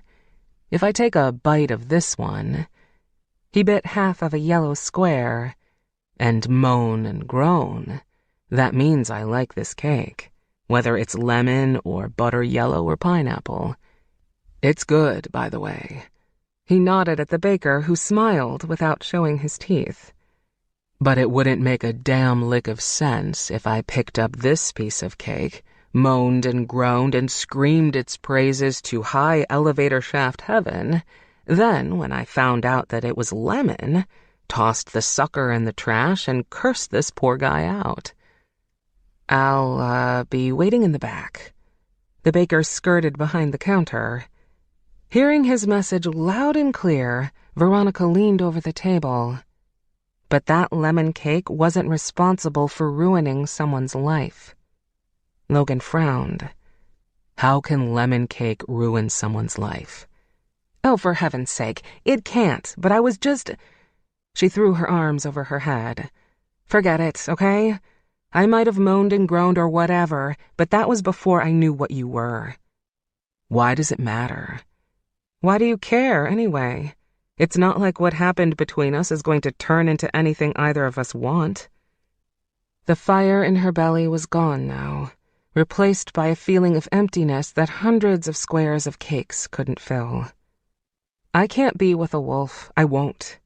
You guys can't be controlled. And what happens if we get in a fight or something and..." "You mean fights like we've been having since we met each other?" Her head fogged. "You don't want to be with me anyway." "I do, actually." His eyes shone a honey shade of brown. "More than I should, and in more ways than you can imagine." Numbness tingled beneath her skin, as if her nerves were waking up after being kinked for too long. "Know what I don't understand?" He leaned over the table, planting his elbows on the edge. "Your sister was attacked by someone from our pack, yes. And she went through a really difficult transition, I'll give you that. But she's happy now. She and Jake are in love, and going to spend the rest of their lives together. I may not want the same things Jake wants, but I'm smart enough to know a perfect fit when I see one. They belong together. How can you possibly hate wolves when you see how much joy being one has brought to your sister and my best friend?" His words sliced through her. "You're right, you don't understand," she said, barely able to speak. "Our parents died when we were teenagers. We've lived on our own since then, Leah and me, just the two of us. We've looked after each other and been by each other's side through everything. Well, everything except the stalking fiasco." "I'm sorry about your parents." Logan ripped another napkin from beneath the plate and started wringing it out. Veronica wondered absent-mindedly if that's how Logan controlled his anger, the clenching fists, wringing things out and balling them up in his hands. "How'd they die?" he asked. "Car accident. Drunk driver swerved over the yellow line. It was a long time ago, but it hurts like it happened yesterday." He reached for her hand. She pulled it back and set both hands in her lap. If he touched her now, she'd lose her composure and fall apart completely. Leah was the only family I had left in the world. The only person who really, truly knew me. We were family. "Why are you talking about her in the past tense?" "It's not the same as it was before." It was the only way Veronica could explain it. You mean she's not the same? She's part of your wolf pack now. She's got a new husband, a new family of uber-protective wolves surrounding her. Where am I in the mix of all that? Anger flashed through her veins. I'm left out. I'm not a part of your pack functions or holidays. She's moved on, and I'm left behind. He finished for her. You feel alone again, like when your parents died. You're not angry. You're grieving. No, that's not what's happening at all. She shook her head and leaned over the cakes, pointing into Logan's chest. I'm saying that a werewolf took Leah from me. He took away the only family I had left and ripped my heart out. She couldn't talk about this anymore. She just couldn't do it. The pain was too much to bear. After her parents died, Veronica couldn't function. Between the courts and the paperwork, she didn't have time to grieve. She didn't shed a single tear, not even at their funeral. To survive, she shut out the pain. But she shut everything else out too. For years, there was no happiness and no laughter in her life. No purpose. In order to separate the two, Veronica foolishly imagined there was a door to her emotions that only she could access. She envisioned doors that led to happiness and others that led to pain. She went into the wedding business to keep herself walking forward, opening door after door that led to happiness. The fact that it always led to others' happiness didn't matter. Odd, but she'd never thought of the childish coping mechanism until today. Not until this moment. All she wanted to do was get out of this bakery and forget Logan Black ever walked into her life. "Excuse me," she called to the baker as she stood. "I don't need to taste anymore. We're going to take the new flavor. Make the groom's cake inspired by whatever you'd like." Veronica, wait a second. Logan grabbed her hand as the baker approached. You're not wrong to feel the way you do, but you shouldn't be angry. Stay and talk to me. Veronica hesitated, and for the first time wanted to let someone in. But with Logan, the consequences were too great. She remembered all too clearly the fight in front of the Nightshade Hotel. The scene had been ripped straight from her nightmares. Logan had wanted to protect her, but he was willing to fight to the death, to kill another like it was no skin off his snout. Murderous genes were in his blood, weren't they? What happened if she hooked up with Logan and they got in a fight and he got angry with her in the same way? He'd shift, and if he wasn't careful, he would hurt her. She'd constantly have to walk on eggshells so she wouldn't make him lose control. That wasn't the kind of life she wanted. One where she couldn't do or say things in fear of making her partner angry. Her heart lurched with uncertainty and agony, soul-wrenching stings that speared through her. Turning her back on Logan and the feelings of loss washing over her, Veronica walked out the door and made sure it latched behind her. Chapter 16. Donning a long black dress and the shoes she'd won from Heather in the bet to talk to Logan, Veronica pulled in front of Marie's, a swanky Italian restaurant near Pike Place Market. The shoes were black, strappy, and super comfortable. This was the first time she'd worn them, and she was doing it more out of principle than anything. She didn't go over and talk to Logan at the Grady wedding for a pair of shoes that she'd never wear. After they left the bakery yesterday, Heather called to remind her that Marie's was scheduled to cater a large wedding for them next month. While Heather was usually the one who took care of dinner previews, she'd accidentally booked 2 tastings on the same night and needed Veronica to take one of them. She didn't mind. Usually. Getting glammed up and being served an elegant dinner on the house was a treat. All she had to do was sample 2 versions of a 3-course meal and vote on which she preferred. But after she felt as if someone was watching her all day, being in public or putting on a happy face for someone else's sake didn't sound appealing. She wanted to go back to the hotel, raid the vending machine, and rent some ridiculous Ashton Kutcher movie on pay-per-view to lift her spirits. Too bad bosses couldn't call in sick.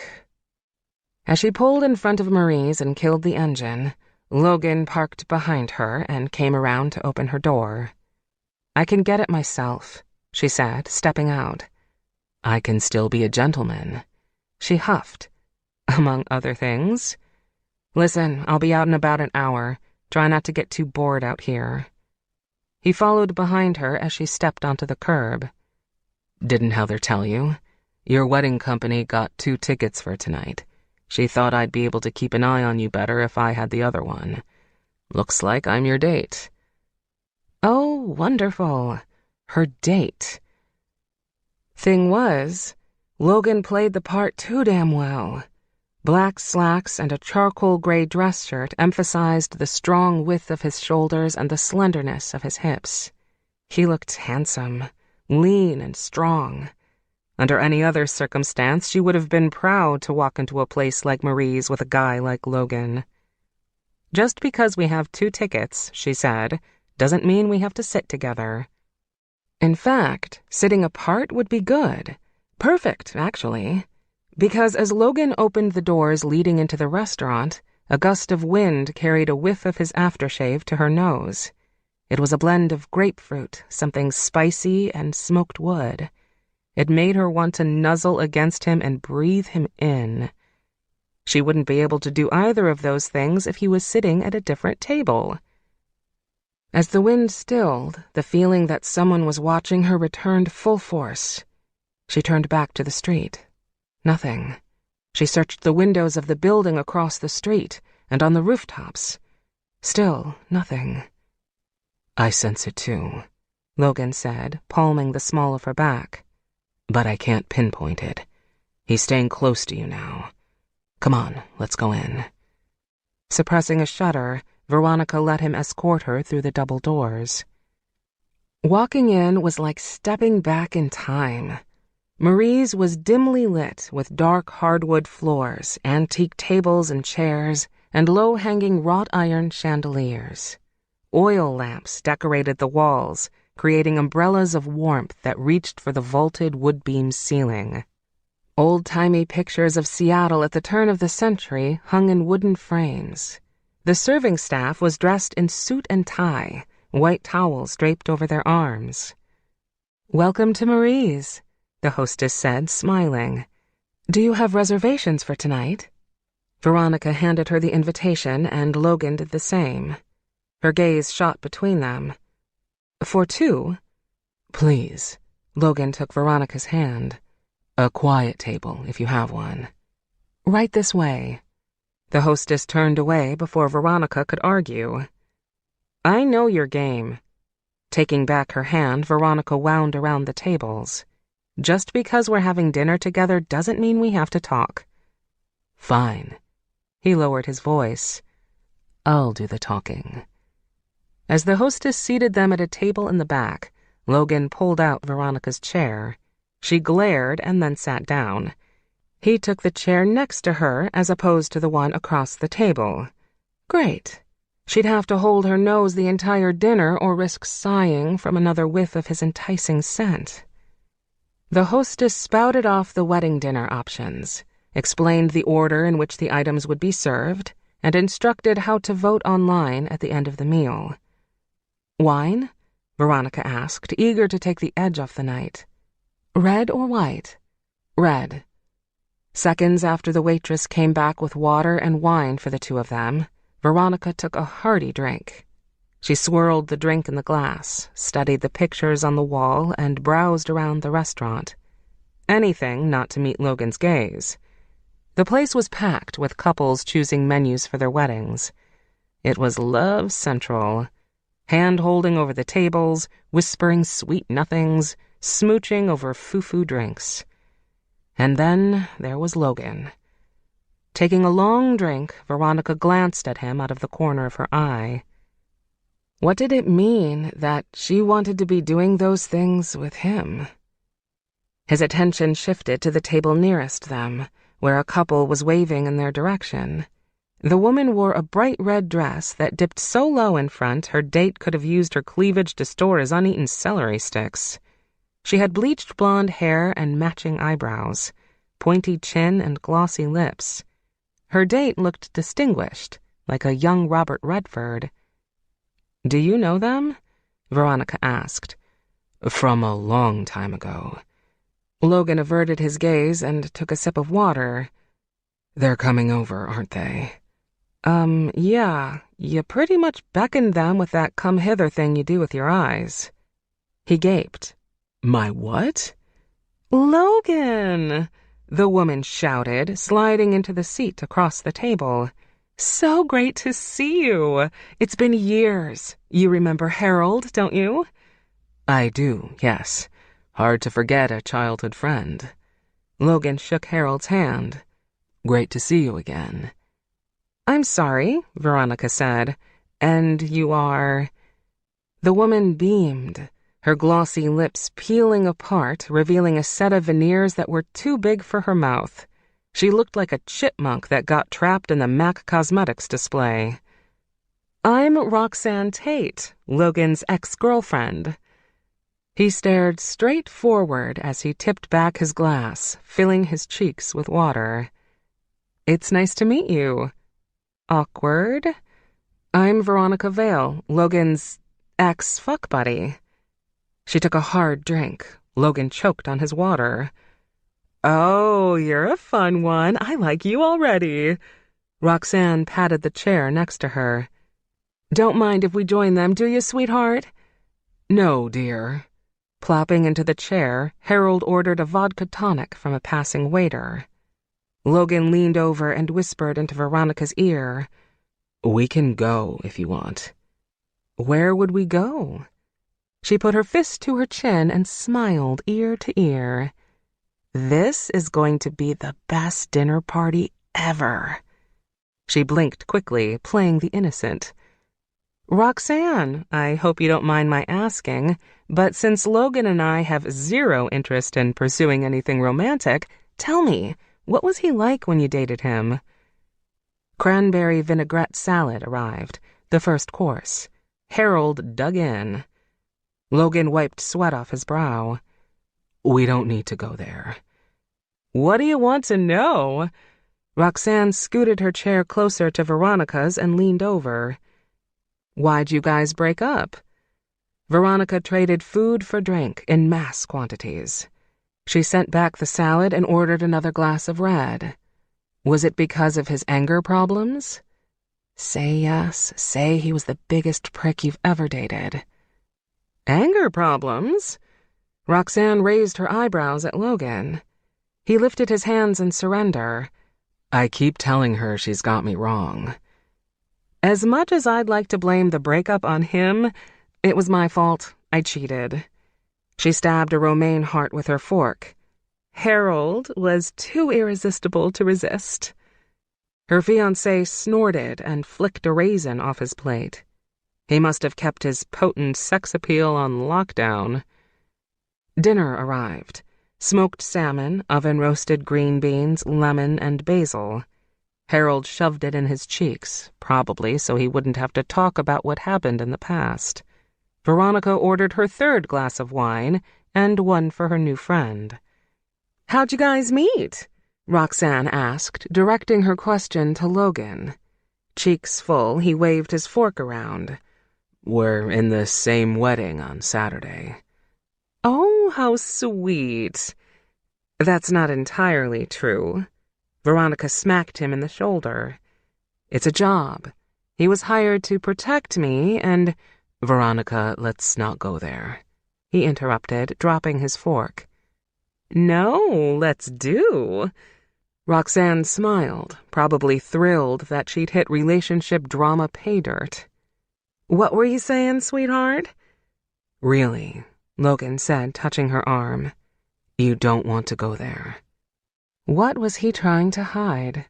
Roxanne must have known what he did for a living. Did he think she was going to drag his furry wolf ass out of the closet and expose him as the animal he was? She wouldn't go that far. Wouldn't want to scare the woman half to death.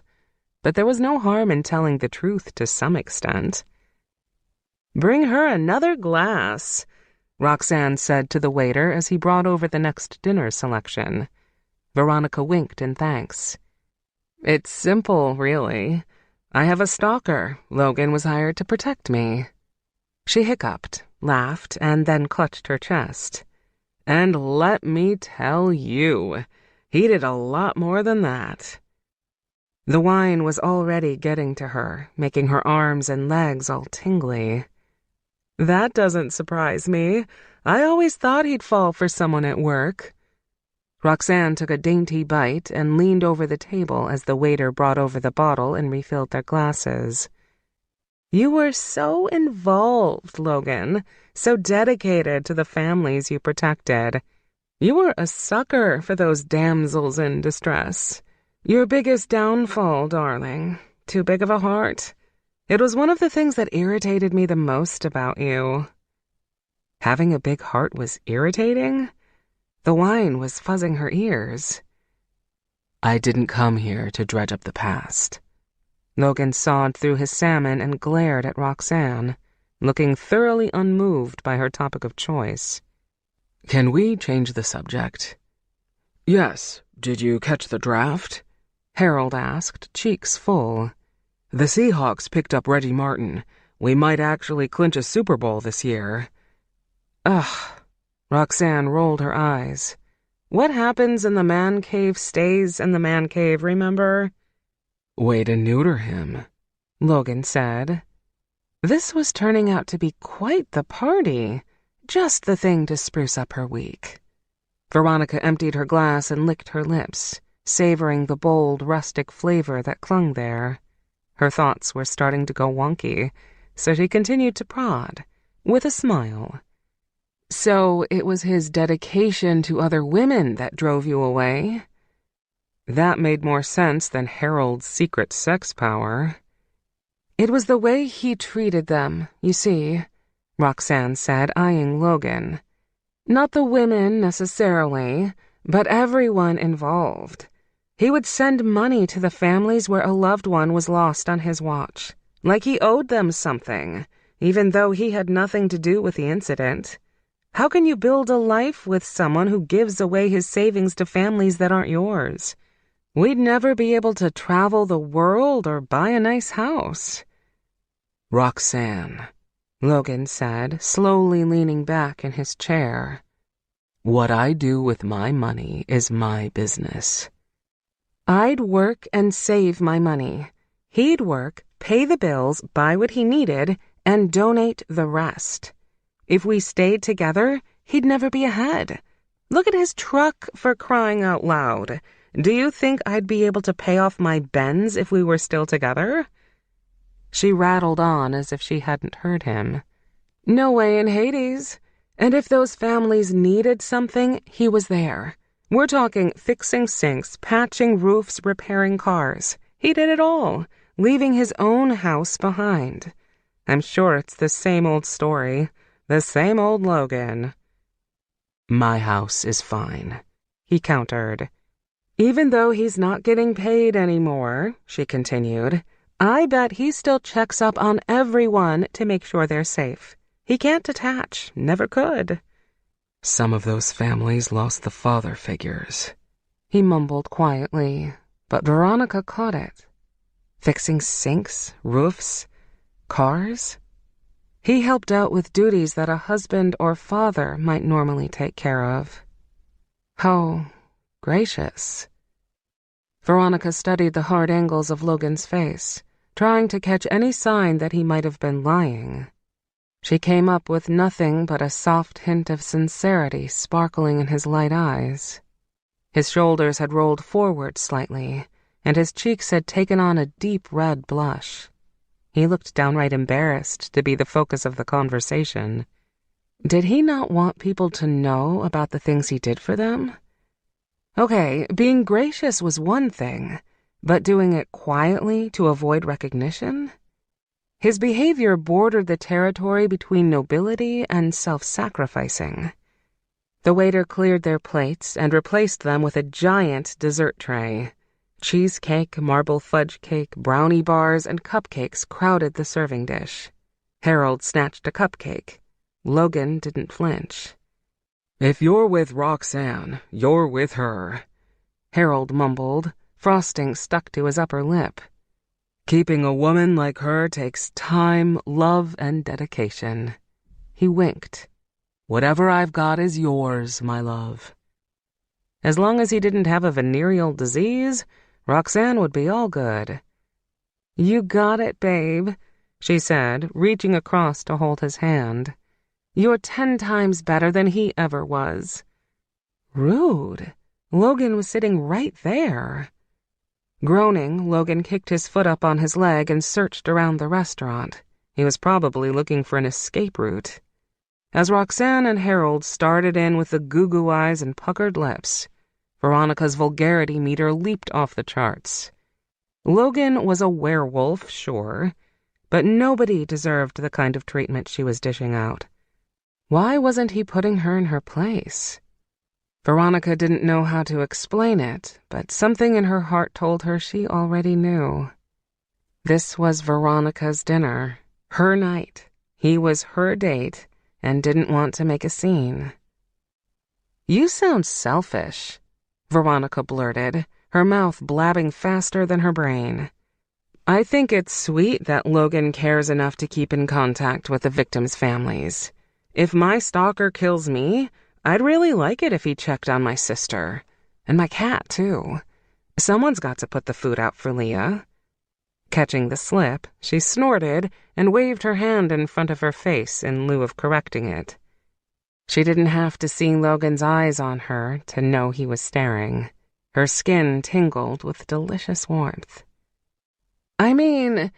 She tipped back her 5th glass of wine and had trouble finding her mouth. It's easy to shut people out and close off emotions and stuff.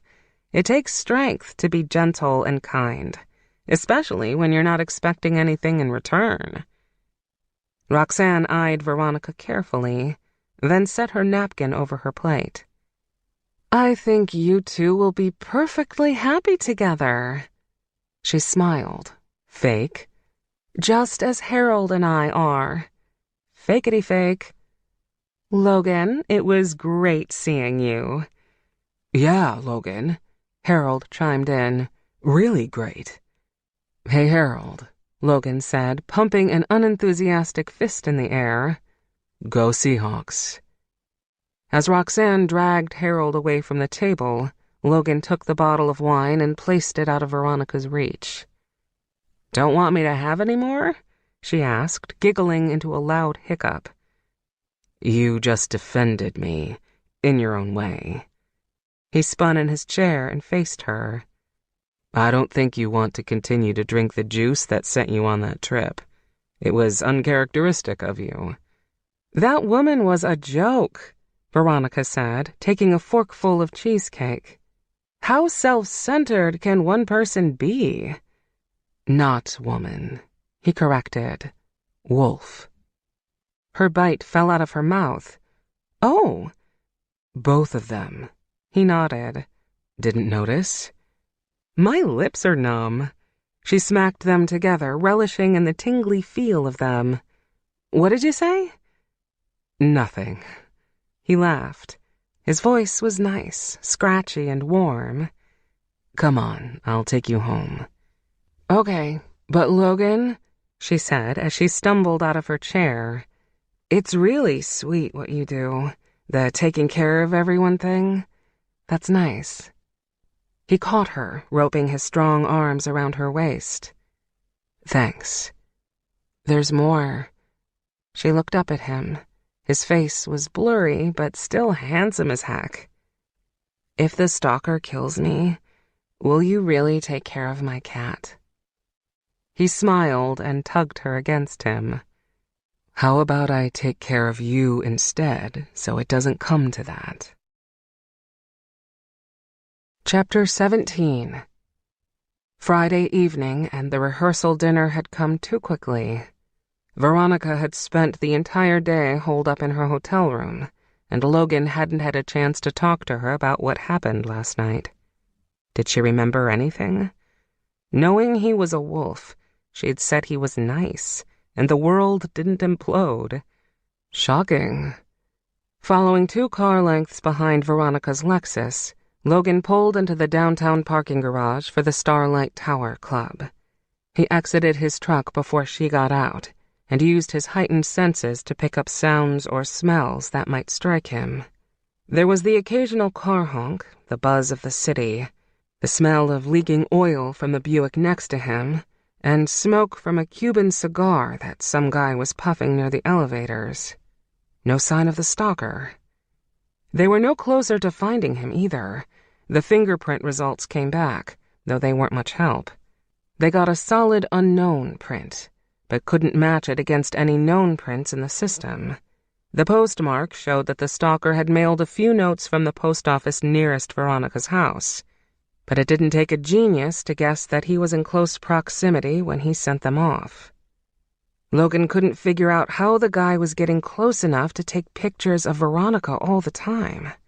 He should have seen a guy snapping shots or detected the scent of a wolf, and he couldn't even think about the fact that the pervert had sneaked into her house while she was sleeping to leave earrings on her coffee table.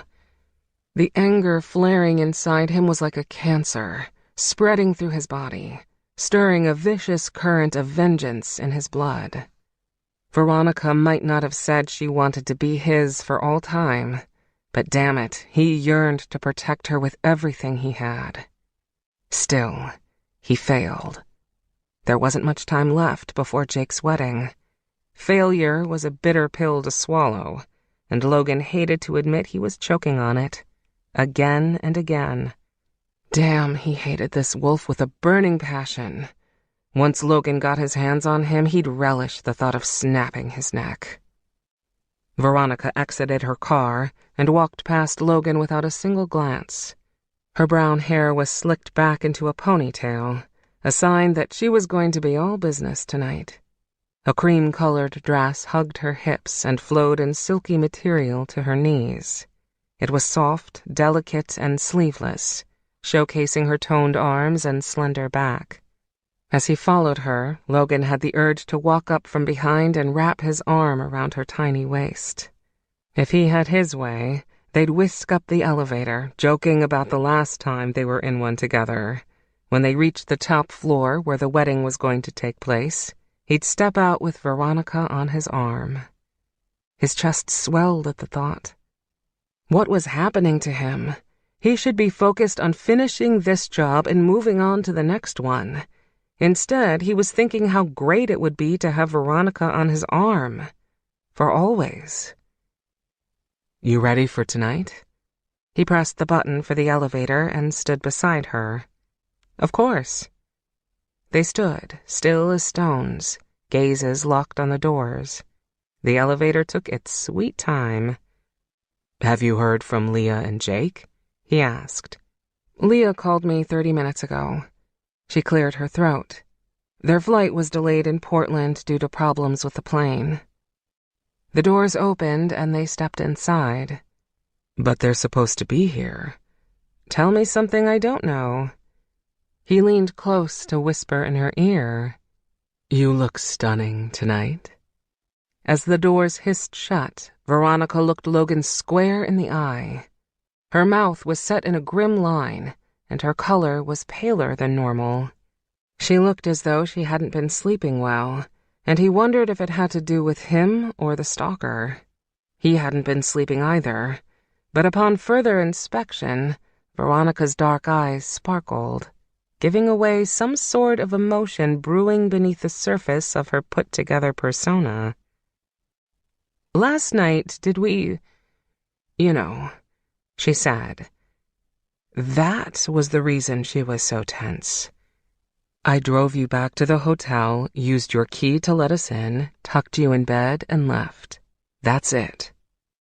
But I was in my pajamas, she said as the elevator zipped them up. You changed me out of my clothes. Perk of being the DD. He chuckled. I looked away, swear. Coco as my witness. Don't drag Coco into this. Her voice was stern, but a smile was curving the corners of her lips. Listen, about last night. Don't, Logan, she interrupted, putting up her hands. Don't start. Let's drop it. I drank too much, and whatever I said was probably grossly exaggerated." "Okay." He stared at the mirrored panels inside the elevator, then pointed to the reflections around them. "These would have been nice to have last time." I said, "Don't." He shrugged. "Just saying." As the doors peeled apart, Veronica practically spilled out onto the burgundy-carpeted floor. Biting back a laugh, Logan followed her out. She veered left and picked up her pace, as if she wanted to put as much space between them as possible. The Starlight Tower Club was stunning, with wrap-around windows that allowed an unobstructed panoramic view of downtown Seattle. The floor opened up into an elegant dining hall that was spacious and packed to the limit. The place was hoppin', each table occupied by people lost in private conversation and delicious-smelling food. "See anyone you know?" Logan asked, checking out the sparkling waters of the Puget Sound. "Not yet. We're part of the McKenna party," Veronica said to the hostess as they approached a counter that separated the foyer from the rest of the room. "Has everyone else already arrived?" "They're in the private party room in the back." The hostess pulled a tiny mic on her lapel. "2 more for the McKenna party." Logan rapped his fingers against the counter. "Any idea how many of my friends will be here tonight?" "Enough," Veronica said, tilting her head at him. "More than enough." Too many, in Veronica's opinion. This evening was going to go smoothly. She'd make sure of it. She couldn't afford loose cannon packmates who wanted to drink up, lose control, and get hairy and stupid. Why wouldn't the Advil kick in already? Her migraine had teeth, mangled ones that were digging into her skull. She didn't drink that much last night. She remembered Roxanne the Chipmunk, Harold the Seahawks fan, and Logan the kind-hearted. So he was hot and surprisingly generous. He was still a werewolf, and they had undeniable anger issues. "This way," the hostess said, and led them across the restaurant to a private section. A curtain separated the McKenna party from the rest of Starlight's patrons, and for that, Veronica was thankful. There could be up to 20 packmates together in one room. There was no way to tell how this was going to go. Veronica stopped just inside their private area. About 20 people, some she knew, some she'd never met, turned her way. They were standing around a long table, hovering with their hands on the back of the chairs, looking as if they were waiting to be told where to sit. "Thank you, everyone, for being here tonight," Veronica announced, clasping her hands in front of her. "I have good news and bad news." A few people groaned. Those were probably the wolves. She tried not to roll her eyes as she continued. "The bad news is that Leah and Jake aren't coming tonight. There was some sort of plane trouble, but they caught a different flight that'll land around midnight. They want to thank everyone for being here and supporting them, and promise to see you tomorrow morning at the wedding." She twisted around, making sure to make eye contact with each person in the room. "The good news is that dinner and drinks are on them. Let's have a great time, get to know one another better, and in 2 hours we'll meet on the top floor for the rehearsal." A group of rugged-looking men slid into seats directly in front of them, all except for Logan, who waited for Veronica to find her place first. A handful of women Veronica recognized as bridesmaids sat together on the opposite side of the table. A few of the women were Leah's high school friends, but others Veronica had never met. Writing friends, maybe? They were glammed up in dresses of all colors and styles, and the men were striking in black and gray suits. But beneath it all, Veronica knew they were wolves in designer clothing. It was too bad she didn't know which from which. "Here you go," Logan said, pulling out a chair on the end for her. "Thank you. Don't get used to this. Don't get used to him." Sitting next to her, Logan leaned close and whispered, "Calm down and take a deep breath. No one's going to get stupid tonight. Promise?" She laughed and tipped back the sparkling water in front of her. "Because I really don't need the stress." "Excuse me." A guy at the end of the table snapped his fingers at the waitress, attracting Veronica's attention. He looked to be 30, though who knew how old werewolves really were. 3 vodka tonics for me and my friends. There's an extra $1 in it for you if those drinks come with a shake." As the guys erupted into laughter, Veronica exhaled heavily and stared straight ahead. "One of your friends, I presume?" Logan leaned back so he could see around her. "Nope. Must be relatives of yours." "Leah's the only relative I've got. Everyone else here is either a friend or a member of Jake's family." "Ugh, those guys reek of beer. I can smell them from here. Who comes to a wedding rehearsal blitzed?" "Idiots looking for trouble." Veronica blew out an exasperated breath. "Keep it together." Logan unfolded the menu in front of him, but didn't cast a glance at its options. Instead, his gaze went to the 4 men situated around the far end of the table. His lips twitched and his jaw clenched. And then his gaze returned front and center. "I don't know who brought the moron crew, but those guys sitting at the head of the table and wrapping around the other side, I claim them." "Oh," Veronica said, not really knowing what else to say. His packmates didn't look how she expected them to. They seemed completely normal. Handsome. Classy, even. As the waitress brought water carafes for the center of the table, a couple daiquiris for the bridesmaids, and 3 vodka tonics for the idiot bunch, Veronica forced herself to focus on whether she was going to order fettuccine Alfredo or chicken parmesan. She was so hungry she could almost taste the roasted garlic now. "Hey, sweetness," one of the guys with the vodkas yelled too loudly. "I wrote my phone number on the back of that $1 bill, just for you." "Gag?" "They must be Jake's friends from college or something," she said. "Have to be." After the waitress circled the table collecting orders, Logan swiveled around in his chair so that he was facing Veronica. "Do you want me to take care of them now, or wait until they do something worth dragging them out?" Veronica shook her head and stared at the end of the table, where Logan's packmates were sitting, and talking quietly among themselves. It was an odd scene, Jake's friends acting like fools, and the wolves minding their own business. It wasn't what Veronica expected, and took more than a second to wrap her brain around. "I'd rather not make a scene," she said, but it was too late.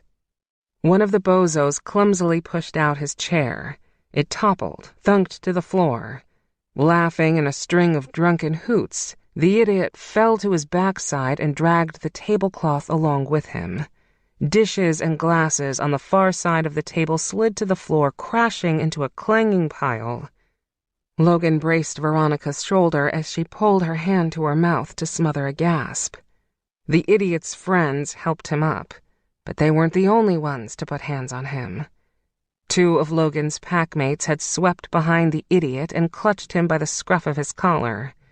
No, wait," Veronica said before the scene went horribly wrong.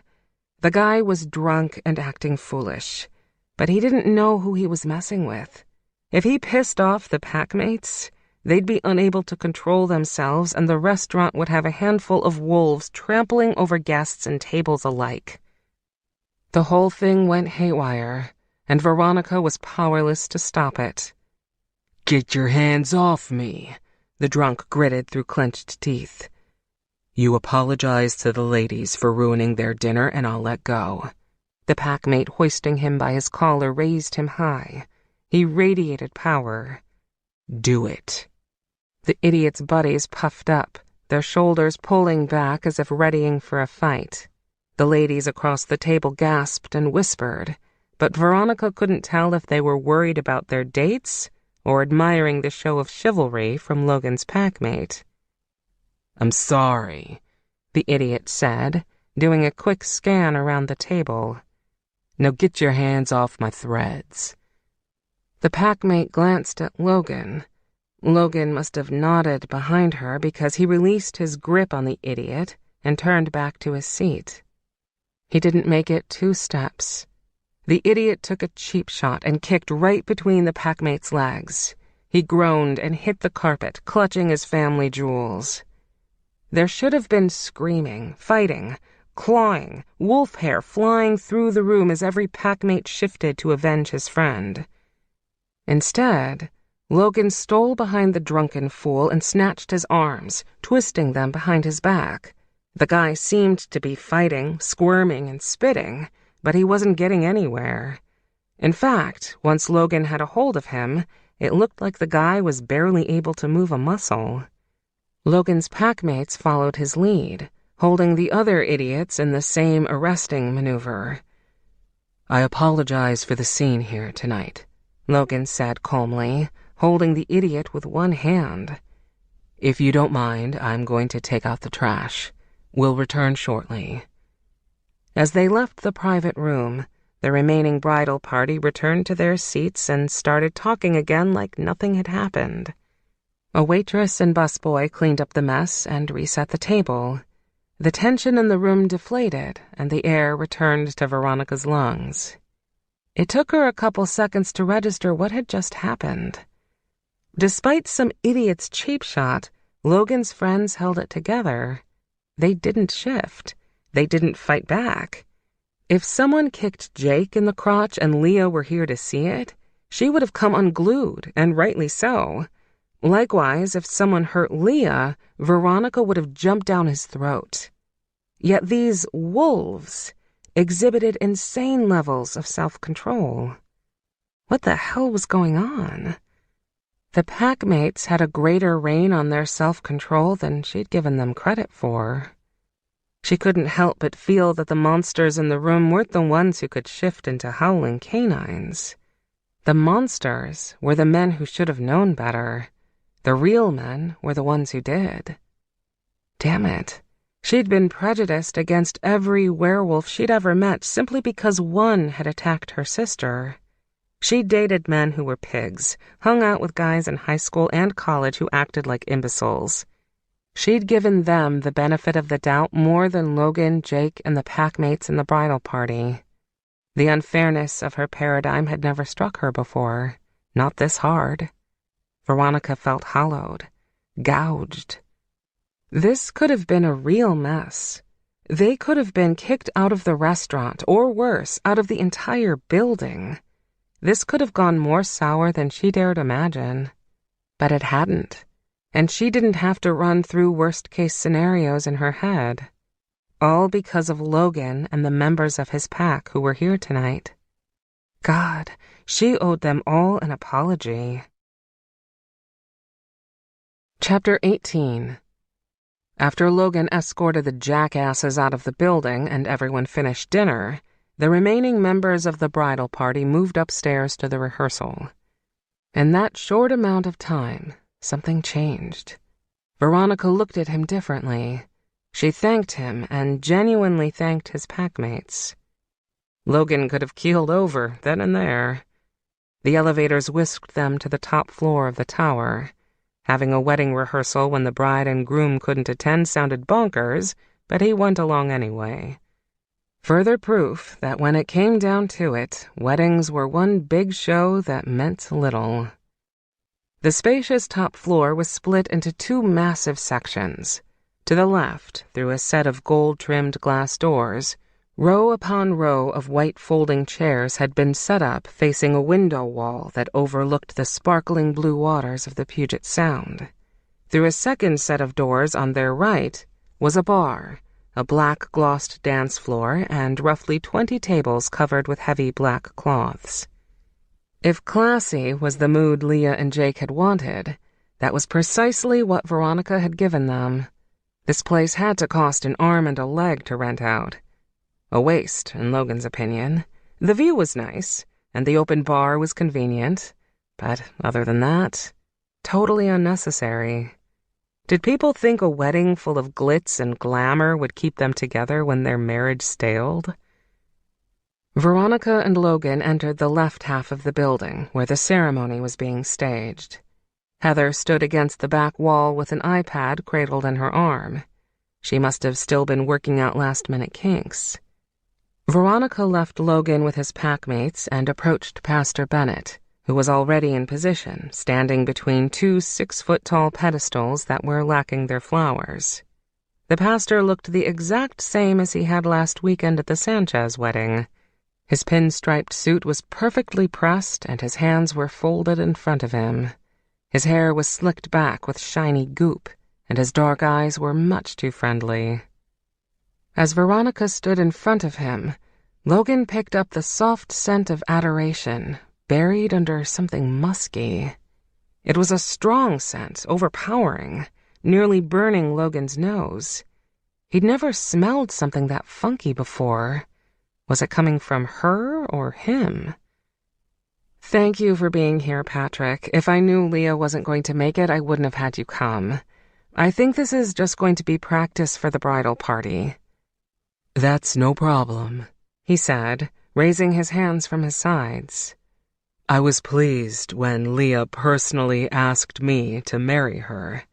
You two used to be like sisters to me." "I'm sorry you couldn't make it to the dinner tonight. It would have been nice to catch up." "I had some last-minute business to take care of, but I appreciate the invite." He smiled, his expression wholesome and sincere, conflicting with the distasteful mobster suit. "We'll have to catch up over drinks at the reception tomorrow night." Veronica nodded. "I'd like that." Logan fought the urge to punch holes in Pastor Patrick's holy face. "Everyone, if I could have your attention." The wedding planner mask slid back onto Veronica's face as everyone's attention focused on her. "Bridesmaids and groomsmen file out near the elevators.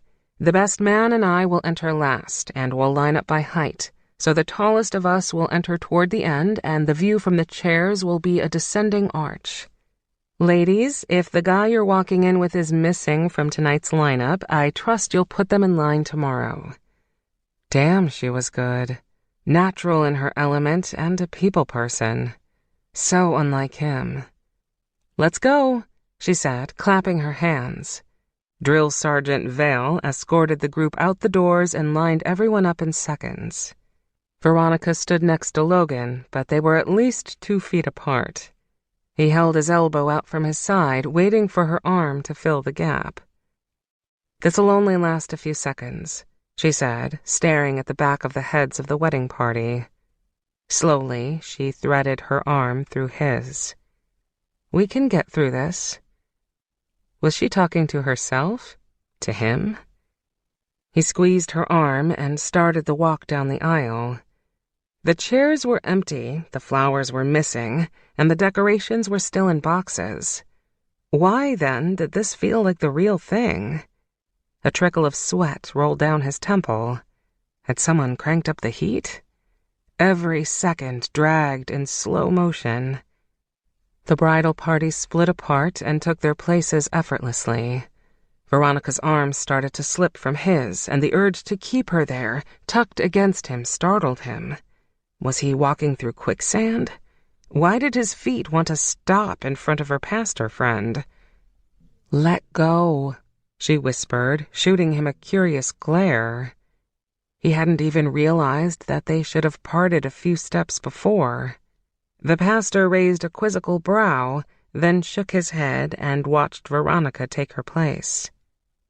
This was wrong. She shouldn't be over there. She should be standing beside him, her hand in his.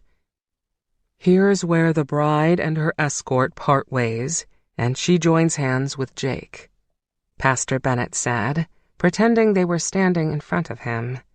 "They say their vows, and we move on." "Wait," Heather said from the back of the room.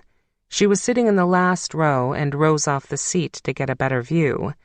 "I think you should run through the vows, too, just so we get an idea of the length of the service. Not everything, but a gist. It'd be good practice for you, too, to get the kinks out." We can do that. Pastor Bennett smiled. Would you like to be Leah for the night? She shook her head. The maid of honor and best man should stand in. Veronica shot Heather a dirty look.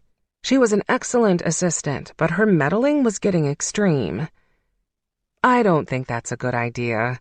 Logan wouldn't be up for it anyway. He hates weddings. It'd freak him out. But he'd already stepped into place. She frowned. What are you doing? He held out his hand. And damn it, he looked sincere with his puppy dog eyes. This isn't necessary for...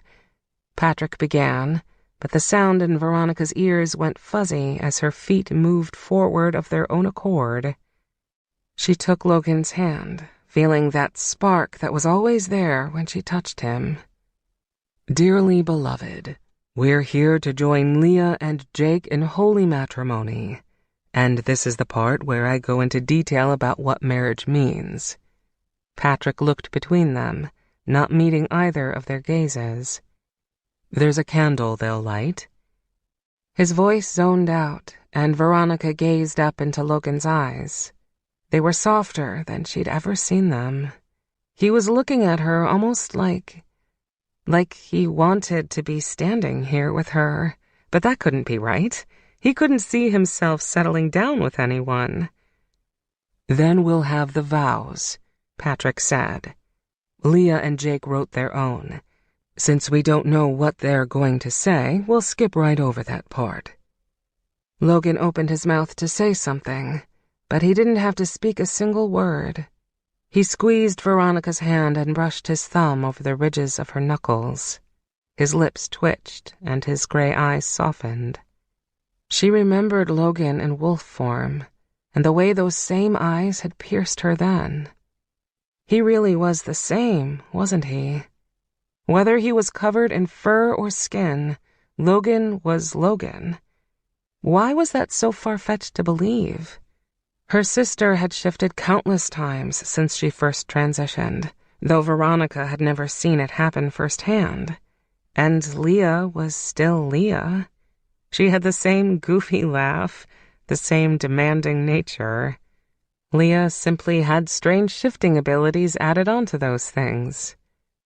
She was falling for Logan before, that much was clear. But falling for a werewolf? What would that even mean? Would she have to turn into one like her sister so that she could live with him as long as he lived? She shuddered at the thought of herself in wolf form. The amount of hair that would clog the drain when she showered would be unmanageable. She shed a ton as it was. Add a couple pounds of dog hair and she'd have to invest in Drano. And what did wolves eat? Where did they go during the full moon? Logan squeezed her hand again and smiled, as if he could see the wheels in her brain turning. Veronica smiled back, and suppressed a whimper when something in her chest cracked like an ice sheet. Warmth spread beneath her skin, and her lungs filled with deep, glorious breaths of air. Heavens above, she could breathe again. Chapter 19. Veronica drove back to Hotel Monaco after the rehearsal, watching the headlights of Logan's truck follow her from the Starlight Tower. Turn after turn, he was there, ever present. She couldn't get him out of her head, and after seeing the way he gazed at her at the rehearsal, she realized he might be stuck in her heart, too. She turned into the self-parking garage, craned her neck around to see where he parked, directly across from the hotel. She pulled into the first spot on her left and got out of the car. Instead of skirting to her room as quickly as possible so she wouldn't be seen, she strolled across the street. Before she reached the driver's door, Logan rolled down the window. "What are you doing?" he said. "It's cold. Come on, I'll take you inside." She couldn't go into the hotel where she'd have to tell him goodnight and watch him walk away from her. Again. It didn't feel right. "Can I get in for a minute?" There were things they needed to talk about. His lips parted as if he were going to argue. She stormed around the hood of the truck as he killed the engine and pushed open the passenger door. She hopped in and stared straight forward, searching for the right words. "Did you see something?" he asked, rolling up the window before turning to her. "What?" "On the drive over, did you see something that spooked you?"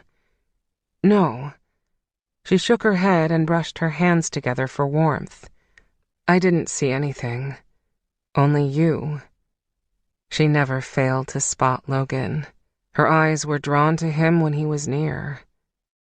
"I'm confused here, Veronica," he said, turning the key to allow heat to flow from the vents. "You're not acting like yourself. Everything all right?" "Yes." Her thoughts rattled. "No." "Want to shed some light?" She glanced over at him. His eyebrows were raised in confusion. His eyes harbored a tired shadow. She yearned to slide across the seat and cuddle up to him, to brush her hand over his cheek and fall asleep in his arms. It didn't matter if they were in the comfiest bed in Hotel Monaco or the lumpy bed of his truck. She wanted to be by his side. "Where do we stand?" She pushed out in a single breath. "I was hoping we could be close." He cleared his throat as a light sheet of rain started to drizzle on the windshield. "Friends, if you could get over your hatred of my kind." Veronica went cold despite the heat flowing into the cab. "Friends? Yeah, that would be great." Super duper. He's spoken the relationship-killing word. If she told him what she was feeling, maybe it didn't have to be that way. If he knew that her hatred had waned and that she was thinking about giving him a chance, was she crazy to be doing this? It could change things.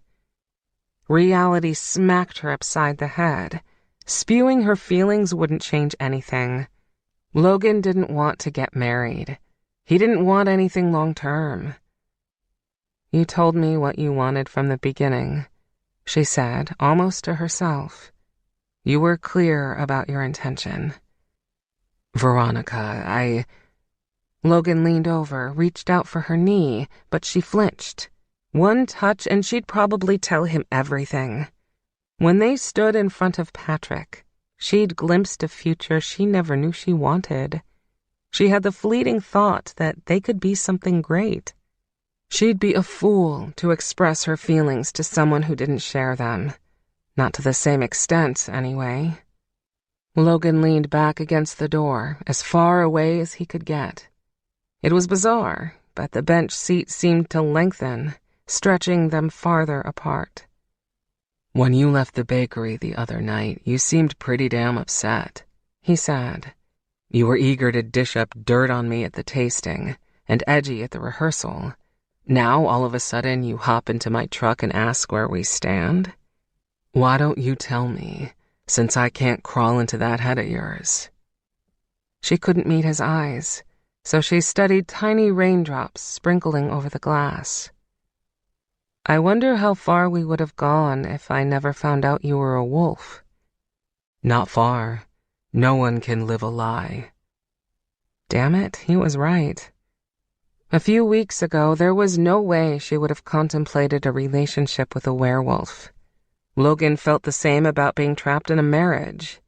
Even if she'd been caught up in the moment and witnessed a hint of promise sparking in his eyes at the altar, she couldn't change what he wanted out of life. Ending things now, although surprisingly painful, would save her a massive heartbreak later when things got too serious for him. "I think I was right to keep you at a distance," she said. He half laughed. "If that's the way you feel, what are you doing in my truck?" God, she didn't know. She'd wanted to talk, to figure things out, to salvage something. But she'd insulted him away from the moment she found out who he was. When she discovered his wolf genes, she'd nearly closed him out completely. He wanted something light. Who could blame him after she treated him so horribly? She'd been completely wrong about him. He wasn't easy to anger. He was passionate.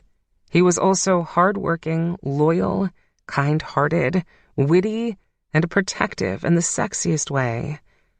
He was perfect, and she'd pushed him too far. Friends. "See you at the wedding," she said, and slid out of the truck. She ran across the street, her throat burning with tears. She'd just driven away the only man she never knew she always wanted. Chapter 20. Veronica held her hand out over the manicurist's table and watched the woman paint her nails a shimmering shade of red. Each of the bridesmaids had their turn to get pedicures and manicures, and Veronica had volunteered to go last. As the manicurist started on the top coat, Veronica craned her neck around and peered at her sister, who was busy getting her hair pinned up into tons of tiny twists. "How was the tour?" Veronica asked, glancing out the window at the Wolfpack bodyguards Logan had assigned to watch over her. He had to perform typical best man duties and couldn't escort Veronica around himself, so it appeared that he'd called in the largest, most lethal packmates they had on staff. "You haven't talked about it much." "It was good. Long, tiring." Leah stared at herself in the mirror and slowly turned her neck this way and that to peek at what the stylist was doing. "Make sure there are enough pins," she said. "I don't want those twists falling out." "Don't worry." The hairstylist put in 2 more pins and shoved another 2 in her mouth to ready them for the next twist. "Your hair won't go anywhere." "Good." Leah turned her dark eyes on Veronica. They looked so much like their mother's, droopy, hooded eyes, with naturally thick fans of inky black lashes. "I don't want to talk about my tour. I want to talk about you and Logan. What's going on between the 2 of you?" Taking her gaze off the guards pacing out front, Veronica swiveled her chair around and kept her hands in position. "I'm not sure." "You're a sucky liar." Leah squinted her eyes and pursed her mouth. "Spill it." "I like him," Veronica blurted, "even though I shouldn't." "Holy shit, V. How'd that happen? You hate his relatives." I know. I tried not to like him, but he was like a fungus that came out of nowhere, wouldn't go away, and the next thing I know, he grew on me." Leah laughed from her belly, making the plastic leopard print apron covering her body shake. "You're not supposed to compare the guy you like to a fungus. It's a good thing you're not a writer." "You know what I mean," Veronica said. "I tried not to like him, I really tried. If I knew it was good for me, I'd forget I ever met him." "Here's some advice." Leah leaned forward, taking the hairstylist's fingers with her. "If you have to try not to like someone and it still doesn't work, that's a pretty clear sign that you more than like him. You're in love." "I'm not." But Veronica couldn't finish her sentence. Did she love Logan? She couldn't stop thinking of those light gray eyes, that chiseled body, those broad shoulders and strong arms that could swoop her up and protect her. At first, when he'd shadowed her to every appointment, she'd been seriously annoyed. Somehow, along the way, she'd started to like him being there with her. She'd had fun and loosened up with him, even when she was making his life hell. When he said he wanted to protect her, all she could think about was how she'd wanted to take care of him. But he didn't want to be with her, not in the same way. Even if he did, how would they blend their lives together? They were from 2 completely different worlds. "Leah, can I ask you something personal without you giving your opinion on what you think I should do?" She smiled, her thin lips pulling back wide. "Sure." "Totally not happening." "Every month when you take that trip with Jake's family to the mountains. Damn, she had to be really careful how she worded this. The bridesmaids weren't listening to their conversation, but the lounge area wasn't far away and voices echoed in the salon. She still had to worry about the stylist, though, who looked as though she was hanging on every word. Do you feel like yourself? Or do you feel different? Sick and stuff? She threw in for listening ears. Leah sighed. You guys have progressed that far already? No, but isn't that something you had to think about before you stepped into a relationship with Jake? It's something you should think about, yes, but our situation was different. As the manicurist lifted Veronica's hands and placed them beneath the drawing light, Leah spoke up. Ladies, would you mind giving us some privacy? Just a few minutes. The stylist and manicurist collected a few of their things and left the room quietly, securing the door behind them. Okay, how do I say this? Leah said, keeping her head still so her tower of unpinned hair wouldn't topple. At first, I felt really off. I was depressed and dealing with the effects of the attack. But when I took off to the mountains every month with Jake's family, and then with him alone, I started to come to grips with my new situation. It was like, once I accepted the hand that I'd been dealt wholeheartedly, everything came easily. I fell in love with Jake, started getting book ideas, and the rest is history. I didn't know you were depressed. Veronica spun around, facing Leah's chair, but Leah still wouldn't look at her. Wedding hair must have been serious business. Why didn't you tell me? I didn't want to bother you. You were already dealing with a lot, coming to grips with what happened. I wasn't going through nearly as much as you were. Leah finally met Veronica's gaze. I love you, V, and I wanted you to still love me, too. I didn't want you worried about my depression or the changes I was going through. I needed you to accept what I came to accept through Jake's love. I think I needed to accept it on my own, with a little help from Logan. Does Logan have any leads on the stalker? Leah asked, as if she knew Veronica's thoughts had veered back to him. Veronica shook her head. He's picked up his scent, said it was unique. She steeled herself for the hardest question of all. If you had a choice, if the attack hadn't happened, would you have chosen, Leah's whole face lit up. Her skin glowed with radiant happiness.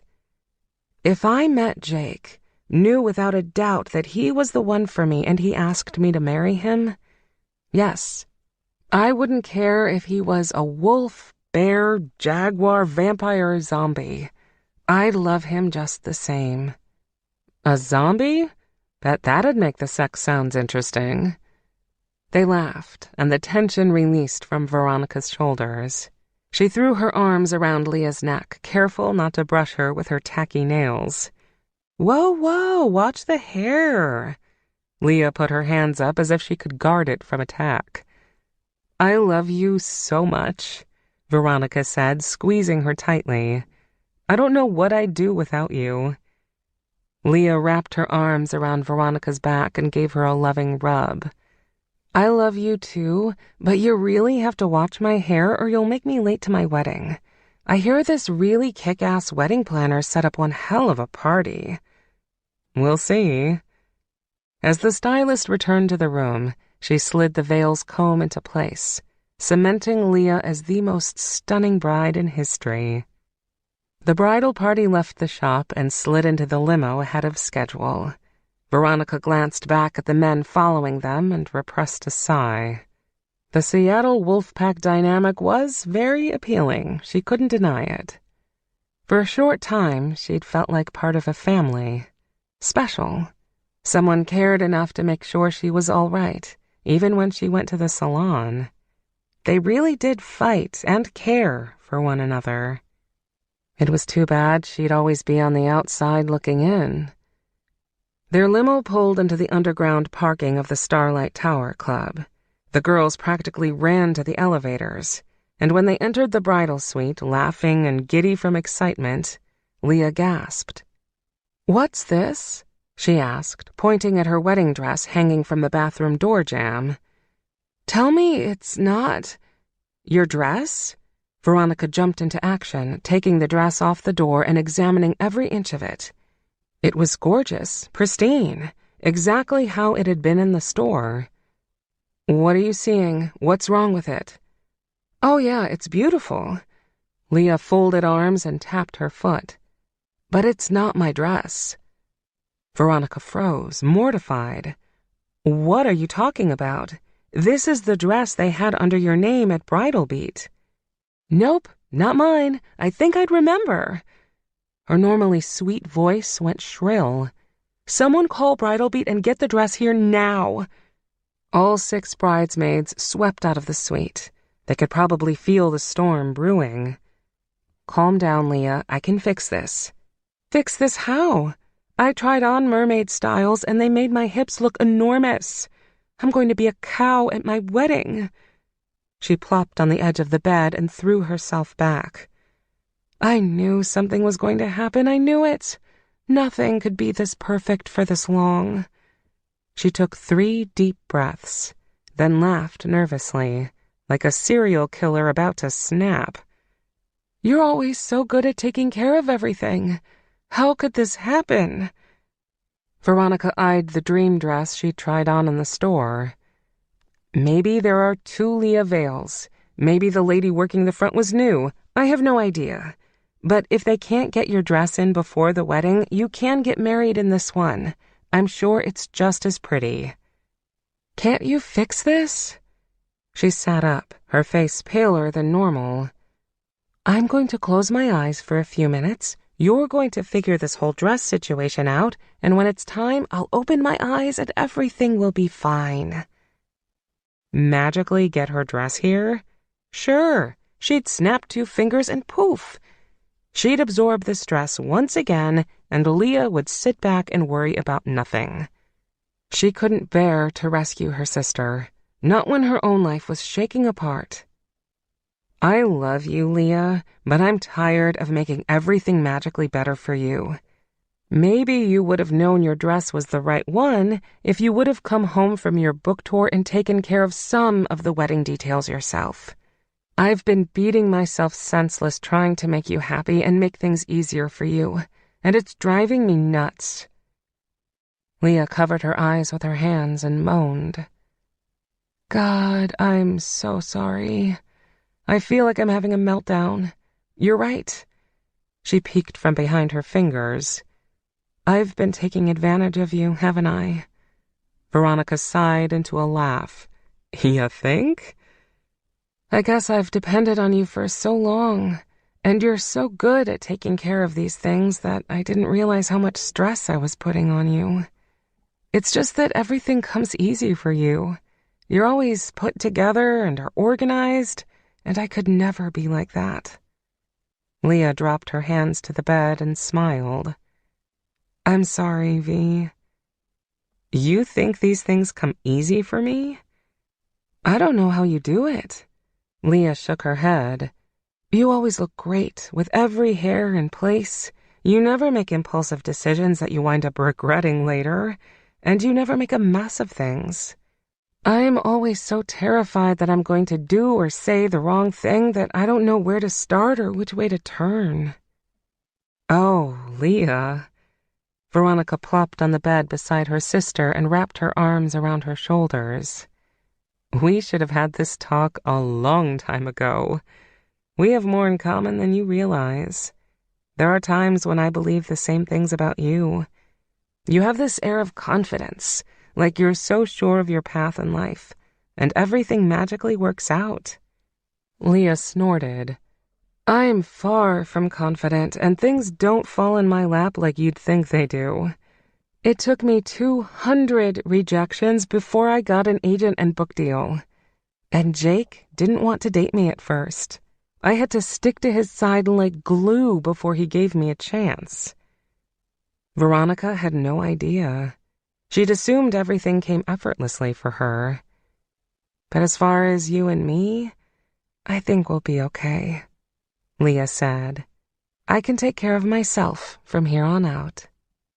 Veronica hugged her sister against her, feeling closer to her than she'd ever been. I love you more than anyone on this earth. If you need something, anything, I want to be there for you. I just don't want to be expected to be there. I know what you mean. Leah dropped her head on Veronica's shoulder. I hear the message loud and clear. And for the record, the feeling is mutual. Tears stung Veronica's eyes, and she pulled away. Now, how about this dress of yours? What does it look like? It's a halter-top ball gown with lots of jewels sparkling in the tulle bottom. It has a huge train that matches the length of the veil. This one is pretty, but it's not me. That was the dress Veronica would have picked for Leah. A Cinderella ball gown that she could make an entrance in.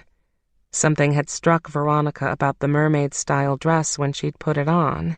It wasn't Leah's style. Now she knew why. Leah hadn't picked it. "We got it," one of Leah's friends said as she burst through the door. "The dress shop mixed veil with Valen. Your dress was sent to another wedding at City Hall." "That's not far from here," Veronica said. "We can get it here in minutes." "Already on the way," Heather said, striding into the room behind the bridesmaids. "I overheard and made the call. The wedding planner for that wedding is going to meet me downstairs in 5. "You're a lifesaver. Here." Veronica handed Heather the dress. "You'll need this." Disaster number 1, Veronica thought. There was always something that went wrong at each wedding she planned. Sometimes it was a cake that melted or a boutonniere that fell off during the ceremony. Other times it was a fight between in-laws or food that went cold as the guests waited hours for the bride and groom to finish pictures. Maybe the dress mistake would be it, and they could make it through relatively unscathed. Then again, she'd been formally invited to this wedding by her stalker. Chapter 21. The instant the processional music queued up, Veronica's rattling nerves quieted. Logan pulled her against him and gave her arm a squeeze. He shouldn't touch her this way. It only made things worse. "What took you ladies so long?" he asked. He looked so striking in his tux she could barely speak. "We had a little mix-up, but I think it's going to work out right in the end." His lips curved into a mysterious smile. "I think so too." Focus on Leah and making her day special. Veronica looked back at her sister, who was dressed to kill in a fluffy white ball gown that cinched her waist, making her figure resemble Barbie's. She'd never seen Leah more beautiful, with her hair drawn up and the veil flowing behind her. Her lips were colored deep red, and her eyes were lined with dark shadow. She was gorgeous, flawless. "You ready?" Veronica asked. Leah nodded and didn't have to smile. Happiness radiated from her, making her glow. She glanced up at Seattle Wolfpack's alpha, Drake Wilder, who was holding onto her arm like a proud father. He stood well over 6 feet tall, with square-set shoulders and short, razor-cut hair. Since their father couldn't do the honor, Leah had asked Drake to stand in. He beamed with pride, the sharp angles of his face softening when he looked down at her. "We need to talk," Logan whispered, his cheek brushing her shoulder. "Not now," she bit out. "We're about to walk." "This can't wait." "Seriously?" She shifted her weight from one foot to the other. "No, later." He brushed his hand up her back, sending shivers racing up her spine. "During the reception, then." "You're up," Leah interrupted, nudging Veronica in the back with her bouquet. "Lead the way." Logan escorted Veronica down the aisle, brushing his thumb over her hand as they went. How could he be so tough one of the deadliest wolves in the pack, Jake had said, yet so gentle with her. And why did he have to be closed off to the idea of having anything long-term? The packmates nodded and smiled as they strolled between the rows of chairs, making their way to the altar covered with pink and white roses. "Why are they staring at me?" Veronica whispered without letting her smile falter. Was the stalker there, watching her now? Was the back of her dress tucked into her pantyhose? Is there something wrong? No. Logan looked down at her then, his chest puffing out proudly, his steps slow and sure. They simply recognize when something is right. As she continued their walk, the pack smiled sweetly, their gazes flipping from her to Logan. The pack's approval was wonderful, but she didn't need it. The one thing she'd always wanted was family, and here they were. They might not have been related, but family wasn't always associated by blood. It was a group of people who loved one another unconditionally and wanted the best for one another. Veronica hadn't felt the joyous warmth of a family's embrace in a long time. Years. Too long. "I want this," she whispered as they approached Pastor Bennett. "All of it." Logan beamed, lifted her hand to his lips and kissed her knuckles. Why couldn't he want this? No, she corrected, as sadness filled her. Why didn't he want her the way she wanted him? Veronica dropped Logan's hand, and they parted ways. Logan had been so focused on slowing his racing heart, he'd nearly forgotten to keep an eye out for Veronica's stalker. Complacency wasn't something he normally accepted, but they were in a room full of his friends and family. The Alpha and his private security team were here. This was the safest place for Veronica to be. During the ceremony, Logan couldn't take his eyes off Veronica. He'd been so distracted that he'd forgotten to hand Jake the ring and had to be smacked square in the chest to remember to dig through his pocket. So much for subtle cues. Then, during the vows, Logan had almost said his own. At one point, Logan must have been mumbling something aloud because the pastor glared at him and told him, "Shh." Logan still couldn't believe it. She wanted this. What exactly did that mean? Hell, who cared? She didn't hate being among his family. Her words were a game changer. He had to talk to her. Tell her everything that he'd been feeling since she walked into the hotel last night and left him sitting in his truck. He'd been up all night, came to some crazy conclusions. His heart ached to be with her. It didn't matter how long it'd take to convince her that it wouldn't hurt, that he could keep the wolf part of him on lockdown. He was bursting out of his skin. "You may now kiss the bride," the pastor said, breaking Logan from his reverie. It was finished. How had it ended so quickly?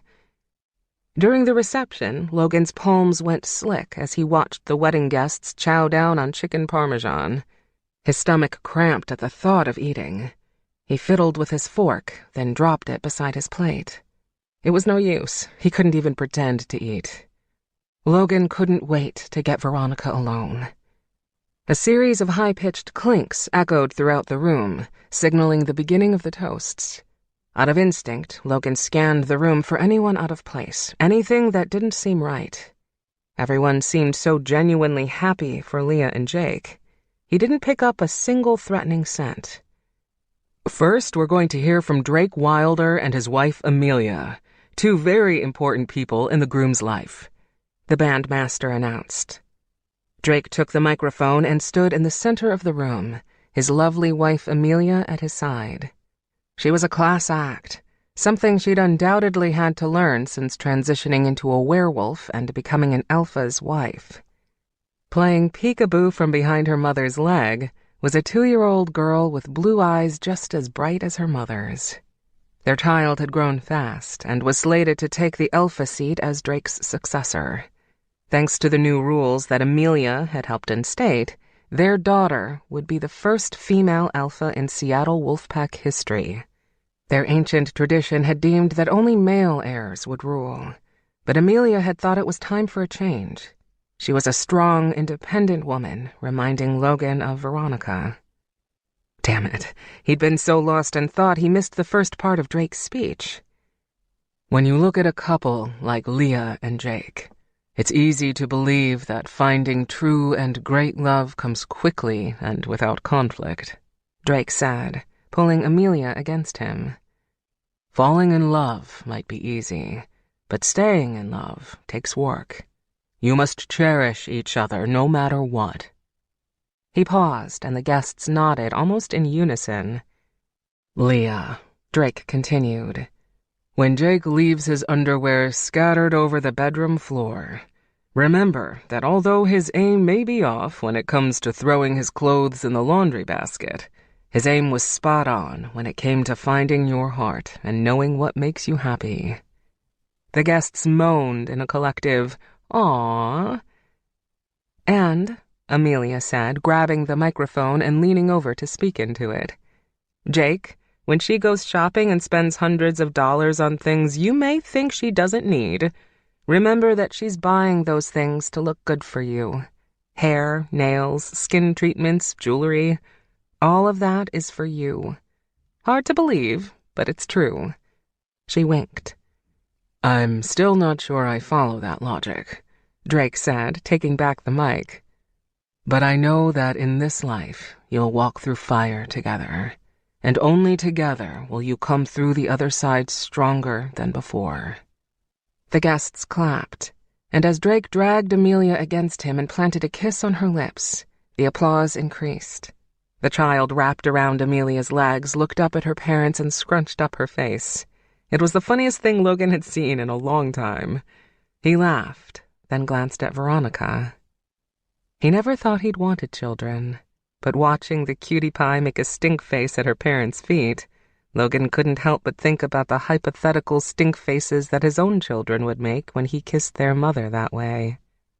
Don't get ahead of yourself. She may not be as gung-ho about the werewolf dynamic as she let on. It may take some time.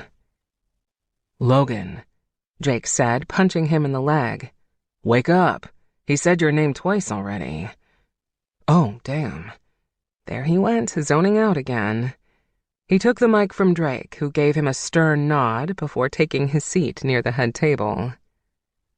I don't know how I'm going to follow that, but I'll try. His heart pounded fiercely against his ribcage, but it wasn't out of fear for his toast. He knew what he was going to say from memory. Jake and I were in the Marines together. Some of the missions we've been on were dangerous, and others might say we were brave to take them on. But I think the most dangerous situation I've ever seen Jake in is the one he's in right now. It takes courage to put your heart in the hands of someone else, and I commend you for it.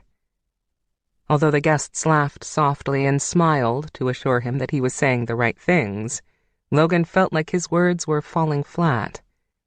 He meant them, though, didn't he? He'd sure as hell meant them when he wrote them a few months ago. Committing oneself to a relationship was risky. Loving someone else and trusting that they'll love you back did take courage. For some reason, doing those things didn't carry the same negative connotations that they had when Logan had scribbled the note on a bar napkin. He stared over Jake's and Leah's heads and caught Veronica's gaze. The tenderness in her eyes reached through the space between them and clutched at his heart. He stuttered and stared at his feet. But that's not what I want to say at all, he said, keeping the mic close to his lips. Jake and Leah, before you met each other, you might have been happy. You might have lived your life the way you wanted, living by your own rules. But there is no greater happiness than finding the person you're meant to be with. Your spirit lifts, your heart soars, and you're taken to another level of happiness that you didn't know existed before. Logan could hear nothing but heartbeats as the unmistakable scent of adoration swirled through the room. I raise my glass to you both and wish you every happiness in the world. Veronica smiled and averted her gaze to the guests. They went wild, clinking their glasses, applauding and oohing when Jake planted a kiss on his bride's mouth. As the happy couple tore their lips apart, Veronica took the mic. "I don't have much to say, other than I love you both so much. You've shown me what true love looks like, and I can only hope to be as happy in my own relationship as you are in yours. Although it's crystal clear how much you love each other in this moment." Her gaze set upon Logan. "When you look back on this day 20 years down the road, may you find that today is the day you loved each other the least." Those were his words, the ones he'd spoken to her on the dance floor last weekend. Tearing up, Veronica handed the mic back to Jake and embraced her sister. When they separated, Jake tugged her into his arms. "You're my sister now, too," he said. "I'm honored to be a part of your family." Veronica pulled back and smiled, her expression glowing with happiness. As the room began to flutter with table talk, Logan stole behind the head table, took Veronica by the hand, and led her to the elevator. The doors swept open and he pulled her inside. "Where are we going?" she asked. "Don't worry, I'll bring you right back." Logan held on to Veronica's hand. He wouldn't let go, not now. "I guess I can leave for a few minutes." When the elevator doors peeled apart and she set her eyes upon the rooftop, she gasped. "Holy crap, it's gorgeous up here." Guiding her by putting his palm to her back, Logan ushered her onto the roof. "It's great, right?" Great wasn't the word to describe the rooftop, at least not in Logan's book.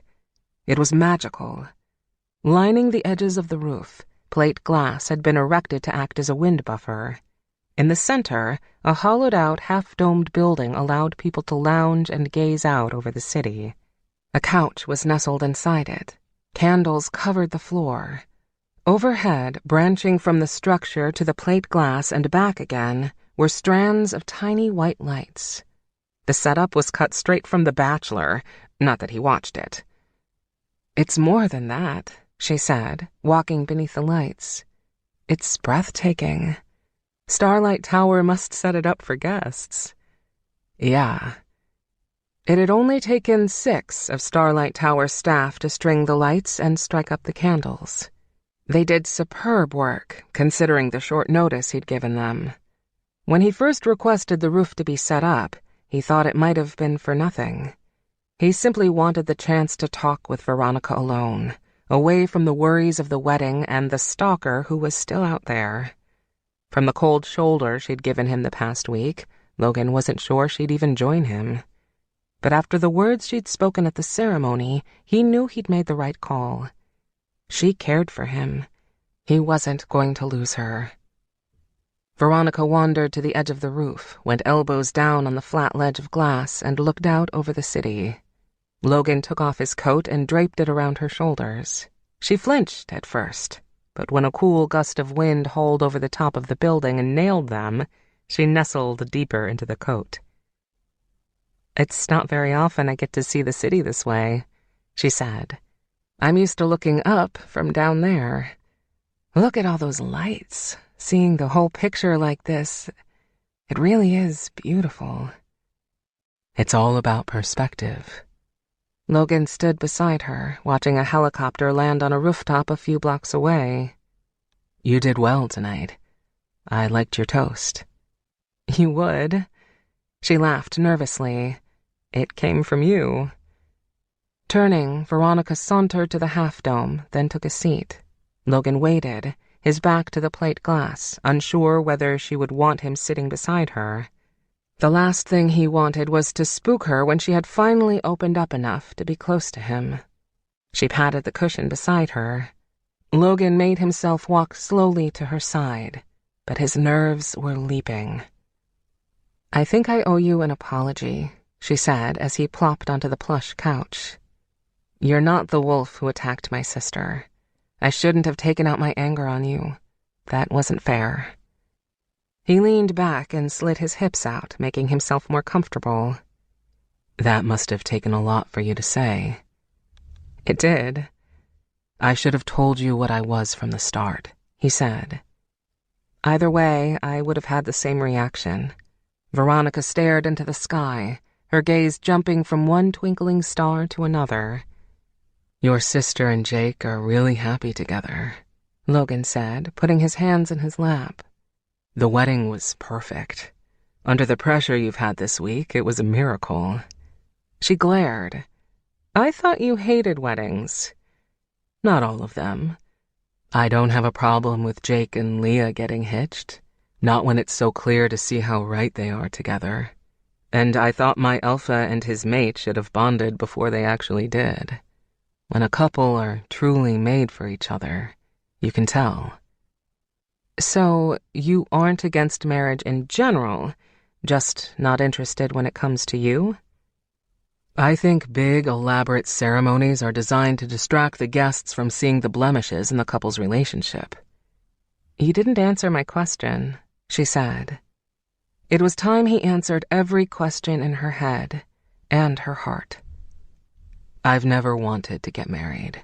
I've always looked at weddings and seen two people who were pretending to be happy. My mother was never happy. Never. Not when she planned one wedding after another.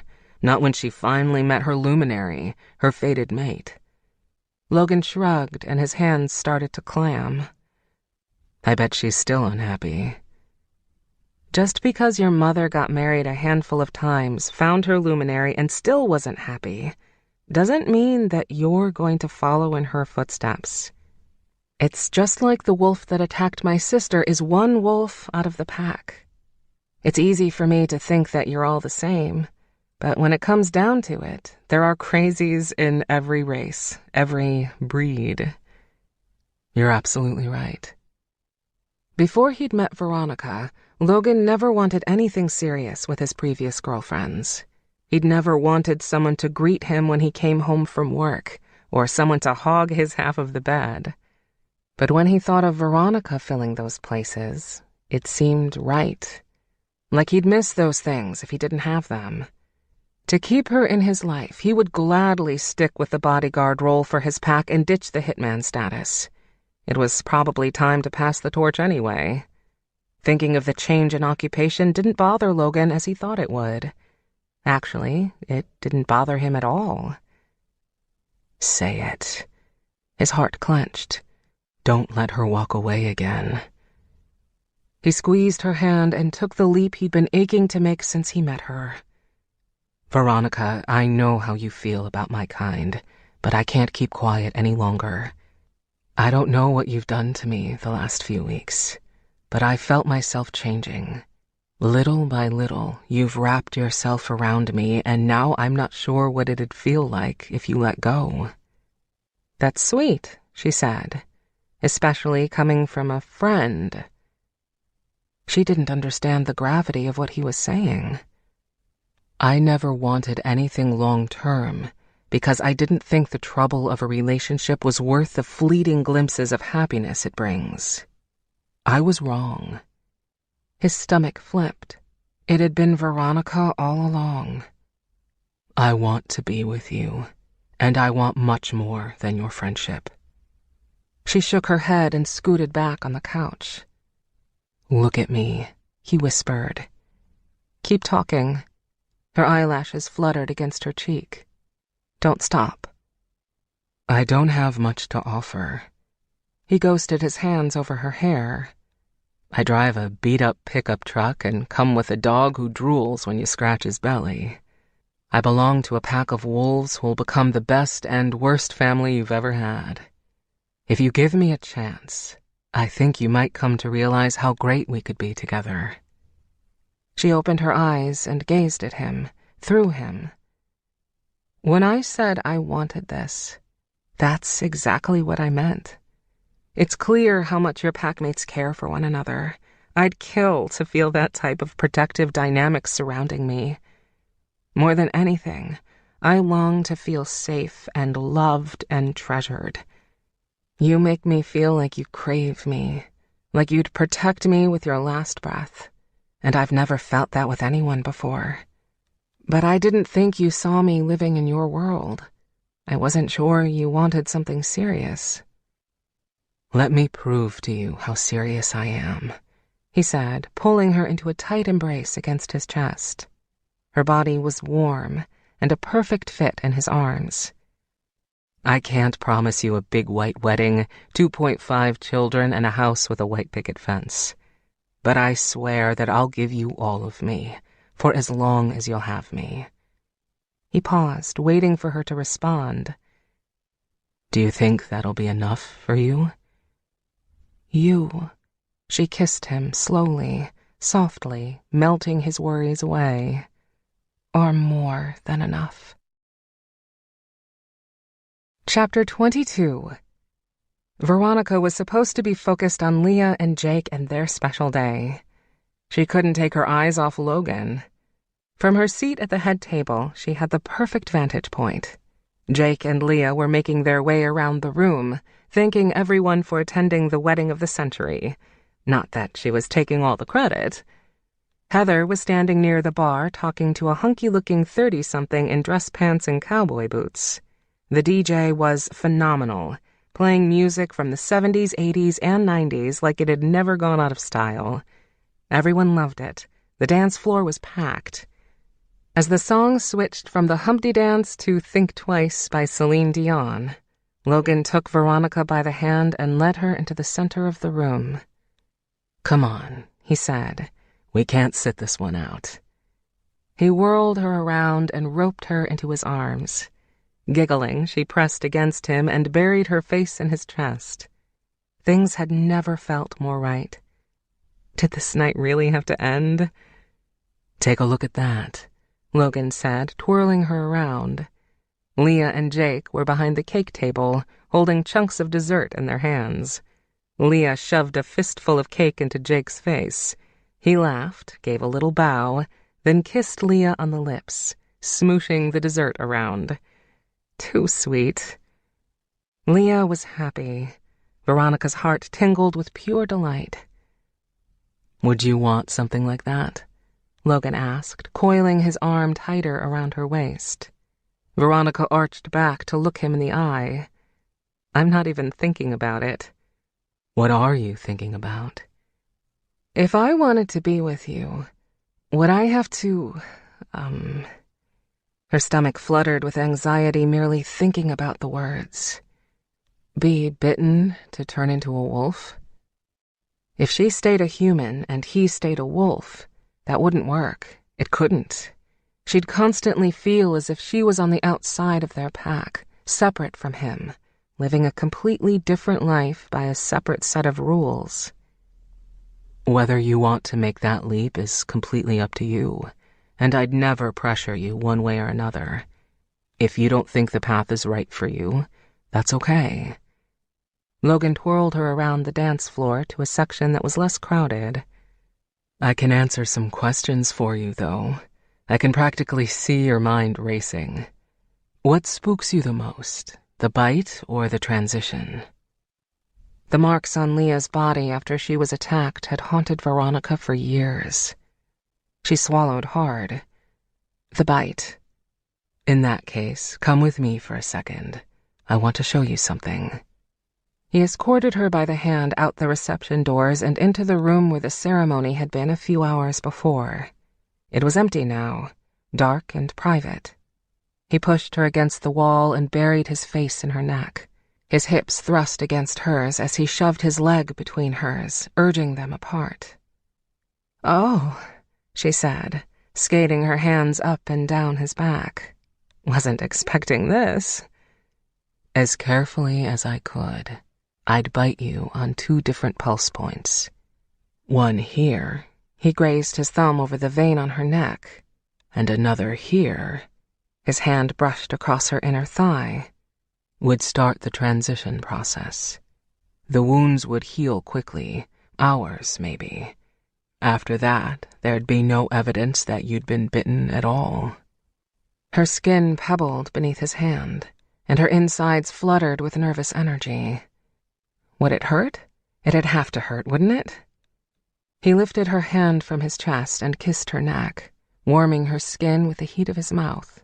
She arched back, welcoming the flood of desire surging through her.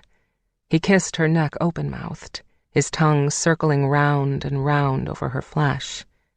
She was tingly all over, dizzy. Her head fell back against the wall, and Logan followed, his mouth attached to her neck in a passionate lock. The instant he sucked, Veronica's eyes rolled back. She felt heat, chills. He was giving her a hickey. It may have been tacky in grade school, but if a mark on her neck meant that Logan had claimed her as his own, she'd wear it with pride. "It's like softening you up for sex," he said. His hand floated down her body and gently spread her legs farther apart. "You can't jump right in. If I loosened you up and made you forget about what was happening, I think you might find the bite enjoyable." She nodded quickly, the air freezing in her chest. His teeth grazed her neck, but she was too lost in him to flinch. She was dizzy with pleasure, her thighs quivering beneath his touch. How did he manage to do this to her every time? She was putty in his hands. He could claim her, possess her, make love to her on a rooftop in downtown Seattle. As long as she was in his arms, she was happy. He pulled back, his hands pressed possessively against her hips. The pupils of his eyes were wide and black. "I could have kept going and broken the skin," he said, wiping the moisture from her neck. "And I don't think you would have been in any pain." "I think you're right." She shook. Had he been about to bite her? If he'd asked while his teeth had nipped at her skin, she would have said yes. "But you'd still be with me if I decided that's not the way I wanted to live?" He brushed his lips against hers in a mind-numbing caress. "Of course I would." "I'm not ready to decide now," Veronica said, her voice echoing into the room. "But if I'm going to be with you and build a life with you, it'll be all or nothing." "You're amazing," he said, as the song for the garter toss began to play. "My love, my luminary." He kissed her, and his words almost disappeared. Almost. "What did you just call me?" "My luminary." That's what Jake called Leah. He said she was his fated mate. Yes. Tunneling his hands into her hair, Logan dragged her into another kiss. "I should have told you before now, but I didn't want to reveal the truth if you hated me and my kind." Veronica's heart banged against her chest. "How do you know that I'm yours?" "Since the moment I met you, I've been pulled to you. It wasn't because I was hired to be your shadow or because I wanted a one-night stand." Logan brushed the back of his hand down her cheek. "You belong to me. You were always meant to be mine." Veronica sagged against the wall, knowing immediately that the bond was what she'd been sensing all along. "I feel the pull to you, too." "Now comes the scary part." He took her hand, flipped it over, and kissed her palm. "Wolves live a couple 100 years solo, but when they complete the luminary bond, it extends their life and the life of their fated mate up to 1,000 years. 1,000 years? You're kidding! No wonder you were afraid of settling down." Shock raised her voice into the upper register. "Jesus, Logan! I wouldn't want to be with me for 1,000 years either." He laughed. "Surprisingly, the length of time doesn't haunt me like it used to. With the right person, I think it could be fun." "Are we crazy for doing this?" she asked as he pressed his hips against hers. "Tell me I'm not crazy." "Oh, you're completely crazy." He nuzzled into her neck. "Certifiable. Takes one to know one. What do you say we sneak up to my room for an hour so I can diagnose you properly? I have a degree in psychology, you know." "Really?" "No, not really." She giggled, bending into his arms as he ravished her neck with fevered kisses. "An hour alone is all you want? Are you sure? As much as I'd love to keep you in bed the rest of the night, I can't monopolize your time when your sister's wedding is going on. I'd say we shouldn't miss the serving of the cake, but we've already tasted it. He kissed her again and again. I'd like to taste a few more things before we rejoin the party. Blushing, Veronica let him lead her upstairs. Chapter 23. Naked and tangled in satin sheets, Veronica nestled into Logan's embrace. Caught in the crook between his chest and his arm, she could hear his heart beat clearly, its gentle thump-thump beating against her cheek. It calls for you, you know, he said, kissing the top of her head. She smiled and nuzzled into him. I'm happy, just like this. Me too. But we should probably get back to the reception. They'll be wondering where we are. As she looked up and kissed him, her stomach rumbled. Oh, God, she moaned, holding her middle. I'm so hungry. Let's go downstairs and grab something to eat. Logan laughed softly, his chest rising and falling beneath her. And let's hope the pack hasn't devoured the last of the cake. Isn't there anything in here? Cheese? Crackers? I don't think so, but if you're really that hungry, I could knock over the vending machine down the hall, he joked. I was too busy trying to think of what I wanted to say for my speech to eat dinner. I feel like I'm starving, and cake's not gonna cut it. We'll raid the kitchen if we have to. Logan slid his arm from beneath her and rose from the bed, buck naked. Suddenly, thoughts of food evaporated from Veronica's mind. Can you call room service to bring something up while I shower? I wanted to wash up before rejoining the party, she said, struggling to find the words to explain how she was feeling. This is going to sound crazy, but there's a scent that I need to wash off. Otherwise, everyone will know what we've been doing. Smirking, Logan leaned over the bed and kissed her. I may have marked you with my scent while we were making love. I've gotten the urge to mark you each time, but this time it was more difficult for me to hold back. What are you saying? We're bonded? No, there's more to the bonding process than that. A ritual with words we speak during lovemaking. He sat on the edge of the bed. Basically, the scent you're picking up is for other wolves to know that you're taken. By me. He rubbed his cheek against hers, breathing her in, and then moved down to her neck. I think you smell like peaches. Veronica smacked him, and when her stomach rumbled again, she could have sworn her stomach lining melted away. You shower, I'll have food brought up, he said, and picked up his cell phone from the bedside table. Didn't need to say it twice. Veronica strode into the bathroom and adjusted the temperature of the shower's spray. Problem. Logan called from the bedroom a few minutes later. Carter's the only one who answered his phone, and he's already on his way up to this suite. Can't you order room service? You think I'm going to trust wait staff to bring you food? Not happening tonight. Bright side is Carter offered to guard the door while I head down to grab you leftovers. I'll be back with food before you're out, and it'll save time. Sounds good. Veronica's stomach answered with a sharp pang. She wrapped a towel around her head so she didn't mess up her hair and stepped into the shower. Carter should be here any second, Logan said from somewhere in the other room.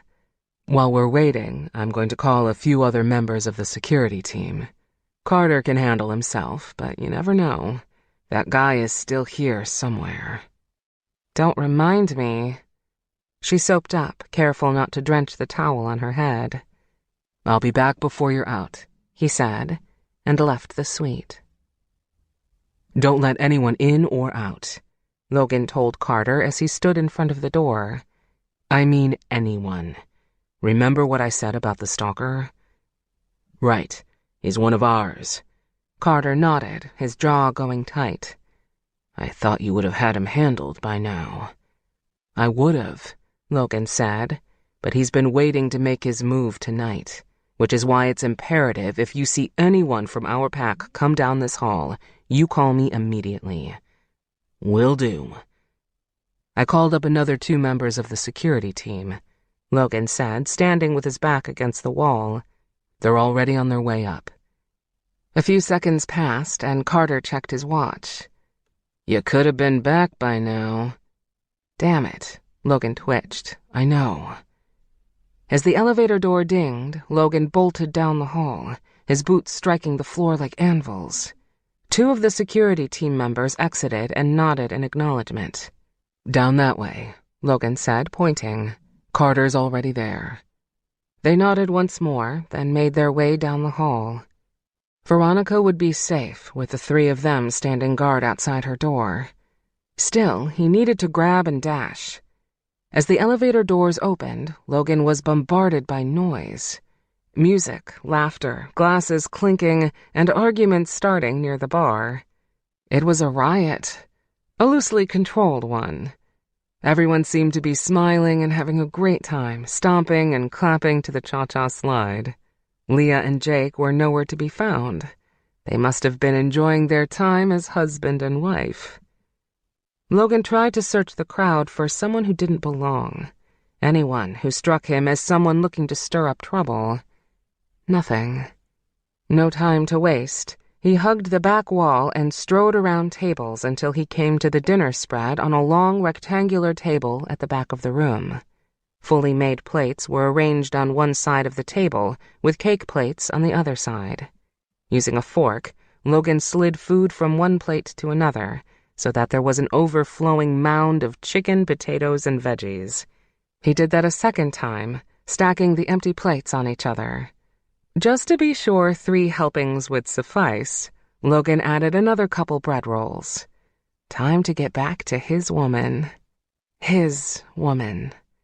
Grinning at the thought, Logan spun around and knocked into a packmate who was rushing past to grab seconds. The food splattered against Logan's chest, drenching him in a sticky reddish juice. The plates hit the floor. Sorry, dude, the packmate said, helping him brush off a chunk of broccoli. Didn't think you'd spin around so fast. Logan sighed, struggling to keep his frustration on lockdown so it wouldn't flip to anger. It's all right. I got it. Just go. The packmate took off toward his table with his new plate, while Logan tried to brush off what he could. He stunk to high heaven, like greasy chicken and garlic sauce. He wiped off his hands, used a bunch of napkins to dab the mess, then went to work remaking Veronica her late-night snack. Thanks to the spill, and another few minutes trying to get away from an old woman who insisted he looked just like her nephew, Logan stepped off the elevator 10 minutes later than he'd planned to. He hit the floor nearly running, and stopped when a pair of boots sticking out from a foyer down the way caught his eye. Carter. Veronica. He dropped the plates and charged down the hall, heart in his throat. Carter was unconscious, though there were no visible wounds. Logan peeled back his eyelids and checked his pulse. Alive. Veronica? Logan hollered, then pushed open the door to the suite. Veronica, are you in here? No answer. The unmistakable scent of something zesty or fiery Mexican food stung his nose.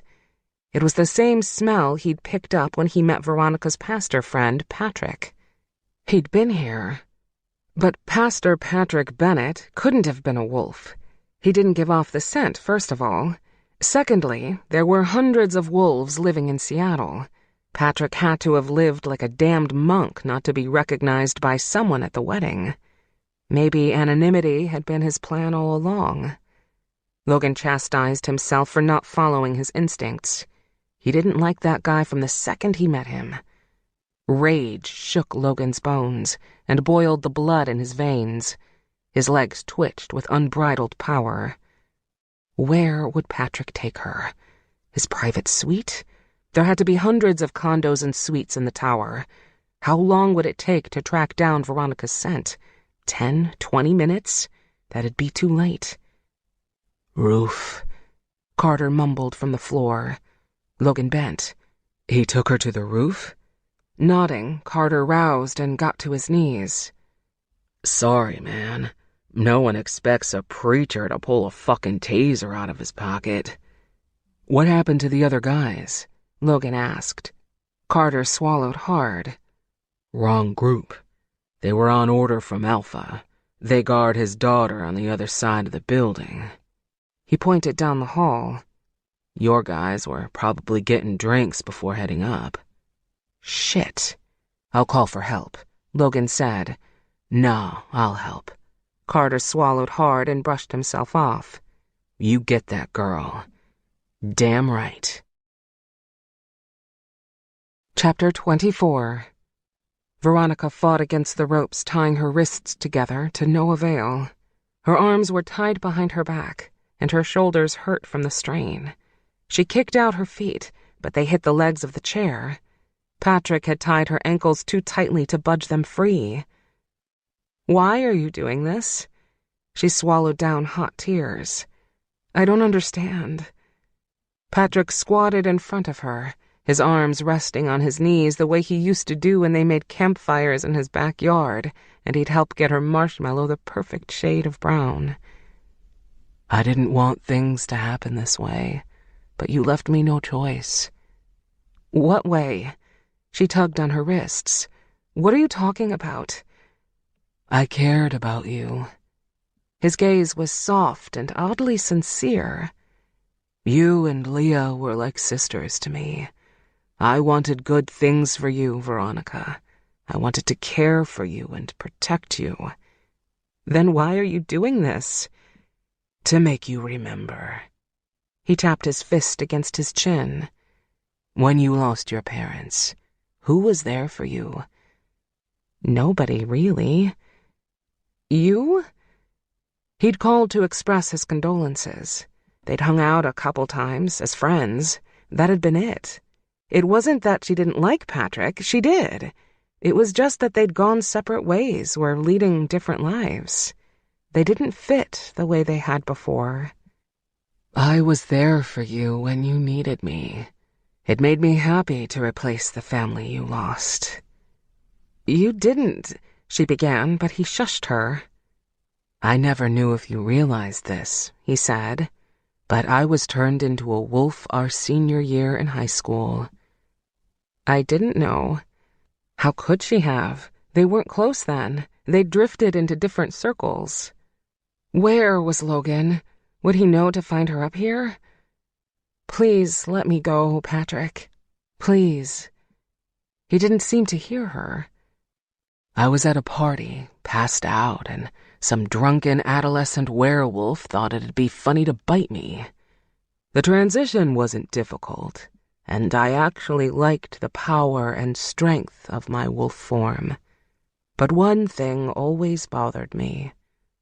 Veronica frowned and tugged harder on her wrists.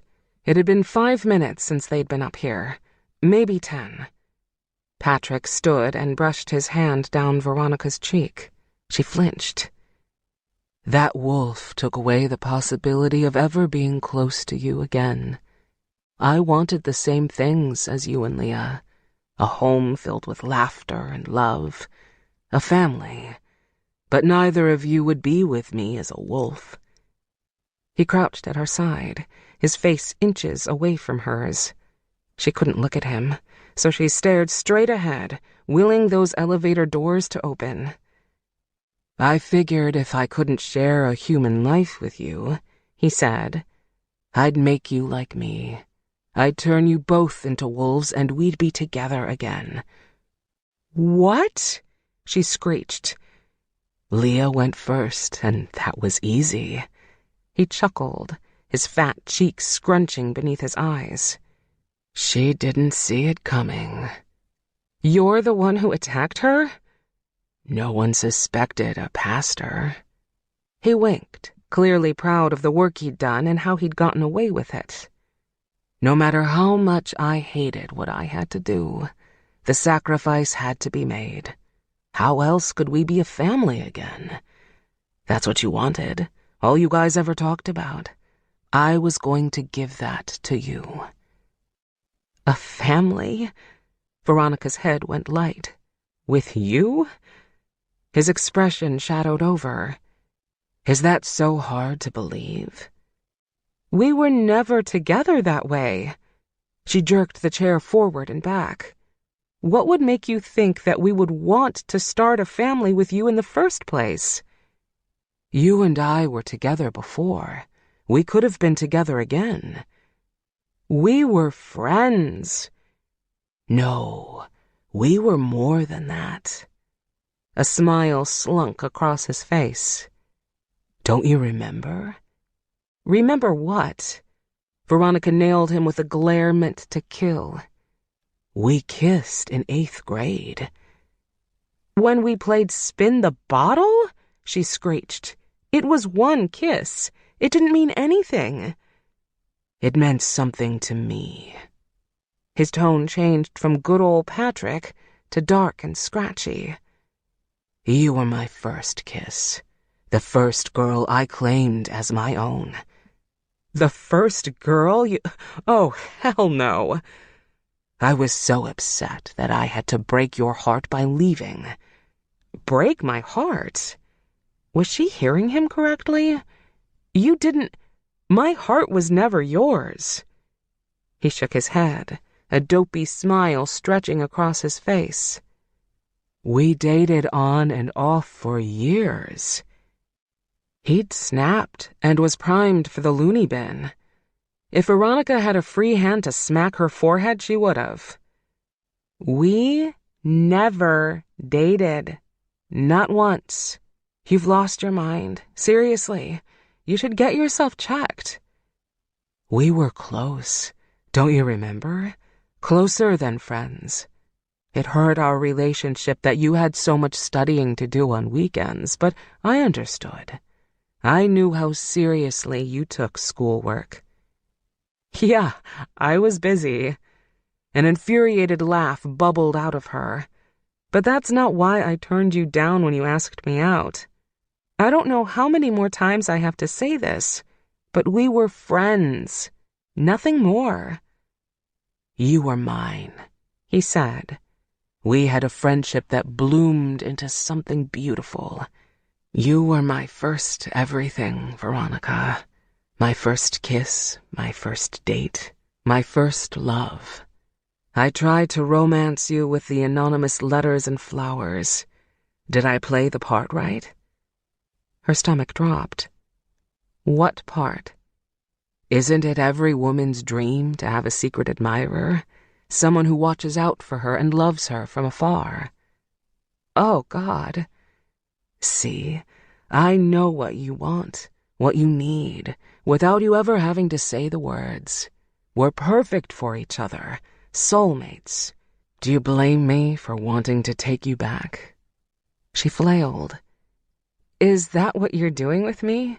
Trying to take back what you think is yours? Newsflash for you, buddy. I'm not yours. I never was, and I never will be. He backhanded her so quickly, Veronica felt the sting before she heard the smack. She stared at the rooftop. The night had flipped head over end. Where was Logan? I hadn't planned on you and Logan jumping into the sack so quickly, so that makes things a bit more difficult, but I think this will still work. She blinked back stinging tears. What will work? Well, Patrick said, standing with his hands on his hips and looking around. I'd planned on revealing myself tonight and bonding with you. But if Logan has already marked you as his, I'll simply have to take him out of the picture before we commit our lives to each other. You need to be committed, period. Veronica jerked her hands and feet, and this time Veronica yanked so fast and so hard, the bottom half of the chair broke. She hit the rooftop and rolled onto her side. Patrick scrambled to pull her upright, but the elevator doors burst open and Logan charged out in wolf form, snarling and foaming at the mouth. He was huge, his back raised in a sharp ridge, his shoulders hunched and his neck thick and wide. Ready to defend your woman? Patrick said, releasing his hold on her chair. Veronica was mine before she was yours, so that means we have just as much to be fighting for. Logan growled, vibrating the air around them. He stepped closer. He caught Veronica's gaze, and behind the anger and fury, there was tenderness. "I'm okay." Logan couldn't hear Veronica's thoughts, but he could read them in her eyes. She looked fine, unhurt. On second glance, her cheek was puffy and starting to turn a deep shade of red. Patrick had struck her. Rage surged through Logan's body, hot and fast like bolts of lightning. He was going to rip Patrick's throat out. He stalked closer. Even from here, he could smell that horrible scent that clung to Patrick like a death cloak. "It's cologne," Patrick said, walking behind Veronica. "A special mix that a witch doctor in Silverdale made for me. It cost an arm and a leg, but it masks the wolf scent from our kind. Once I saw you move in across the street from her, I knew I had to do something if I wanted to keep a close eye on my love." He brushed hair out of Veronica's eyes. Logan was going to bite off every finger that touched her. "If it wasn't for you, we'd be together now." He glared beneath bushy brows. "She loved me first. She'll love me again." Logan circled wide, drawing Patrick away from Veronica. Patrick paced until his back faced the elevator and Logan's back was nearly flush against the half-dome building where he and Veronica had lain not 24 hours earlier. "But first, I have to get rid of you," Patrick said and smiled. "Like to see you try," Logan snarled. Patrick was a turned wolf and couldn't shift unless there was a full moon. Last time Logan checked, the moon was waning. Patrick was at a major disadvantage. Logan rushed him. Patrick pulled a taser from behind his back, probably the weapon he'd used on Carter. He fired. Logan leaped aside, barely missing the zinging strands as they snapped by him. Logan charged Patrick as he reloaded, clicking another cartridge on the gun. He was on Patrick in 2 bounding strides, knocking him off his feet. Logan glowered over Patrick, his feet on either side of his cowardly body. Patrick shoved the square head of the taser into Logan's chest. At the blunt contact, Logan vaulted aside, a full-body recoil that saved his ass. "You're fast," Patrick said, breathing hard, watching Logan stalk around him. "But it'll only take 1 shot to bring you down. You won't get that shot. Not on me. Not with Veronica." As Patrick aimed, the faint sound of the elevator doors grinding open hit Logan's ears. Seething with uncontrollable wrath, Logan sprang. "Logan!" Veronica screamed. Patrick fired a second shot. He barely missed, the electrically charged wires buzzing by Logan's ears as 200 pounds of pissed-off werewolf landed on Patrick's chest. Leaning down over Patrick's face, Logan put all his weight into him, his front paws gouging into Patrick's shoulders. His back paws slammed into the rooftop on either side of Patrick's hips and pinned him down. Logan growled, rumbling with hatred that challenged Patrick to move a single muscle. The sound of guns cocking behind them drew Patrick's gaze around Logan's lurking form. The pack had arrived. "You can back off, Logan," Drake said, shoving the muzzle of a .40 Glock into Patrick's temple. "He's not gonna move a muscle, or he'll meet his maker before he's had a chance to ask forgiveness for his sins. Right, Pastor Bennett?" Patrick tried to put up his hands, but Logan pushed more weight into his shoulders. The pastor cried out. Logan lowered his face to his. How easy it would be to bite through Patrick's neck and sever his jugular vein. It'd be gory, messy, a painful death. Exactly what he deserved. "Logan?" Veronica's voice penetrated the fog surrounding his brain. His gaze met hers. Carter had helped her up and untied her hands and ankles. "Logan, it's okay," she said, reaching out for him. The air left his lungs on a sigh. Before he released Patrick, Logan snarled, snapping toward Patrick's neck. He didn't bite, but came close. Patrick needed to know that the only reason he wasn't dead was because of his paper-thin restraint and Veronica's plea. "We'll take him," Drake said as a group of packmates lifted Patrick off the ground. They shackled him and dragged him into the gaping elevator. "He'll go on trial with the wolf pack and be removed from society. He won't bother you again." Drake turned to leave, then stopped and spun around. "Veronica, if you two decide to finish what you started tonight, know that we'd be happy to welcome you into our family." "Thank you." She grinned sweetly, clasping her hands in front of her. Her hair was a dark, tousled mess, falling over her shoulders in a rich wave. The white terry-cloth tower robe hugged her body, parting at the collar, revealing a faint mark where his mouth had been not 30 minutes earlier. When he and Veronica were finally alone, adrenaline bled from Logan's veins. He approached Veronica slowly, cautiously. He didn't want to spook her. "Come here." She brushed her hands over his back and down his flanks. Her touch felt heavenly. A groan escaped his lips as her fingers dug into his hair. "I was so worried about you." He gazed deep into her chocolate-brown eyes. They were rich and deep, shimmering with reverence.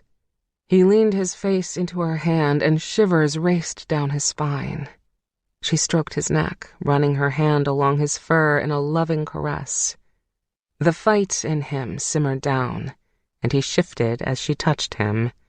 He was still on all fours when his fur melted away and his body returned to proper form. The air was cool on his bare skin, but he didn't care. He shivered from her touch, not the weather. "Hi," she whispered, bringing her mouth over his.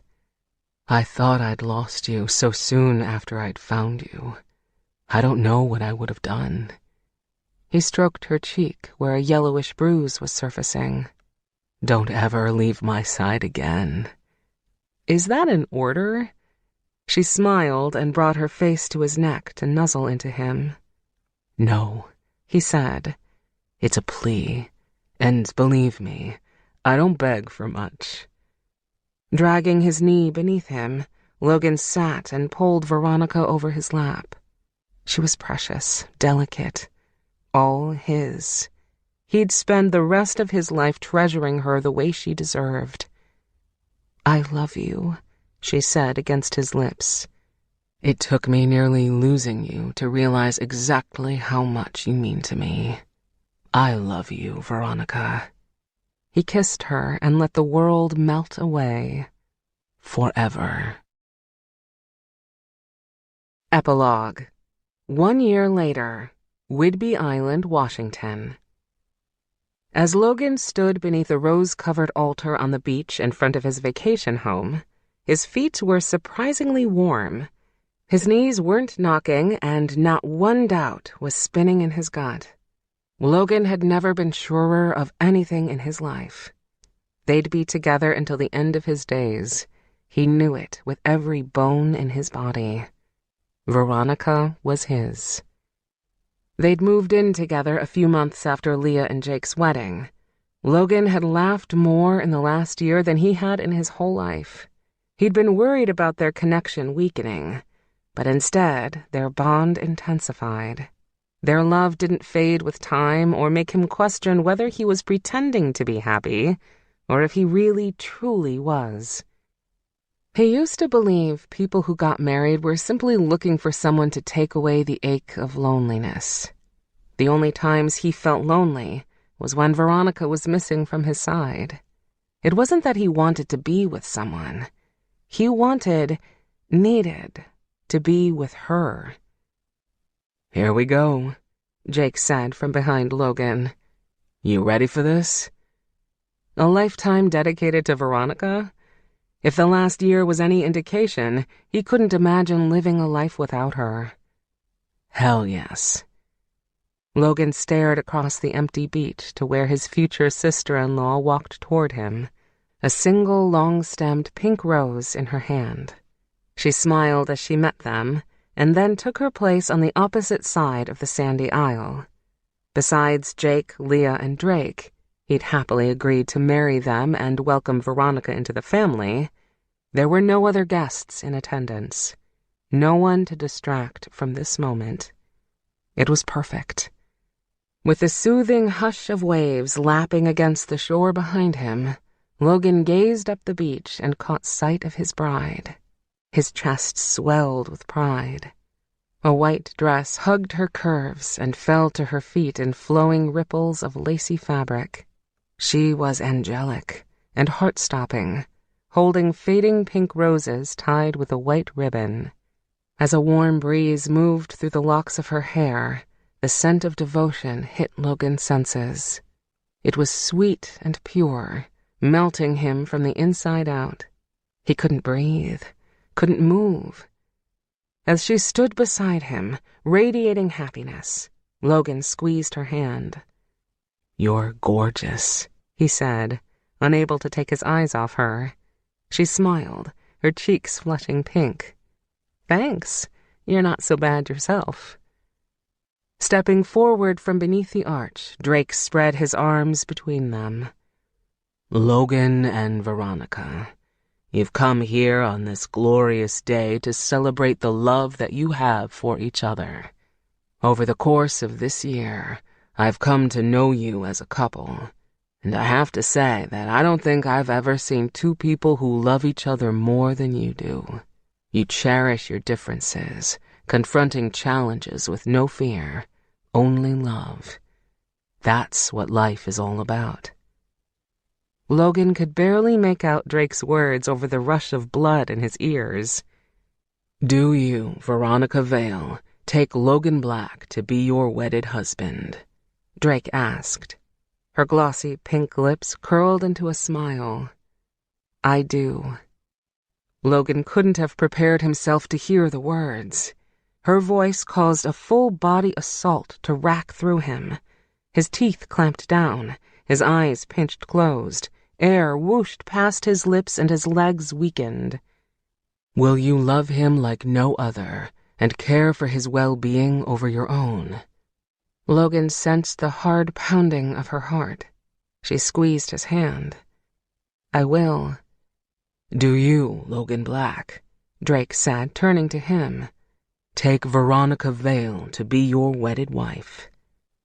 Those words, that fluttering heartbeat that beat for him. "I do." "Will you love her like no other and protect her, even if it means giving your own life?" "I will." Logan swelled with pride.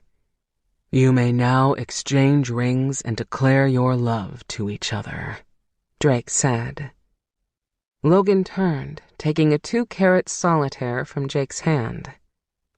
"I'd do anything for you, Veronica." He slipped the ring on her finger and brushed his thumb over the back of her knuckles. "I'd walk through Bouchard Gardens to get to you, smell every flower across the 50 acres, and find you the most fragrant one. I'd dance with you until dawn every day just to see you smile, and carry you to bed when your feet got tired. I'd do anything to see your face light up, to watch you smile and hear you laugh. I love how you look in the morning, with your hair a wild mess and your eyes all cute and puffy. I adore how you stare at the skyline of Seattle like it amazes you, and hope you look into the eyes of our children the same way, in sheer, loving wonder. I'm in awe of the way your body molds to mine, the way I can see your fighting spirit in your eyes. I'm beyond grateful that I found you, and will dedicate my life to making sure you feel happy and loved every day, from this day forward." She swayed into him, adoration glistening in her warm brown eyes. She took a silver band from Leah and slid it on his finger. He'd never wanted a ring to settle there, but if it meant he would be with Veronica, he'd never take it off. Logan, I can't imagine my life without you. You make me feel safe, precious, and treasured. My heart knew it loved you before I did. With every beat, it drew me nearer to you, and I'm so glad I finally listened. On the outside, we may not look like we fit. I'm more on the serious side and a cat person till I die.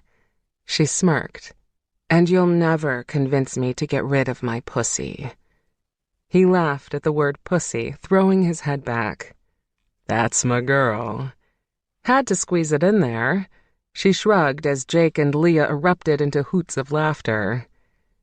But beneath the surface, we want the same things. I want you, Logan, just the way you are, with your gentle heart and whacked sense of humor. I want to laugh with you and love you every day, from this day forward. He'd never felt more whole in all his life. Grinning, Drake said, By the power vested in me by the Seattle Wolf Pack, I now pronounce you husband and wife. Logan, you may now kiss your mate. Don't need to tell me twice. Logan slipped his hands around Veronica's waist and pulled her against him. She gave a little squeal and bent into him as he stamped her mouth with an open-mouthed kiss. It was heat, passion, and promise. The realization of a dream he never knew he wanted. It was love. Their lips parted, but Logan kept Veronica tucked against him. Thank you for asking me to perform the ceremony, Drake said. I'm glad I could be here. I'm the one who should be thanking you. Logan shook Drake's hand. And now, with your permission, I'm going to bring another wolf into the pack. Drake turned his attention to Veronica and clasped her hand in his. On behalf of the Seattle Wolf Pack, we'd be honored to have you as a member of our family. Veronica seemed to melt, the rim of her eyes pooling with tears. Thank you, sir. You have no idea how much that means to me. After Leah and Jake had disappeared into their rented beach house next door and Drake took off, Logan led her inside his home. Their home. His arms were around her waist, and his step was in time with hers. As they shuffled down the hall to the bedroom door, her head fell back against his shoulder. He kissed her cheek, and she sighed. I love you, Mrs. Black, he whispered into her ear. His breath was warm and hot, sending tingles down her neck. I love you more. Logan reached around her and opened the door, then nudged it the rest of the way with his knee. Petals littered the floor. Candles flickered on every dresser. Wine and 2 crystal glasses were set on a dresser against the far wall. This is amazing, she said. I can't believe you're my husband. Are you freaked yet? With you as my wife, that'll never happen. He kissed her shoulder. Are you ready for tonight? She'd be bitten and begin the transition of turning into a werewolf. She'd been scared before, and she'd been foolish. It didn't take long for Veronica to realize how prejudiced she'd been, how blind. Logan was rough around the edges, stern and commanding, but beneath the exterior, he was a generous, patient man, one of the most loving she'd ever met in her life. I've been counting down the days, she said. She'd just vowed to love him. Now she would become his forever mate. The instant the bedroom door shut, a wave of heat licked through Veronica's body. She could feel Logan's touch before he placed a hand on her body. His desire was almost palpable. When his arms snaked around her body and he buried his face in her hair, she let out a deep sigh. Things had never felt more right. He was her other half, the man who made her heart skip with a single smoldering glance. Her husband. Remember, I would never do anything to hurt you, Logan said, his mouth hot against her neck.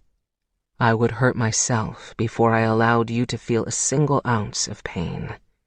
She leaned her head back against him and rolled her body against his hard length. I know that.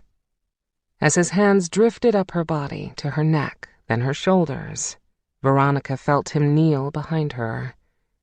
What are you doing? She'd wanted to say, but her words died off as one of the strings on the lacy back of her dress loosened. Oh, he was using his teeth. Slowly, Logan untied her gown, and when the fabric fell away from her back, he kissed her, softly, sweetly. She shivered beneath the heat of his mouth, her skin pinpricking with gooseflesh. He untied her dress the rest of the way with his fingers, then tossed the straps aside. Trailing his mouth up her back, Veronica closed her eyes and absorbed every quivering sensation that pulsed through her. No one had ever undressed her this slowly before. It was as if he was unwrapping a present and wanted to savor every moment. "Logan," she said, her arms crossing to keep her dress from falling to the floor. "Make love to me." He stood, spun her around, and cupped her chin in his hands. "With pleasure." She stood on tiptoe and brought her lips to his, brushing him with the softest of kisses. He moaned, wrapped his arms around her, and lifted her right off her feet. Dangling in midair, Veronica roped her arms around his neck and opened her mouth wide to let him in. He took the invitation, sliding his tongue along hers, rousing a spark deep in her heart. He walked her to the bed and then laid her down gently. Knowing exactly what she needed, Logan peeled the gown off her body and shed his own clothes. He kneeled at the edge of the bed, hooked his hands around her thighs. Finally, teasingly slow, he dragged her to meet him. He planted a smoldering kiss on her center that made her back arch and her thighs tremble. Using her rolling hips as a guide, he licked and kissed her tenderly, speeding his pace when she clenched and tightened against him. And when he gripped her hips, urging that peak to close in, she cried out, melting. As the waves of the orgasm waned, Logan gripped Veronica's thighs to keep her still. He stamped a kiss to her inner thigh. His mouth was wet, smoldering. He sucked, pulled on her skin, and she held his head there while his tongue flicked out to lick her. Logan glanced up her body, his glare hungry and hot. She slunk up the bed and called him over to her with heavy-lidded eyes. She parted her legs, willing him to take away the ache that was burning inside her. He was on her in a flash, plunging his tongue past her lips, settling his body over hers. God, his weight, the pressure on her hips. It was glorious. In his kiss, she tasted a hint of her sex, but then his tongue dove deep and she tasted nothing but him, heat and core-rattling desire. "My wife," he said against her, then dove down to claim her breasts. He held them in the palms of his hands, his thumbs grazing her nipples before sucking them into his mouth. She could feel his shaft press against her leg and shimmied lower to try to get him to enter her. "I'm just as eager, baby, but I want to ravish you first." "I'm ravished." She shook her head frantically against the pillows. "Believe me, I'm there." Smiling, he moved up her body, holding his weight on his arms. He poised his shaft at her center, then caught her gaze. "You're the most beautiful woman in the world." His eyes glimmered with awe. "And you're mine." He slipped his tip into her heat. Veronica groaned, her body opening up as he pushed inside. Her legs wrapped around his hips, hugging him there, with his shaft swollen inside of her. This moment, when she'd be joined with her husband, was the one she'd been waiting for, and it was greater than anything she could have imagined. "I'm yours," she said, heart drumming so loud that it thumped in her ears. "Forever." Pleasure washed over Logan's face as he thrust inside her, slowly, a grinding rhythm that drove her to the edge of another orgasm. Pressing against her head to hip, he gripped her hands and interlaced his fingers with hers. Palm to palm, heart to heart. He groaned and kissed her, sucking on her bottom lip as he pulled back. Keeping their hands cemented together, Logan buried his face in her neck and smudged wet kisses from her jaw to her collarbone. "From this moment forward, we shall never part." Something pinched in Veronica's heart. Something changed, shifted. Her skin tingled where Logan trailed his mouth, and her eyes rolled back in sheer ecstasy. The words. His voice was husky and rough, as if he could barely speak. "Bond us." The bonding ritual. She'd have to say the words back. He'd prepped her for it, but in the heat of the moment she'd nearly forgotten. "Yes," he answered, as if he could read her mind. "My love, my wife, my mate for life. Say it with me and seal our bond forever." As their hips moved together in a blissful rhythm, Veronica gasped, the words ripping straight from her heart. Palm to palm, heart to heart. She shuddered. "From this moment forward, we never shall part." The words sent off surges of ecstasy that clashed against Veronica's bones, rattled her ribcage, and sucked the air from her lungs. Logan groaned, his body going rigid and tight, and when he pitched over the edge, releasing his seed into the deepest, most intimate part of her, Veronica cried out, clutching onto his hands as the most intense orgasm of her life wrung her out. They moved together, and in that moment they were one, in more ways than Veronica could have ever imagined. When Logan collapsed on top of her, his breath fanning against her neck, his shaft still inside her, Veronica stroked her nails down his back. He breathed heavily, his heart thumping against her chest. She could have stayed here forever. "Are you okay?" he asked, rising on his elbows to look at her. She couldn't hold back the giggle that bubbled out of her. "Yeah, I think I'm more than okay." His fingers grazed over her neck. "I think it's going to heal fine.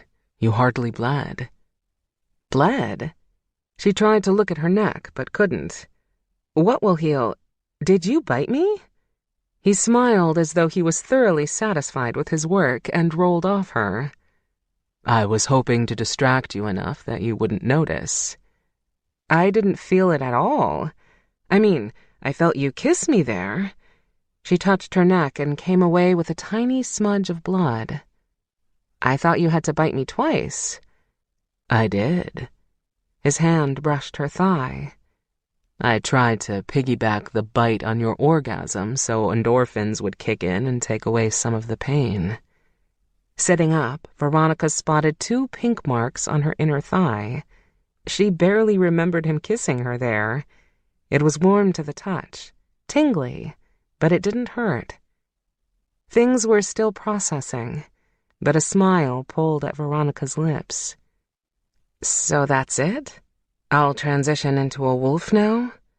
she asked, feeling absolutely no different than she had before. "It's finished?" "No," Logan said, kissing her square on the mouth. "Our future is just beginning." He pulled her over him and showed her how sweet beginnings could be. This concludes 4 Weddings and a Werewolf by Kristin Miller, narrated by Anastasia Watley. Copyright 2013 by Kristin Miller. This unabridged audiobook is published by arrangement with Entangled Publishing, LLC, and was produced in the year 2021 by Tantor Media Incorporated, a division of Recorded Books, which holds the copyright thereto. Please visit Tantor.com for more information on our growing library of unabridged audiobooks.